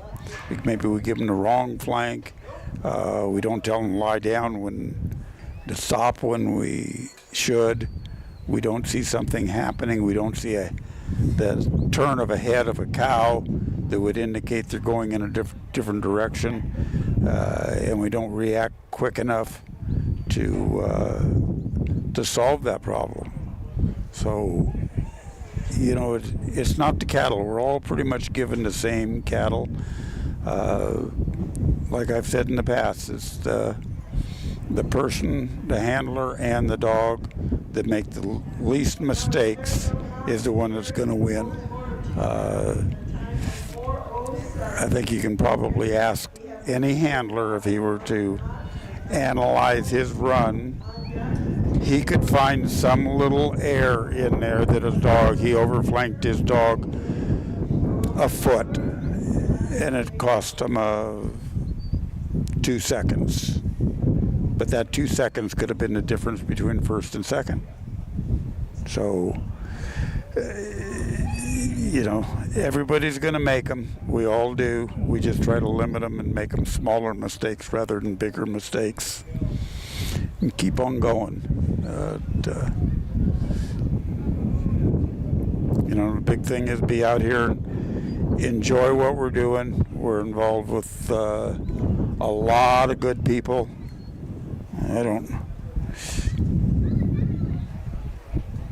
And doing what we enjoy, so.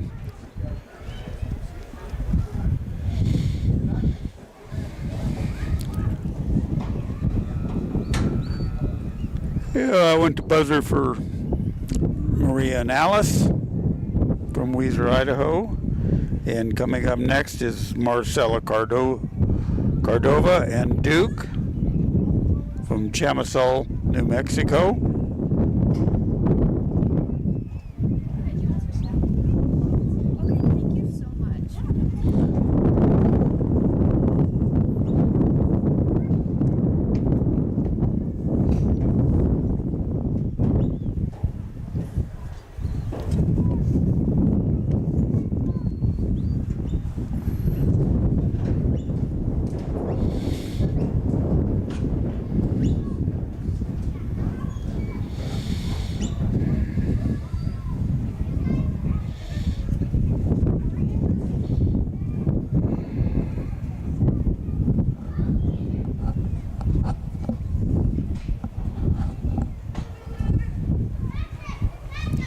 Okay, Kevin's going to exhaust the arena, get the cattle out.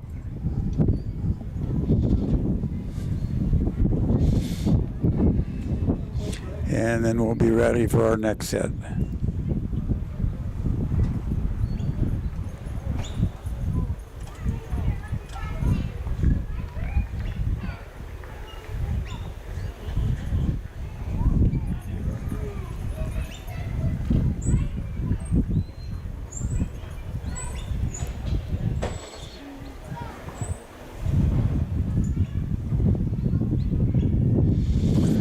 Yeah, with that wind blowing, those tarps moving a little bit, and people moving around, those cattle are a little bit shy of walking out there. There might be something out there that's just kind of blowing in the breeze. That lead cow, kind of looky. There she goes, trotting out. You know, maybe a little bit of noise and things moving around there, and those seats that were off to the left side there. So, you know, you never know what influences these darn cattle. They're funny animals.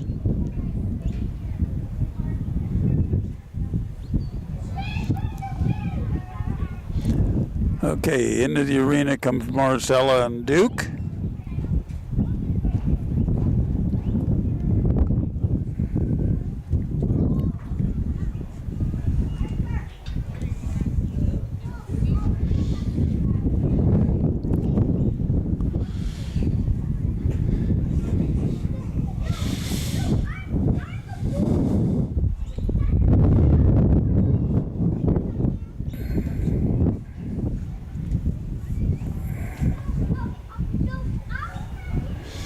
Let's see how Marcella and Duke handle this set. They're all standing there just looking at the gate. Okay. So Duke kind of was in a little bit tight and was walking not right at him, but off to the side, but still straight, and influenced him just enough to turn around. If he would have taken his flank and been a little bit more square and gone out to the side and come around behind him, those cattle would not even have looked at him. So now he's got to kind of gather them up again. Marcel will ask him to walk up and send him on an away flank. There you go. A little bit more. There you are. Perfect. They're all through. Nice work, Duke.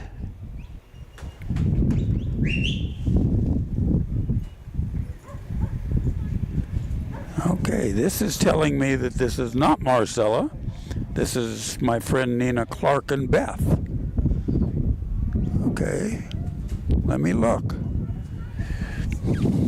Nina is from Texas, previously from California.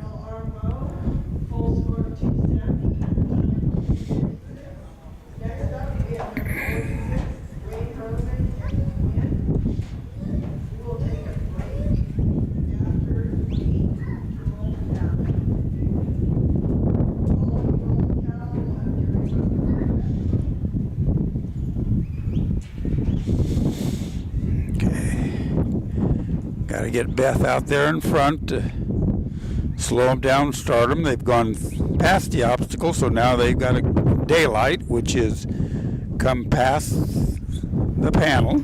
It's on our right. There you are. They're daylighted now. She can turn them around and move forward.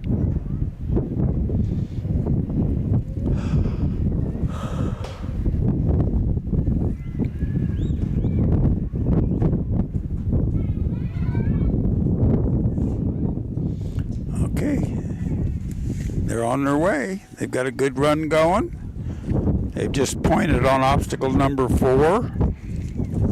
See if they stall out in that corner. Hopefully not.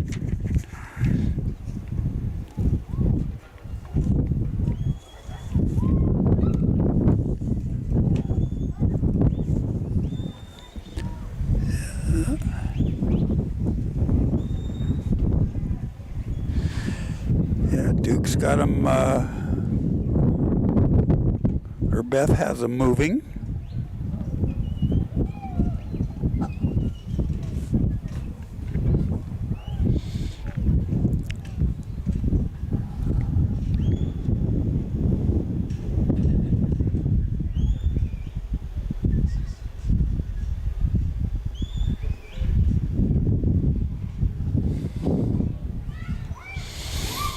You got one that turns around, wants to go home. Beth needs to get over there to the head and explain to them that they need to be in the sort pen.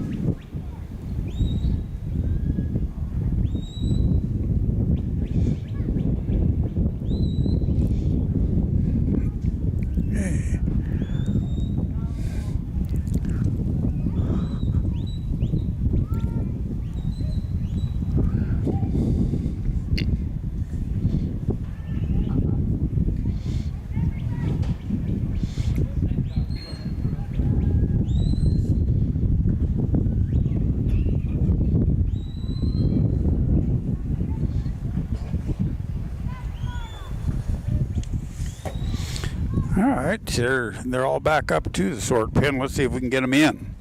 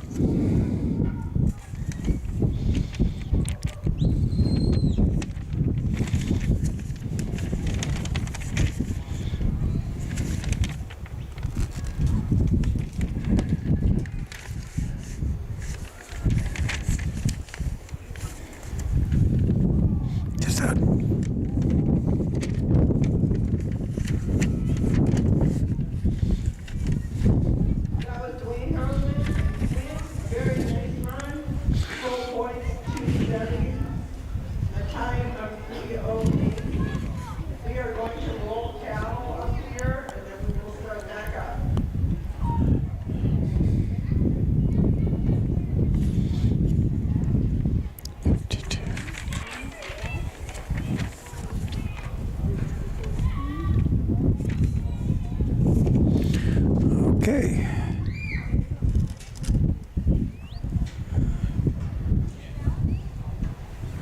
Okay, well, we were all confused. That was Marcella and Duke. Now coming in is Nina Clark and Beth. I didn't think that looked like Nina, but I never could really get a good look. So they had something confused on the screen. So now we do have Nina and Beth, I believe, coming in.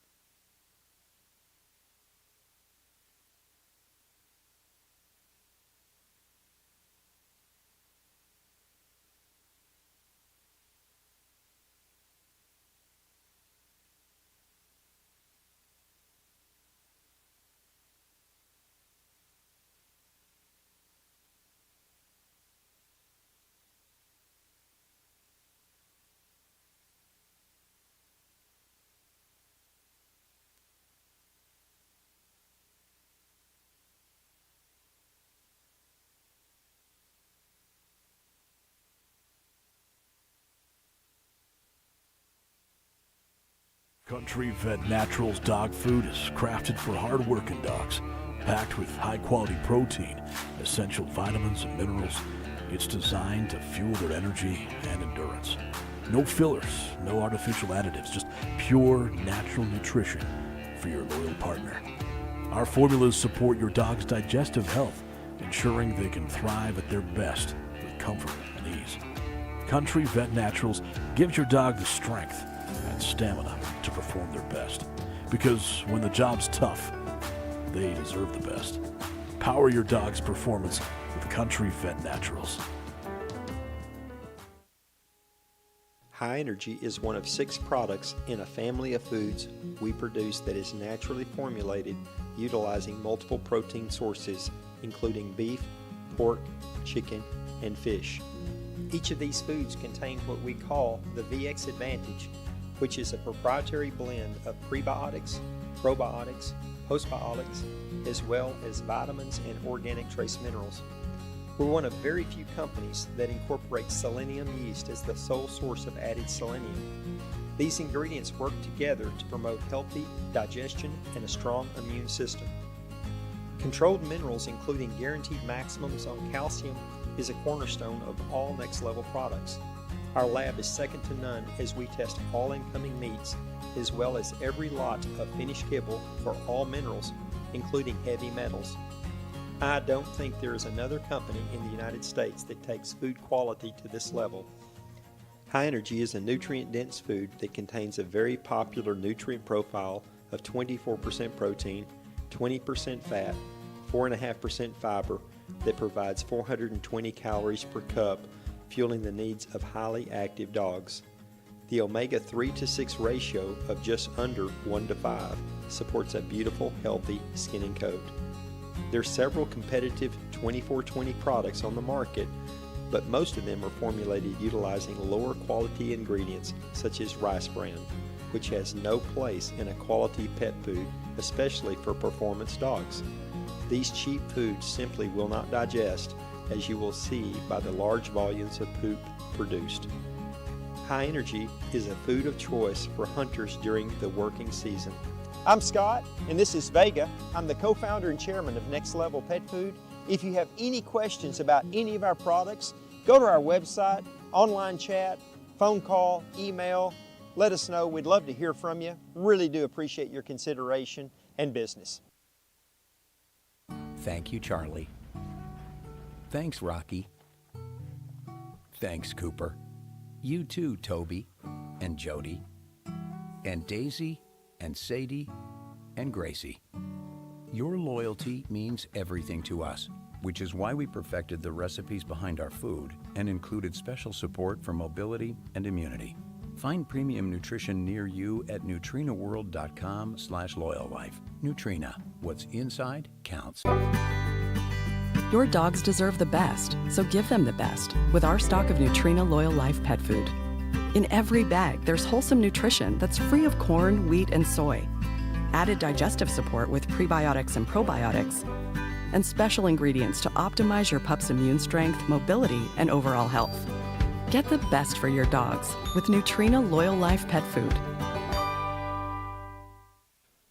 Making sure your pets get the nutrition they need to live long, happy lives? That's what we do best.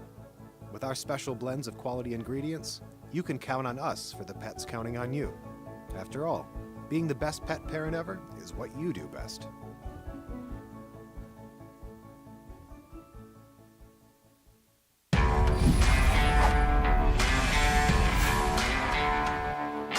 We are so excited to launch our new line of super premium pet foods.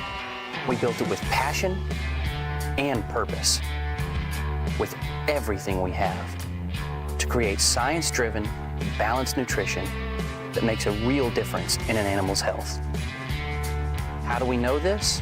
Because we've done it before. Now we're doing it even better. We've created truly next-level formulas. We choose our ingredients based on what's naturally important in an animal's diet. Our omega-3s are higher, our calcium levels are controlled, our palatability is greater, and our consistency is hands down superior. We've built our manufacturing facility from the ground up, the right way, to guarantee we'll deliver the very best quality food possible. And we'll do it consistently from bag to bag. We've brought together an expert team, folks who share our passion, who all know what they're doing because they've done it before. We make food your animal wants, with nutrition their whole body needs. That's next level pet nutrition. Next level. Science is in the bag.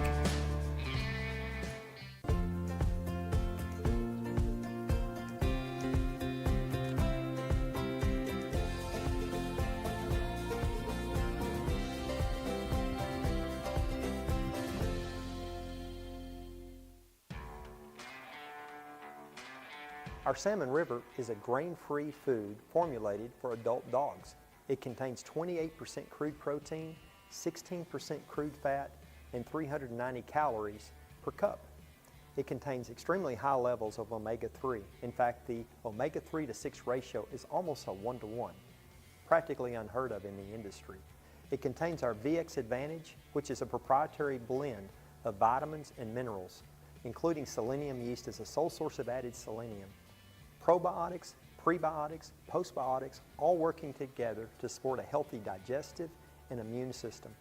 Another unique feature of all Next Level foods, including Salmon River, is the fact that we control macro minerals, including calcium, to levels significantly below FDA maximums, which research has shown to support long-term whole body health.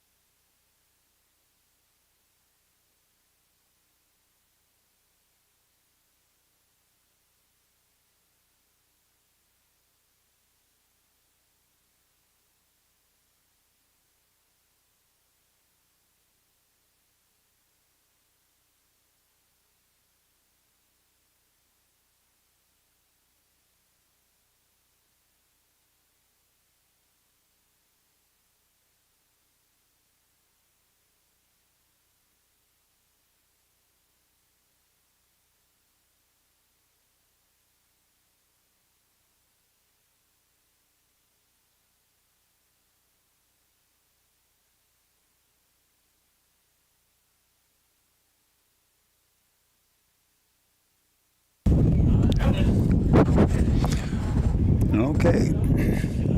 Once Kevin gets our cattle out of the arena, we'll be set for our next contestant, which is my favorite girlfriend, an official puppy trainer for me, Sage White, and her dog Jules from Bancroft, Idaho.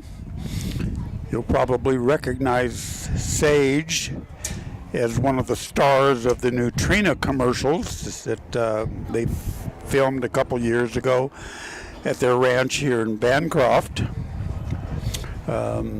Sage and her three brothers, Stockton, Stone, and Sam, are featured in here, and they're shown with their big longhorns and some other cattle and just around the ranch and with the dogs, etc. So she'll be coming up next as soon as Kevin gets these cattle out of the arena.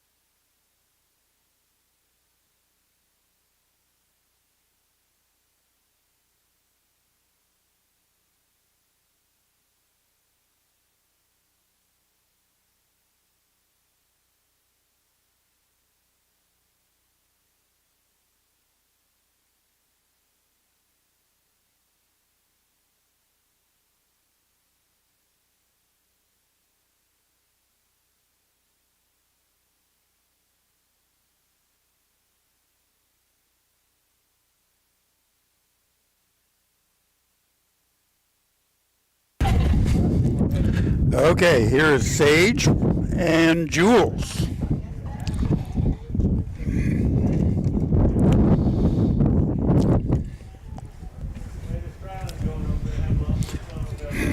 Sage is 10 or maybe 11 now, I think 10. Her birthday's in July. We talked about that yesterday. Because these finals used to be in July up until a year or so ago, and we always had her birthday here. So,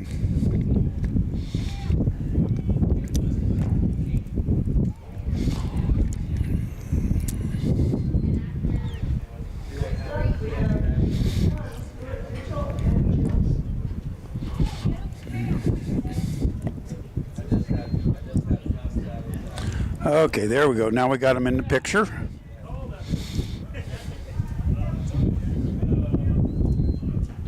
Not quite sure what she's got in her hand. Oh, maybe her leash, yeah. Okay.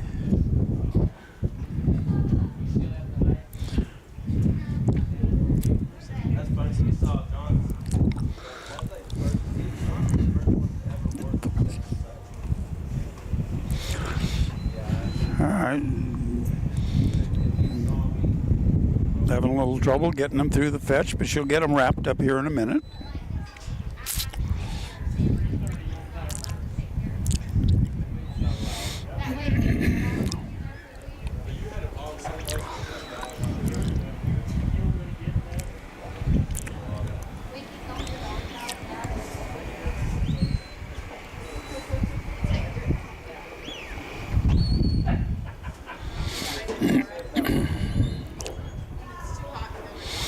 I got one just kind of walks off by herself.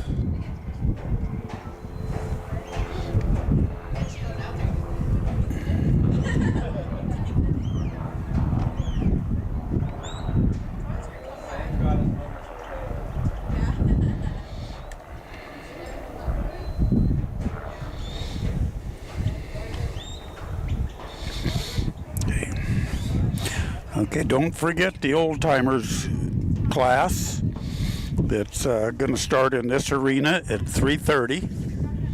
Old timers class 3:30 in this arena. If you want to watch some fun, see some old people struggle to get up and down on a horse, come on over. It's 2:45 now, so 45 minutes. 3:30 in this arena. The nursery cattle should be over, or will be over by then.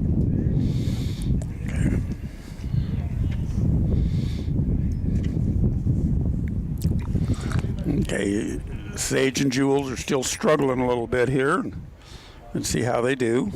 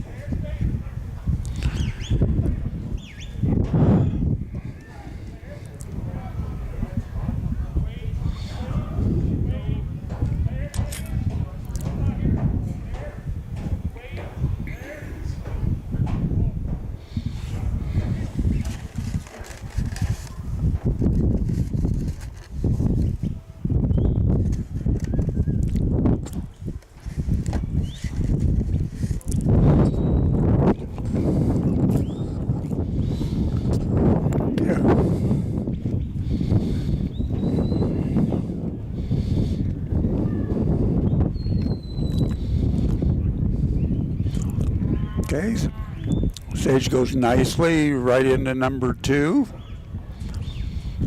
Oh, good job. I'm moving on to number 3.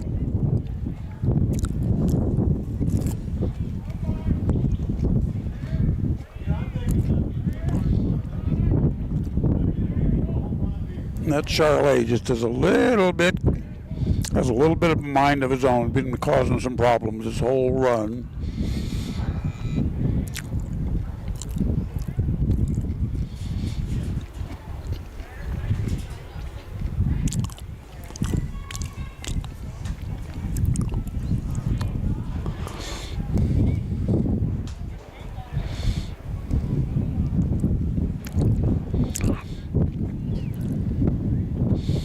Okay.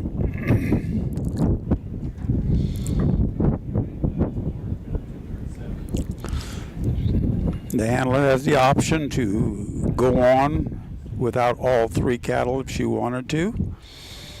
And that might have been Sage's idea. She missed one on obstacle number 3. That Charlet scored her around the outside. So she could go on, but it looks like she's going back. But there goes the timer. So 6 minutes, and they'll tell her her score. And she will come back in a couple days and run Jewel again. Hopefully have a little better set of cattle and do a little better. But that's not going to bother this young lady. She's been working here. Any of these people that you see out in the arena that have these purple shirts on today, that means we're all working for a living. So Sage has been out here somewhere. I don't know what her job is. Probably setting out or exhausting cattle or sheep. She might be over in the sheep arena, I don't know. But she has been on it since early this morning, and then she has to stop and come out and run her dog. So maybe it's a little bit of a handicap. Probably not much for a 10-year-old, no big deal. I see her out there on the side. She's talking to Dad. She's probably not extremely happy with her run, but Dad will calm her down a little bit, and she'll come back, and by tomorrow morning she won't even know it. She better go over there and start training on my puppies is what she needs to do. Yep, she's going to head that way right after work today.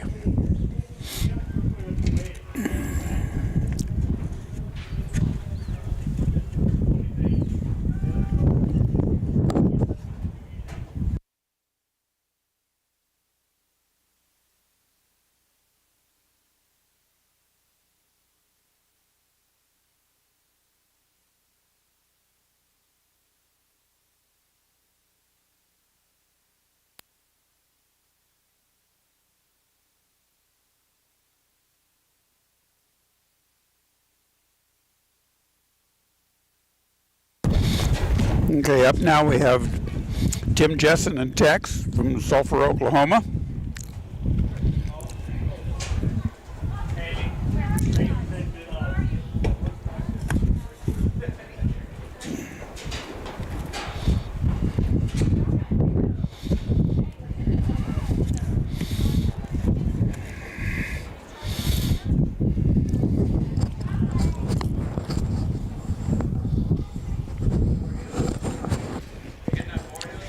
Tim's got this set of cattle gathered up pretty nicely through the fetch, obstacle number 1.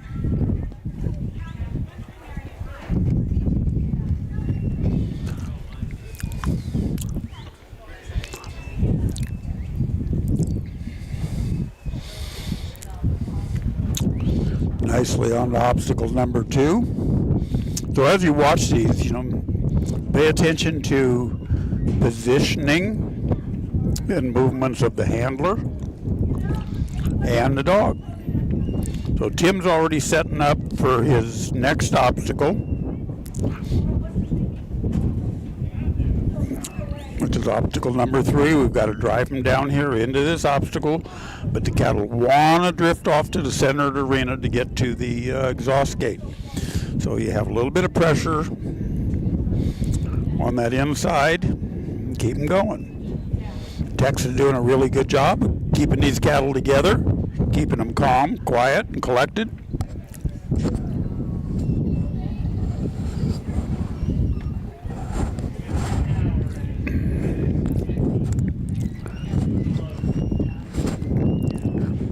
Got a set of cattle that they want to move. They're not wanting to stall out. Now they're turning around because they're so close. Let's see if Tex can keep moving. Got a good time going. 2 minutes. He's down on his way to the sort pen. That was an overflank.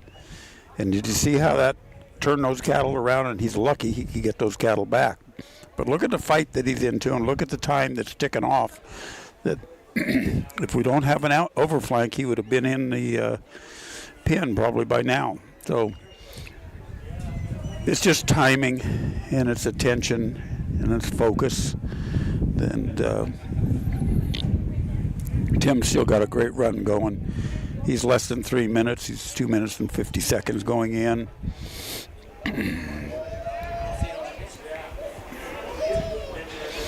Just a waiting game. One step too much, Tim. There he goes. Now you got it. Nice job. What a nice run. 3 minutes and 10 seconds. So, he had a few little shakes in there, an overflank and things, but for all in all, it was a great group of cattle. They pretty much stuck together. Tim did a good job of not messing that up with Tex, and kept him moving. And look at his time, 3 minutes and 10 seconds, and he's done. So what a great job, Tim, Jessen, and Tex.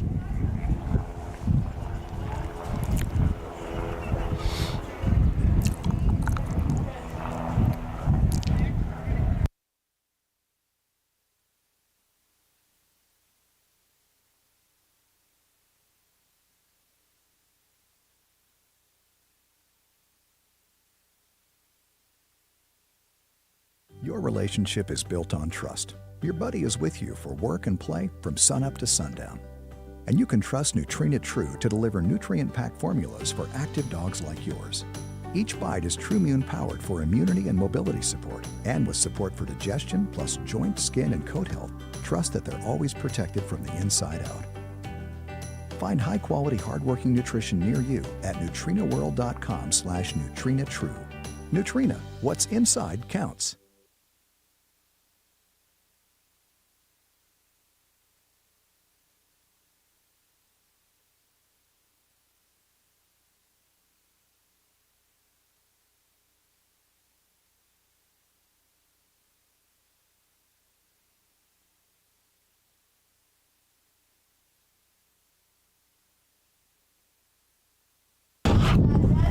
And now is Kara McLaughlin and Welly from Fullerton, California, way down south in California. Yep, little bump on the panel, but that's okay. Make it through the fetch okay. Let's see. Willie has got some speed on him.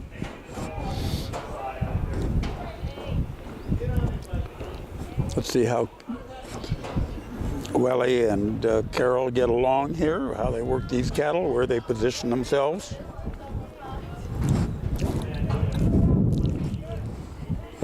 We've already got one inside. I don't know if he came in because the camera wasn't over there.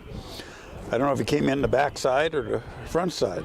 Either way, he's out now, and Carol's got to bring him around and in through the correct side.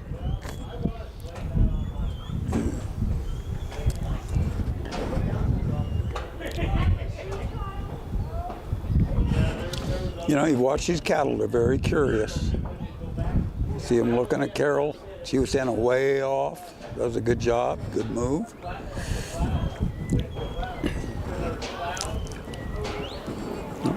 Now she's on to number 3. She's moving ahead, setting up this next obstacle. So if you look at the men and women, guys and gals that really are good at this, you know, have a lot of experience, and you know, it's just very natural to them. I relate it to playing pool, and I'm kind of a slop pool player, so I hit the ball and then I walk around the table a couple times and figure out where everything went and where I might have another shot, and then I try to put another ball in the pocket, and I do, and then I walk around again a couple times and figure out where my next shot is, and then the shark comes up, the guy that's going to take my money, and he breaks it, and he's already walked around the table where the cue ball is winding up, and he makes his shot, and as soon as he makes his shot, he starts walking to his next position because he knows where it is. So I started watching some of these really good guys out here, and it's the same thing. They don't stand there and watch the cattle go through the obstacle. They know when those cattle are going to go through the obstacle, and they move on to their next obstacle to set up so they are ready when those cattle come through. I had a friend tell me a couple years ago, "Why are you standing there watching the cattle go through?" I said, "Well, I wanted to make sure they would go through." He says, "Once they commit and your dog's in the right place, they're going through. Go to your next shot." Good information, right? It just takes us a while to figure all this out. And thankfully, we have friends and that help us. Sometimes they don't know they're helping us, you know. Just little things that people will say to us that if you're serious about getting better, you can pick up on. Sometimes they might have to tell us 2 or 3 times. But Carol's done a really good job here about getting these cattle into the pen. Willie's done a really good job keeping them together. Now she's into her waiting game. Yeah, that's what happens. Willie is a pretty darn strong dog, I'm finding out here. And he got a little too close, got a little too excited. Carol started getting excited, I think. And Willie kind of took it upon himself to put a little bite on a heel. And everything ran through the gate at the same time. So now we got one standing down there at the set out gate. And Willie's got to go down there and gather them all up again. So she's got about a minute left. Get him down. She's got to repen him. She does have the pen points. So right now she's at a score of 225.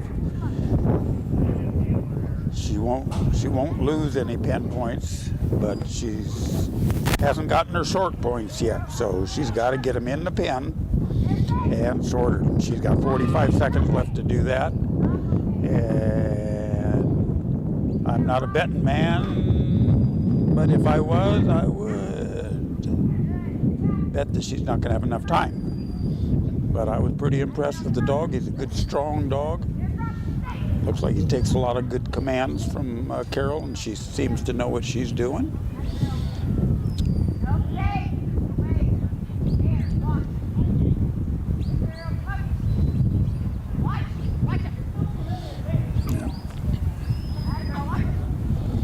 Still working at it.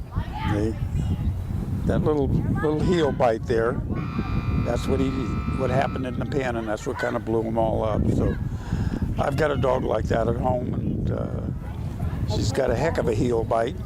Sometimes not at the right time, that's the only thing. So everything has got to be controlled to be the winner. But a nice job by Carol and Willie.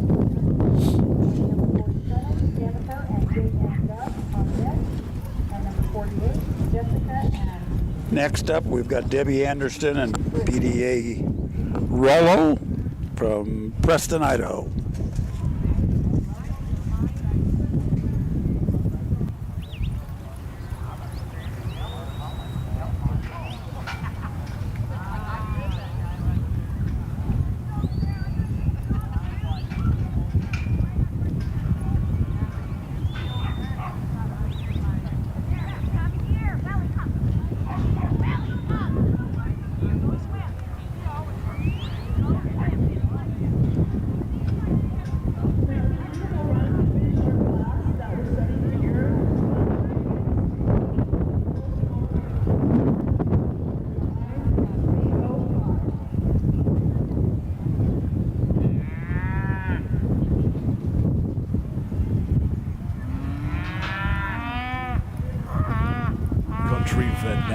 Dog food is crafted for hard-working dogs, packed with high-quality protein, essential vitamins and minerals. It's designed to fuel their energy and endurance. No fillers, no artificial additives, just pure natural nutrition for your loyal partner. Our formulas support your dog's digestive health, ensuring they can thrive at their best in comfort and ease. Country Vet Naturals gives your dog the strength and stamina to perform their best. Because when the job's tough, they deserve the best. Power your dog's performance with Country Vet Naturals. Okay, now in the arena we've got Debbie Anderson and PDA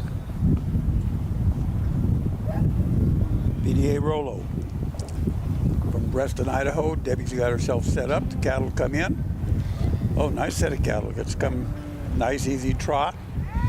Pointed directly at the set out or at the fetch. Nice job. Straight through. That's what you want to see. Good time on the fetch. Cattle are trotting. This is all Debbie has to do is control.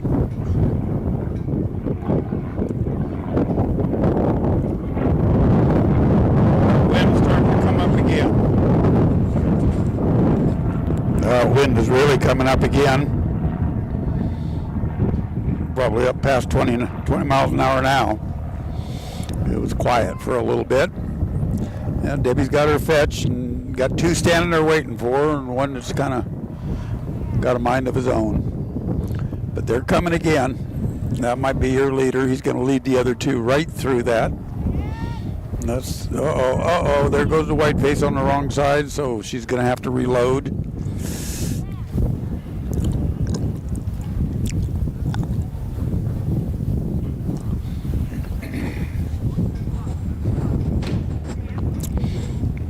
Little mistakes like that are, common. We make them all the time. She just didn't see that, where that cow was headed in time to send Rolo around there to get him turned. Like I've said, I've never made a mistake sitting up here. It's when I get down there that the mistakes happen. They're easy to see from up here. They're difficult from down there. I don't know why. All right, now she's got them all regathered. They're through obstacle number 2 and they're on their way to number 3. Looks like Debbie's going to walk out there and do a little flanking and try to keep them pushed up against the fence and direct them into obstacle number 2. Yep, she's got them.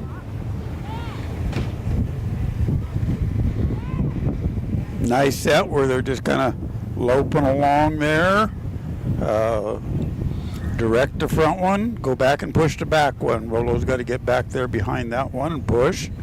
Get them all bunched up. We're right through obstacle number 4. If he can keep this move going, she is in great shape. She's at 2.5 minutes going in towards the short pin.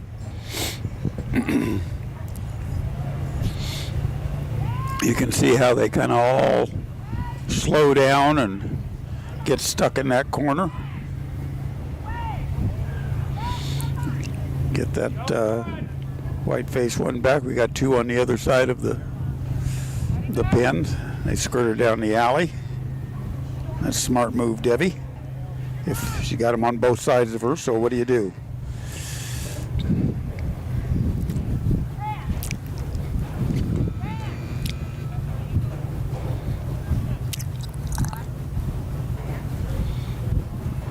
Okay, Rolo's on his way to push these back through that little lane between the fence and the panels. Hopefully that other one will just kind of stay in there. Rolo comes around. Now we got the other 2 in and the white face decides he's going out. Rolo put a lesson on him there. Yep. Now they're in the pen. Now it's just sort them. One out the right side. There you go, Debbie. Here you go. Here you go. Nice job, Debbie Anderson. 3:58, 4 minutes. Nice run. Full score, good time. She'll come back for a second run and see what she does. You're going to need 2 full scores, I'm pretty sure, to get into the finals on Saturday. But we'll see how it goes tomorrow. These courses will be changed for the next round. This is the first round. We'll get a second round of the novice on Thursday, I believe. Tomorrow, second round of the intermediate and maybe the open. And then they'll start calculating who's going to the final round on Saturday. So. The Nutrena Loyal Arena. Okay, we've got, looks like Jennifer Stottlemyre again, and her dog Gus. Again, they're all the way from Luther, Oklahoma.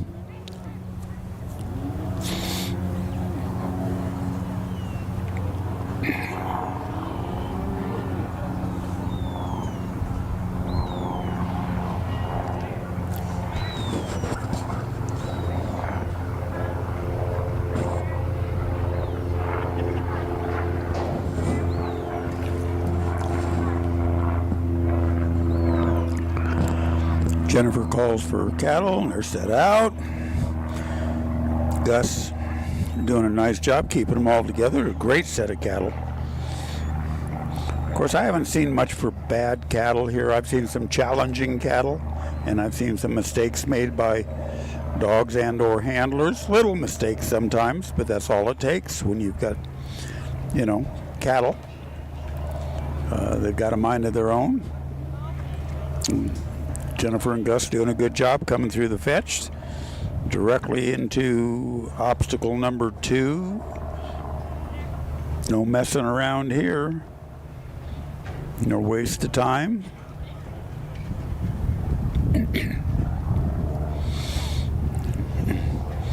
Now you keep them lined out. You can put a little pressure on them. Just keep them together and let them trot. There you go. Got to keep there. Boy, that's a nice move by Gus. He goes out there and just puts enough pressure on the side to keep pushing them over. They're through that third obstacle. Number 4 is pretty easy. It's been easy all day. Just get them around that barrel. That's all you got to do. They kind of want to go that way. They're at a trot. You're making up some time. Jennifer's got a tremendous run going right now. Less than 2 minutes, and she's just headed to the fetch pen. She's headed to the sort pen, rather. And their cattle are still moving good. Look at the one turn around and look at the dog every once in a while. But there's on that fence. They got to kind of turn off the fence. Nice job. Yep. Slow them down just a hair like she did. Great stockmanship. Oh, look at that. Look at that. Look at this. 2 minutes and 23 seconds. Yes, ma'am, Jennifer Stottlemyre and J.M. Gus. Yes. That'll be up in probably the top 5. There have been a few 2-minute runs, short 2 minutes today in this class. There might have been 3 or 4 or 5 of them. So it's getting tighter, it's getting tougher.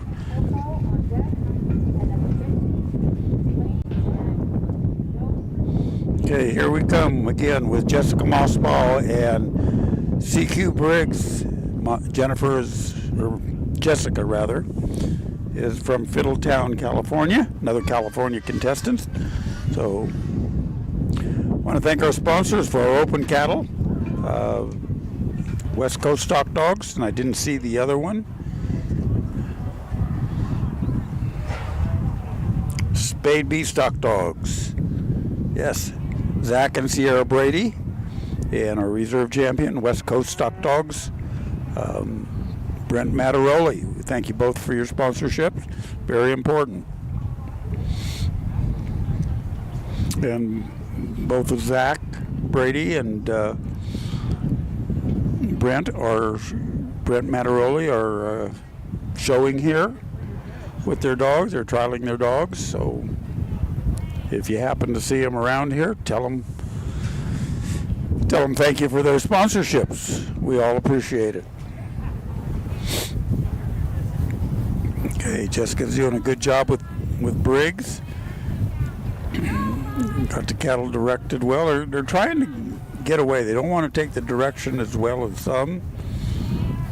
One of the reasons I think that the cattle get a little bit excited is the quickness of the dogs. When I sit here and watch them all day long, run after run, and I'm looking at them up close, I don't have the mountains and the pretty girls walking by to distract me. I just have to keep looking at the screen. And when we get a strong dog in there that moves really quickly, these cattle they're looky. They're wanting to know what's going on, what's happening, where is that guy? It's kind of scary. They're just not sure of what he's going to do. So that's not a bad thing always. If they just keep moving forward, if you can direct them, you're in good shape. So again, this is what we're just trying to do, is get them through a course. Okay.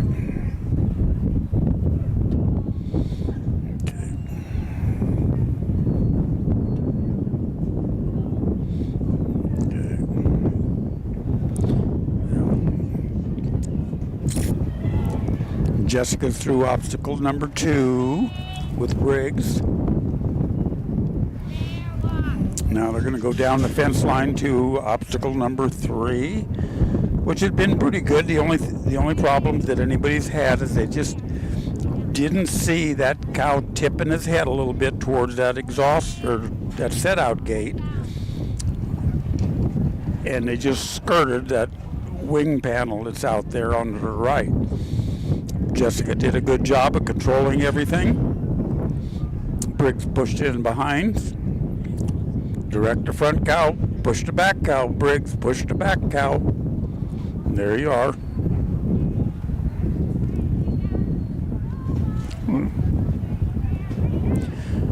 Looks like Jessica's got him pretty much lined out. She can leave it in Briggs's hand. She's going to head down the arena to the sort pen. I think she's got 3 dogs in here she's showing. And this is the 3rd one. I know she did really good with Stash. And I think she did good with her other dog too. I think a full score possibly on both of them. I know full score with Stash. So hopefully she'll wind up with another full score here. Let's see what she does. We can't let these cows tip their head to that back of the arena because that's where they want to go. And that's where that black one wants to go. He's going to go around, but nope. Briggs says nope. But he said, I'm going to try you again. Come on over here and tell me one more time. Briggs is coming around. Yeah. You got to kind of stay with that black one. When they start looking like that, you got to stay with them or they'll beat you. Okay. Got to all be loaded in there. So that was a good run. Yep. 4 minutes and 5 seconds. A bunch. I'm not going to make it. Okay.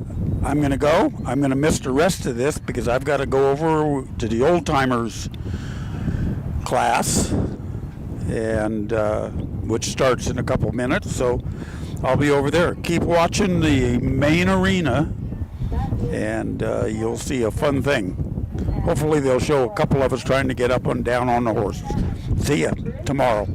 Up now we'll have number 49, Cat and Coco, with number 50, Maine and Dose on deck, and number 51, Mary Jo and SEC Beth.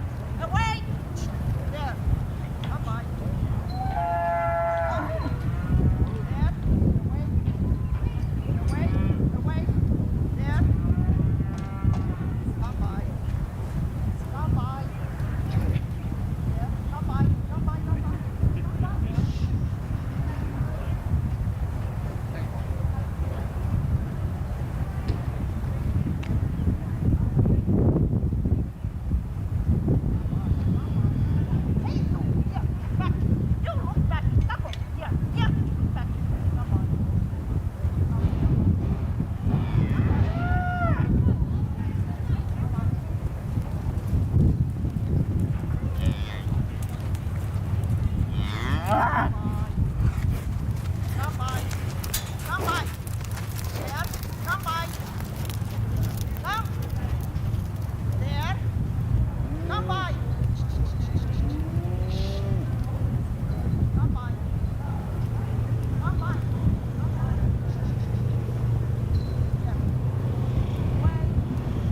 Here. Come on. Put back. Away.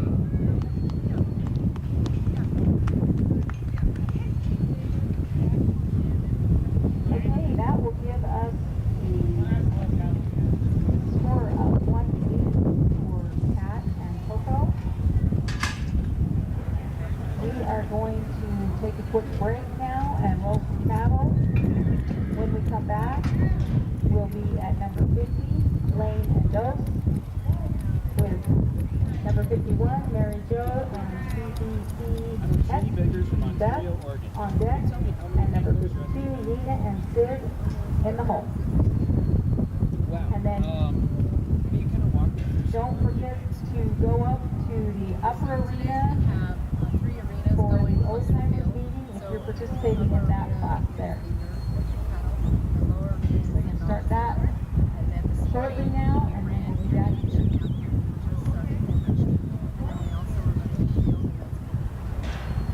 What's been your favorite part of the event so far?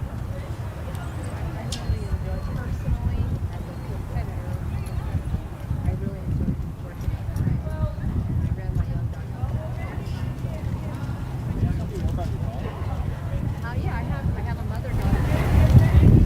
The mother is Zuki, and she's just a little over 9 years old, and she's running with me in cattle and sheep, and then she's also running with Natalie Malberg.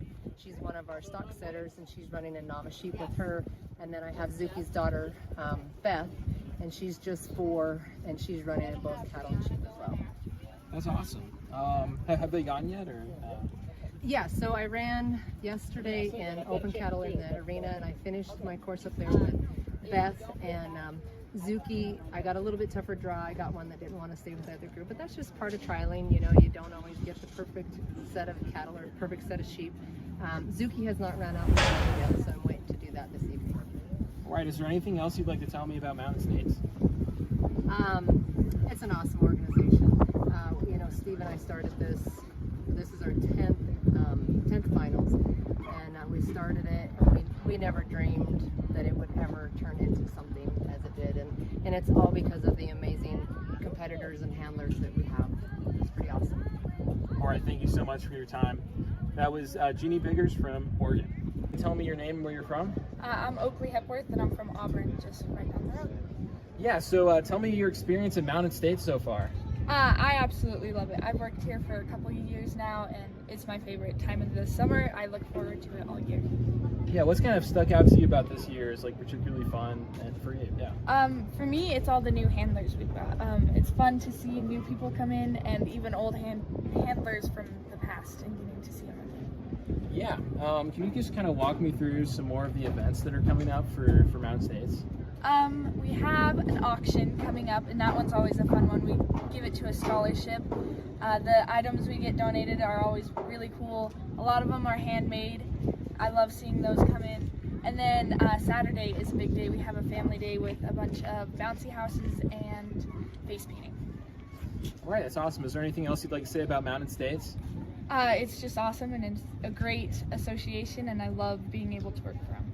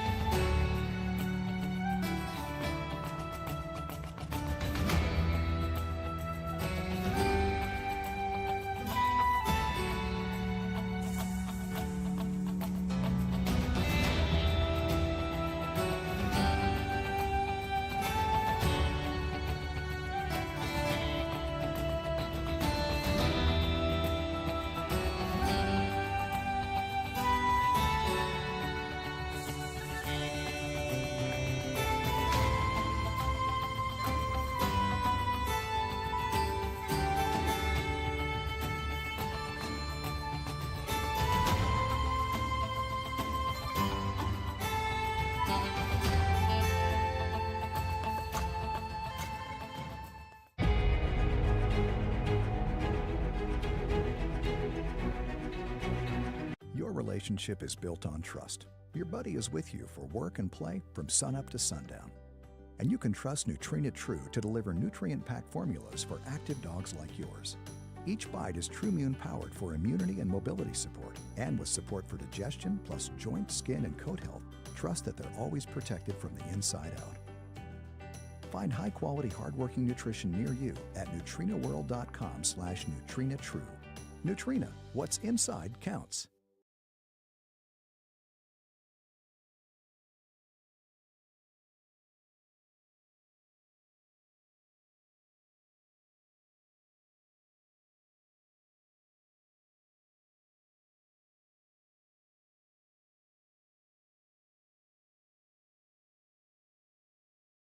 All right, I'm with Buck Mendenhall from Alpine, Utah. What brought you out to this event today? This is the best event of the year. This is the national finals for the MSSA Stock Dog Show, and lots of competition from all over Canada and the United States, so it's just fun to be here. A lot of great people and a lot of great dogs. Yeah, so your dog right there? This dog here is Trio, and she's my open dog. She actually won the MSSA Open Finals and Ultimate Stock Dog about 3 years ago. So this is her coming back and trying to do it again. Yeah. All right, I'm with Buck Mendenhall from Alpine, Utah. What brought you out to this event today? This is the best event of the year. This is the national finals for the MSSA Stock Dog Show, and lots of competition from all over Canada and the United States, so it's just fun to be here. A lot of great people and a lot of great dogs. Yeah, so could you tell me about your dog right there? This dog here is Trio, and she's my open dog. She actually won the MSSA Open Finals and Ultimate Stock Dog about 3 years ago. So this is her coming back and trying to do it again. Yeah, when is she going on? Well, she just went in the big pen with the 10-acre pasture, and now we're going to go into sheep in about 5 minutes. All right, well, I wish you the best. Hey, thank you. And yeah, so what's kind of your favorite part of this event? I think the favorite part is it's nice to have a great dog, but you got to deal with the livestock. Nobody has a true advantage because you all have to deal with good cattle, bad cattle, good sheep, bad sheep. And everybody supports each other and hopes that everybody can do their best. So it's a great camaraderie with a bunch of great people. It's awesome. So you mentioned you won 3 years ago. How long have you been coming out here? I started about 7 years ago. Okay. I'm with Gene Buckley from Missouri. Can you mind telling me just what brought you out here? I've been coming here for about 5 years. I have a major love for these stock dogs, and Steve White and his crew puts on a heck of a good show. Yeah. So tell me more about your dog. Ruby is a dog I bought from a good friend of mine as a 8-week-old puppy. She has been just awesome. This last year, she got the reserve Ultimate Stock Dog Champion buckle here, and I was tickled to death with that. She's my right hand on the ranch. We raise cattle and sheep, and I couldn't do without her. So what's your favorite part about this event? The dogs. Well, the people are good too, but the dogs are just awesome. They try their hearts out for us. They are so intuitive. The natural, the instinct that they're so easy to work with, but yet they are willing to do things that may not make any sense to them, but they're like, well, they asked me to. So, but yeah, the dogs are just awesome. I mean, you can't ask for anything better than one of these border collies. Yeah. Has she gone on today? She has. I think we're leading the sheep right now. We got a 343 and now we got a 450 in the cattle in the field. So she's had a good day.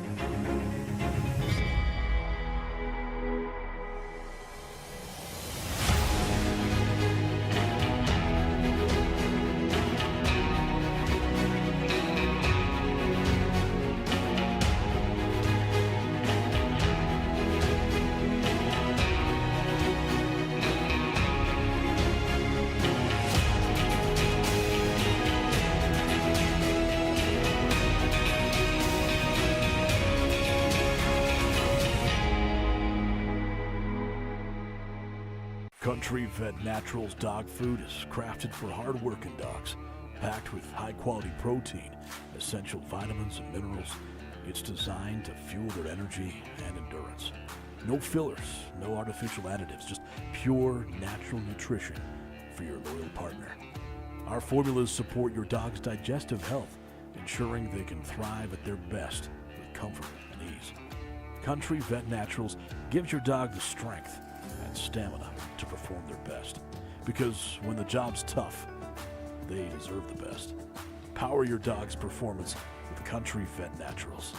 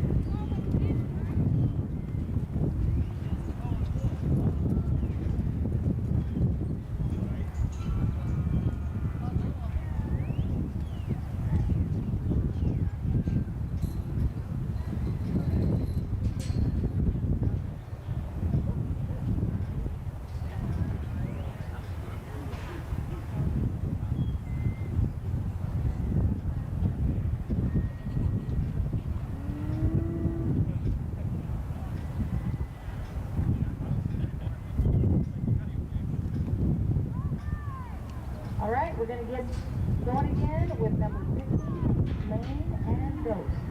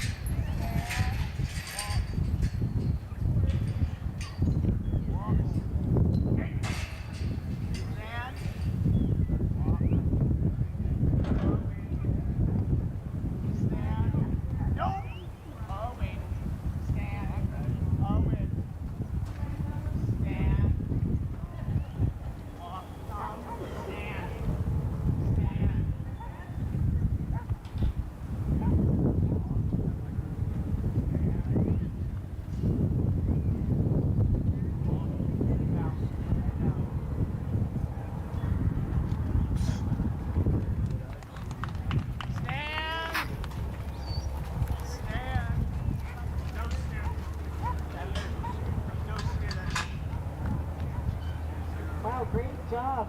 2:07 for a time. 270 on the point. And we will now go to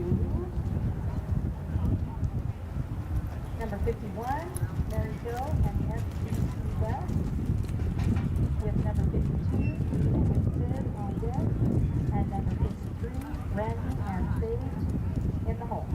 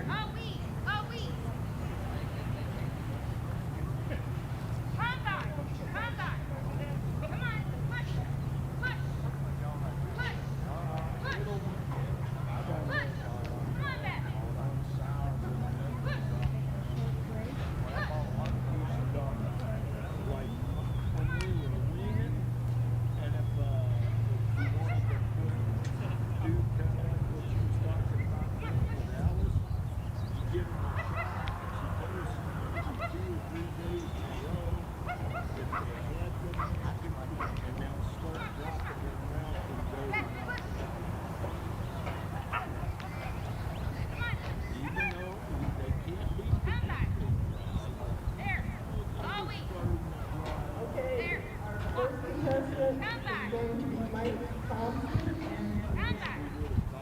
There, all week, all week. There, come back. There, all week. All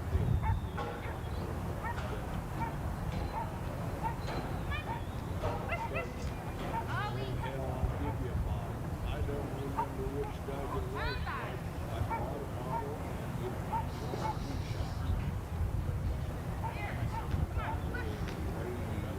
Here, all week. All week.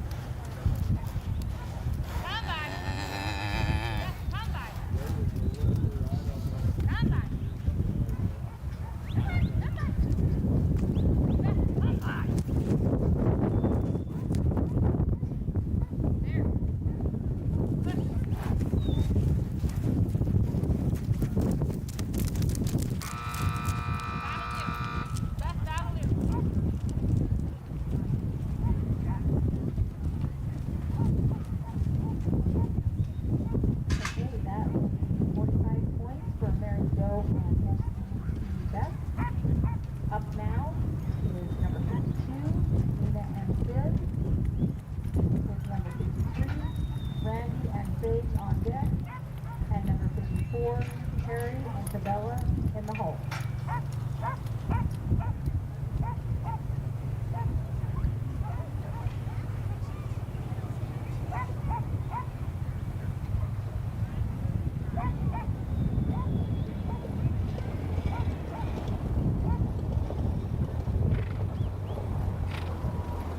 Unofficial time to beat is 2:15 by Janine and Duke.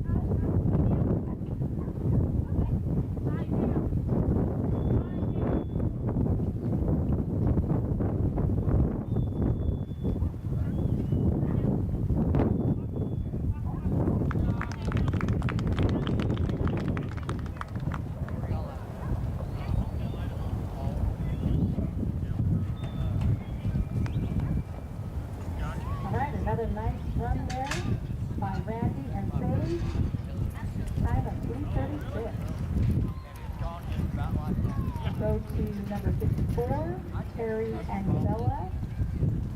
755, Tina and Clover on deck. And number 56, Cecilia and USW Laura in the hall.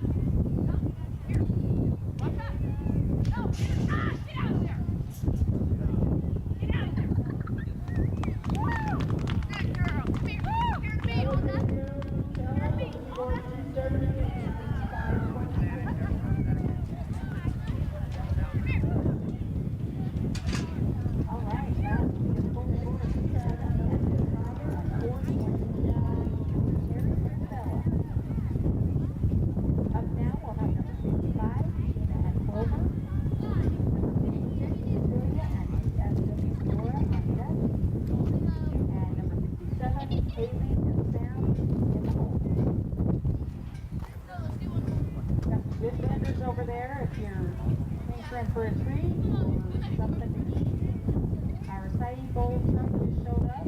That's always a good one.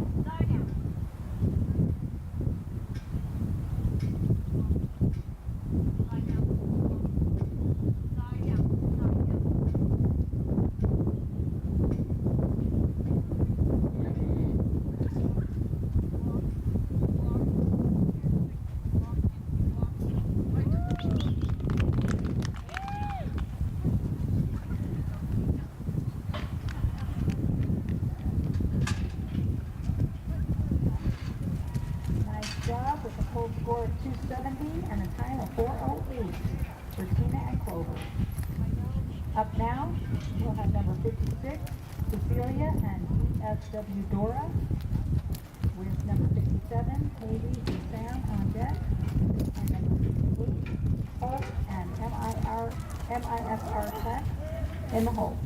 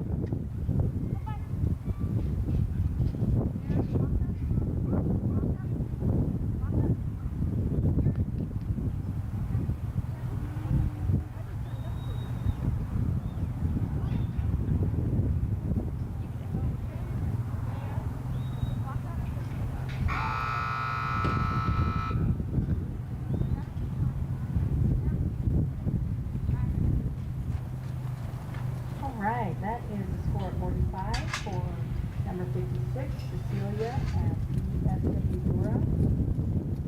Up next, we'll have number 57, Katie and Sam, and number 58, Holt and MISR next on deck, and number 59, Pat, FFINS Elwood, and Holt. And our last run of the day.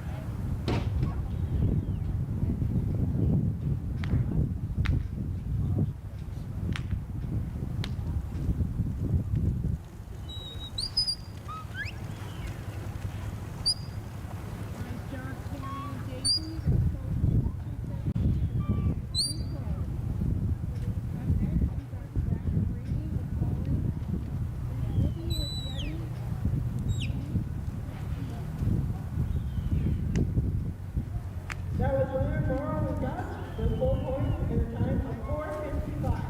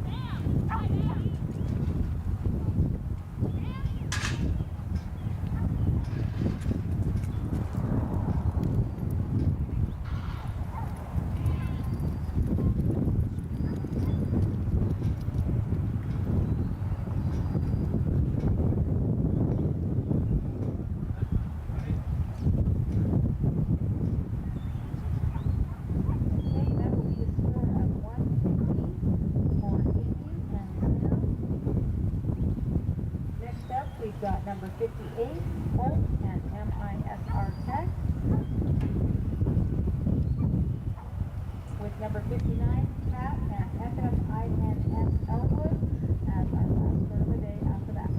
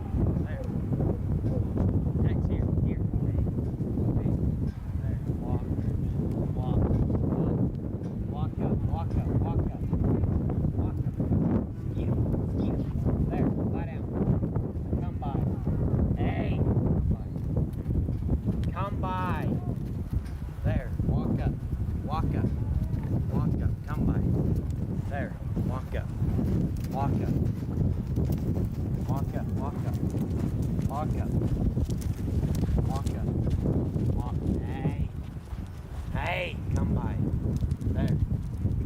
Walk. Walk. Walk up. There. Away. Tex, here. There. Walk up. There, lie down. Walk. Walk up. Tex, walk. Come by. There. Away. Tex, here. There. There, lie down. Come by. Tex.